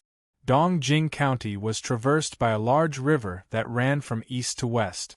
This river was called the Dongjing River.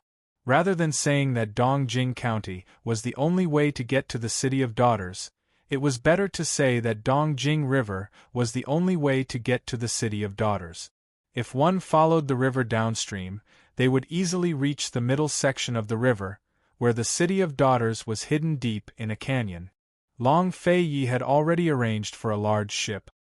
He and Han Yunxi got off the carriage and switched to the ship. The carriage was also brought on board and followed them. Following the river downstream, they saw endless canyon scenery. Han Yunxi and Long Feiyi stood on the deck and looked at the surging river and towering mountains. They both felt that the City of Daughters was a good place. Long Feiyi, have you been there before? Han Yunxi asked. No. Thus, he had his servants arrange the route and prepare a ship beforehand. Even if he hadn't been here before, he knew everything. A city hidden deep in the mountains. It really is a good place to raise soldiers, Han Yunxi said seriously. The City of Daughters and Carefree City were places where assassins and mercenaries gathered. The City of Daughters favored women over men, while Carefree City favored men over women. The two cities were filled with crouching tigers and hidden dragons. There were lone assassins who didn't belong to any organization, as well as powerful assassin clans. The Lung and Qi clans that ruled over the two cities were the oldest assassin clans in Cloud Realm continent. Han Yunxi knew that Long Feiyi wouldn't come so easily without sufficient preparations. But by the time Long Feiyi brought her to the gates of the City of Daughters, she was still frightened by the Long Feiyi's preparations. The towering city gate was tightly shut, and dozens of corpses were lined up in 3 rows at the city gate. These were the corpses they'd brought back from Lost Void Lake. Behind the corpse there were 3 groups of people. 2 of them were dressed in black, and it was obvious that they were organized. The people in the other group were uneven and dressed differently. They looked like a group of people, but they were actually scattered. Lady Lingyu led a large group of people on top of the city gate tower, facing off against the 3 groups outside the city. Han Yunxi was even more shocked when she saw them. She recognized the 2 groups of black-clothed men and horses. Wasn't the group on the left the strongest swordsmen of Long Feiyi's Shadow Guard? There were about 50 of them, all handpicked by Long Feiyi from Tianshan Kenzo's ranks and personally trained them. Han Yunxi had seen the 10 leaders before when they fought Duanmu Yao. They were all well-known figures in Tianshan Kenzo. The group on the left had about 30 people. Although they were all dressed in black, the insignia on their backs was that of Carefree City's Qi clan. Han Yunxi recognized Qi Yaotian as soon as she saw him. The guy was the heir to the mayor of Carefree City. His strength was extraordinary. However, judging from his position in the group, he was not at the front. He was only in the middle. It was enough to show that at least half of the 30 people from Carefree City were stronger and more influential than Qi Yaotian. If it weren't for the plain clothes of the man standing at the front, Han Yunxi would have thought that the mayor of Carefree City had come in person. "You're working with the people of Carefree City?" Han Yunxi asked in disbelief. "No, I'm hiring them," Long Feiyi said. Collaboration required a compromise and a share of the spoils of war. On the other hand, employment was just a matter of paying.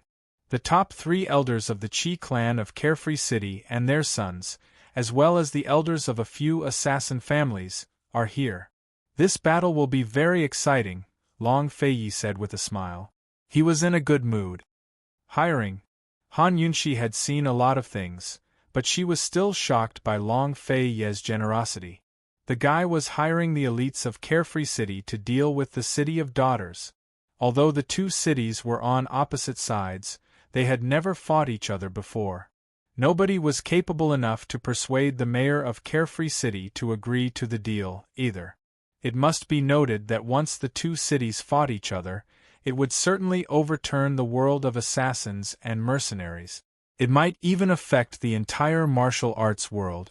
However, if she thought about it carefully, only Long Fei Yi was capable enough to hire Carefree City. The deal had nothing to do with the commission. It only had to do with the strength of the employer.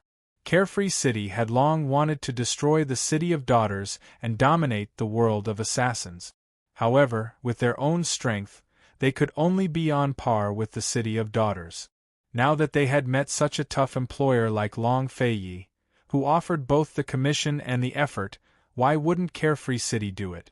In Long Fei Yi's eyes, it was just a hire. But in the mayor of Carefree City's eyes, it was cooperation. Who are the other people? Han Yunxi asked in a low voice. They are from the martial arts world. The City of Daughters has offended a lot of people over the years. They are all taking the opportunity to seek revenge, Long Fei Yi answered. Han Yunxi did not know when Long Fei Yi had posted the news in the martial arts world. She smiled. That saved me a lot of money. The City of Daughters did not dare to open the door to accept the challenge even after a long time. It was enough to show the difference in strength. Han Yunxi had thought that the battle with the City of Daughters would take a lot of time. But now, it seemed that it would not. She thought that Long Fei Yi would probably be recorded in the history of assassins in Cloud Realm. He was not an assassin, but he was about to rewrite the history of the world of assassins. As the carriage slowly drove past, the three groups of people opened up a path for them. Under everyone's gazes, Long Fei personally carried Han Yunxi off the carriage. In an instant, the three teams all saluted them. The Shadow Guard knelt on one knee. The people of Carefree City and the martial arts world all clasped their hands in front of their chests. They were very respectful. On the city gate tower, Lung Shuang, who had already recovered, saw this scene. She looked at Han Yunxi and was already in complete despair. 3 years ago, she had looked down on this woman. Now, she was so excellent and honorable that she did not even have the right to be jealous. And that man had come today to seek revenge. She could no longer love him. Long Fei Yi waved his hand, indicating for the Shadow Guard to rise. He merely nodded at the people of Carefree City and the martial arts world, and did not return the greeting. He had never been a polite person. Besides, he had the right to be rude. He looked up at Madame Lingyu, who was on the city gate, and asked coldly, "Why are you not coming out to collect the corpse?" Madame Lingyu had long known that Long Fei Yi would come to seek revenge. However, she never expected that he would hire people from Carefree City and bring so many people with him. It had to be said that Madame Lingyu, who had always been proud, began to panic the moment she saw Long Fei Yi get off the carriage. She knew that Long Fei Yi's arrival meant that the confrontation was over. They would attack the city. Madame Lingyu, these are the children who worked for the Lung family. You don't even clean up their corpses. Do you think you deserve to be the city lord? The one who spoke was the leader of the Carefree City Elders, Third Master Qi, who was known in the martial arts world as Third Master Qi. Since when did Carefree City become the lackey of King Qin's residence? Congratulations, Madame Lingyu said coldly. Even though she was afraid, she did not show any signs of backing down. You are only working for others because you are paid. Madame Lingyu, you are in the same line of work. Why do you have to speak so harshly? Do you want to establish a chastity monument after becoming a whore? Third Master Qi laughed. Third Master Qi. Madame Lingyu was furious. Come down if you have the guts. Third Master Qi continued to provoke. At this time, the group of people who were seeking revenge in the martial arts world also began to denounce Madame Lingyu. Lingyu, come down and die. Today, Old Man will avenge the brothers of the Blue Cloud sect who died. Lingyu, come down if you have the guts. You killed the eldest disciple of Evergreen Mountain. You must pay with your life. Lingyu, Do you remember the murder case in Snow-Listening Mountain Villa, 5 years ago? Today, old man will kill you to avenge my elder sister's family and rid the martial arts world of evil. Han Yunshi listened with a hint of mockery on her lips. Whether it was the imperial court or the martial arts world, there were always so many righteous people. Today, these people were relying on the power of Long Fei Yi and Carefree City to seek revenge, but they kept saying that they were upholding justice. Today, they were merely taking revenge. If they wanted to seek revenge, so be it. Why did they have to call it upholding justice? She thought that no matter how many people were killed or injured today, once the news spread, there would be no condemnation in the martial arts world. There would only be songs of praise. What was justice? Strength was justice. Victory was justice. The truth could be hidden. History could be changed. Only victory and defeat were real. The world was so realistic. You could not change it. However, you could work hard to become strong. One day, you would be able to control all the rules. Han Yunshi rejoiced at the fact that the man by her side had enough strength to do so. Long Fei Yi was not as weak as those people of the martial arts world. He said coldly, "Ling Yu, I am here for revenge today. Are you coming down to fight me, or will I massacre the city?" Chapter 705. Everyone gasped. Even the people of Liberty City were intimidated. The city gate was in an uproar. Madame Ling Yu's face darkened. Massacre the city? How cruel! Han Yunshi was also trembling. But this was Long Fei Ye's style, wasn't it? Since he had taken a detour to come here, there was no way he would be merciful. Massacring the city was cruel, but which one of the people in the city wasn't cruel? Which one of them wasn't a professional killer who killed without batting an eye? Which one of them hadn't committed a few massacres? Which one of them knew about filial piety, loyalty, propriety, justice, integrity, and shame? They only had one creed in life: kill for money. Han Yunshi was a doctor, but in the face of such a force, she had already restrained her compassion before coming here. Matters of the martial world should be settled by the rules of the martial world. Although Long Fei Yi was cruel, the people of Liberty City loved this kind of cruelty the most. They immediately agreed. Third Elder Qi laughed. Since when did Madame Ling Yu become a coward?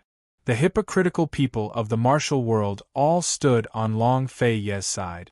If we don't destroy this kind of scum of the martial world, they will definitely rise from the ashes one day. His Highness Duke of Qin is wise. Today we will destroy the City of Daughters as an example to the rest. It will also intimidate the heretical sects and gangs. The people of Liberty City were dissatisfied. Fortunately, Third Elder Qi was able to suppress them. Otherwise, they would have become a joke if chaos broke out even before fighting. After being warned, Madame Ling Yu could no longer suppress her anger. Long Fei Yi, don't be too arrogant. Do you really think I'm afraid of you? Around her, the leaders of the 6 or 7 assassin families said in unison, City Lord, we swear to defend the city with our lives. No one will be allowed to take a single step into our city. Madame Ling Yu was about to lead her men down the city gate, but Ling Shuangshuang pulled her back and whispered, Mother, don't fall for their provocation. They are bullying the weak. They have come prepared. Perhaps it was because Ling Shuangshuang wasn't angry in front of His Highness Duke of Qin that she was able to remain rational. The City of Daughters was not weak. Even though they had lost half of their experts in the battle at Lost Void Lake, the City of Daughters was still not weak. However, Long Fei Yi had brought Liberty City and a batch of experts with him. They were much stronger than the City of Daughters. This was a fact that couldn't be ignored. Mother, now is not the time to be impulsive. We have to be smart, Ling Bingling said in a low voice. Madame Ling Yu finally calmed down. Although she didn't want to, she had to face reality. She only had one choice, one-on-one. This was all because of her. If she had rejected by Yanqing, she would not have brought this disaster to the City of Daughters. As the City Lord, she had to bear the consequences. She had fought against Long Feiyi at Lost Void Lake. However, it couldn't be considered a true duel because Duanmu Yao and Han Yunxi had also participated in the duel. In the end, her dual swords had actually been broken by Han Yunxi. Compared to Long Feiyi, Madame Ling Yu resented Han Yunxi even more. In a duel, if her dual swords were broken again, she had no chance of winning against Long Feiyi. What should she do? How could she be smart? Madame Ling Yu hesitated. Long Feiyi's patience was limited. He didn't ask any questions and directly drew his sword. Seeing this, the three groups of experts around them all drew their weapons. In an instant, the atmosphere was tense. Madame Ling Yu was anxious. She shouted, "Long Feiyi, let's have a duel. What do you think?" Long Feiyi sneered. "This prince has already said that this prince is here for revenge, not a duel. What's there to talk about? If you die, the City of Daughters will belong to this prince, and this prince will have his revenge." Madame Ling Yu was the city lord and the patriarch of the Ling clan. If she could swallow this, even the people of the City of Daughters would look down on her, let alone outsiders. There was no winning or losing in an assassin, only life and death. Without hesitation, she drew her dual swords and flew down the city gates. She said coldly, "Fine. Long Feiyi, today, either you or this madam will die. Get into the carriage and wait for your reward," Long Feiyi said softly to Han Yunxi and let go of her hand. Reward? City of Daughters? Han Yunxi's heart couldn't help but pound. She really didn't dare to believe it. In terms of martial arts, she was trash who didn't know any martial arts. Long Feiyi actually wanted to reward her with the City of Daughters? Wasn't this too heaven-defying? She hurriedly took out the magnetic stone. Madame Ling Yu's hands trembled when she saw this. However, Long Feiyi didn't accept it. He said, "No need." Seeing the arrogance in his eyes, Han Yunxi became even more nervous and agitated. She said, "Okay, I'll wait for my reward." She put the magnetic stone back into her medical pouch and obediently returned to the carriage. The Shadow Guard team immediately came over to protect the carriage. Madame Ling Yu was glad that Long Feiyi didn't accept the magnetic stone. She also admired Long Feiyi. He was truly a character. Of course, she also became confident. As long as the dual swords weren't broken, she wasn't afraid of Long Feiyi. No matter how strong Long Feiyi was, he was still a junior. Whether it was his internal energy or combat experience, he was far inferior to her, an experienced assassin. Seeing that Long Feiyi was really going to duel Madame Ling Yu, the surrounding people became uneasy. Old Third Chi couldn't help but shout, "Duke of Qin, this isn't a place to flaunt your power." That's right. Did Your Highness Duke of Qin hire the experts of Carefree City to watch the battle? What do you mean? Your Highness Duke of Qin, there's no reason for a duel. Everyone is here today. We can't go back empty-handed. Their words sounded dissatisfied, but they were all reminding Long Feiyi that he couldn't win. Qi Yaotian had once persuaded the city lord of Carefree City to add Long Feiyi and Han Yunxi to his bounty list. He had personally experienced Long Feiyi's skills, but he didn't believe Long Feiyi could defeat Madame Ling Yu. Everyone in the Jianghu knew of the top 5 experts.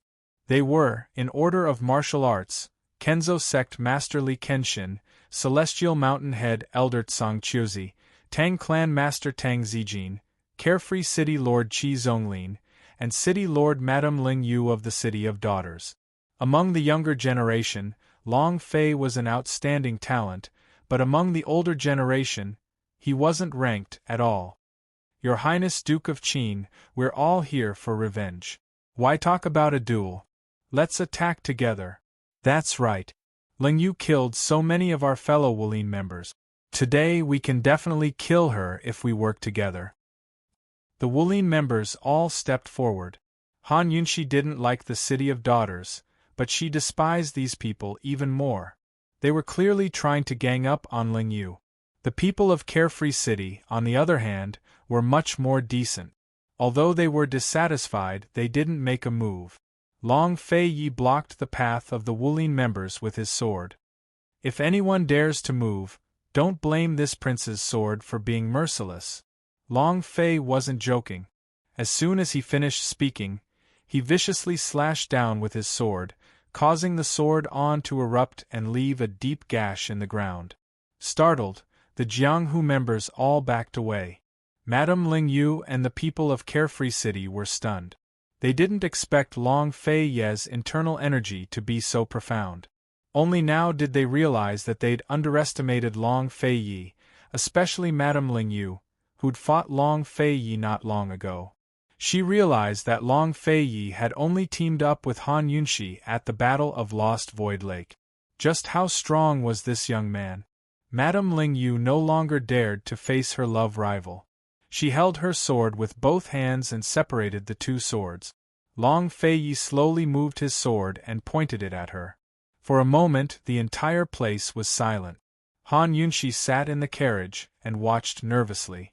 Suddenly, Long Fei Yi and Madame Ling Yu attacked each other with their swords at the same time. With a loud clang, the two swords collided. Intense sword light erupted from the two swords at the same time. However, Long Fei Ye's sword light was clearly stronger than Madame Ling Yu's. Very soon, Long Fei Ye's sword suppressed Madame Ling Yu. Madame Ling Yu was forced to face him with both hands. However, the other sword of the two swords was right behind Long Fei Yi. It was aimed at Long Fei Ye's back. Long Fei Yi had no choice but to dodge. Once he dodged, Madame Ling Yu would seize the opportunity to counterattack. As long as Madame Ling Yu was fast enough, Long Fei Yi would definitely be in danger. In a battle between experts, victory or defeat was determined by a few moves. Seeing that the sword was about to pierce his back, everyone's attention was focused on him. They were so nervous that they forgot to breathe. But at this critical moment, a powerful burst of true qi erupted from Long Fei's back and sent the sword flying out of its path. Oh my God! He was suppressing Madame Ling Yu without exhausting his internal energy? He was still able to release such a terrifying amount of vital energy. Seeing this, everyone present was shocked and trembled. How much had this man's internal energy improved over the years? It was too unexpected. In a battle between experts, the moves were secondary. Internal energy was the key. With the internal energy that Long Fei Yi had displayed today, he could undoubtedly be ranked among the seniors. Had he defeated Madame Ling Yu? Madame Ling Yu held on for dear life. She could no longer summon the other half of the two swords. She was completely restrained and couldn't use any trick. She could only hold on and compete with Long Fei Yi in terms of internal energy. Although she was shocked by Long Fei Ye's internal energy, she still didn't believe that Long Fei Ye's internal energy would be able to overpower her. Unexpectedly, Long Fei Yi suddenly closed in on her again, suppressing her so much that she began to lean back. There were only two swords between them. Long Fei Ye's sword was pressing against her sword, and her sword was already touching her body. If Long Fei Yi continued to exert force, she would die under her own sword. Madame Ling Yu's entire back was drenched in sweat, her face dripping with perspiration. She was already using all her internal energy to resist, but Long Fei Ye's face was as cold as ice. His breathing was steady, and anyone could tell that he hadn't used all his strength yet. Everyone gaped at the sight. Long Fei Yi lowered his voice. Ling Yu, your lordship will give you one last chance. Tell your lordship who hired you to kidnap Grand Concubine Yi. Madame Ling Yu was alarmed. She never expected that Long Fei Yi would still suspect Bai Yanqing's meticulous plans. Are you going to speak or not? Long Fei Yi asked again. I'm not. Madame Ling Yu would never betray Bai Yanqing. Long Fei Yi laughed coldly. So you really do have a master behind the scenes. Madame Ling Yu realized she'd fallen into a trap. Long Fei Yi not only suspected the truth about Lost Void Lake, but her as well. No. She'd rather die than fall into Long Fei Ye's hands. Her life was given to her by Bai Yanqing. No matter what, she'd never betray him. Madame Ling Yu was no match for Long Fei Yi. Steeling her heart, she gave up all resistance and prepared to kill herself with her sword. But,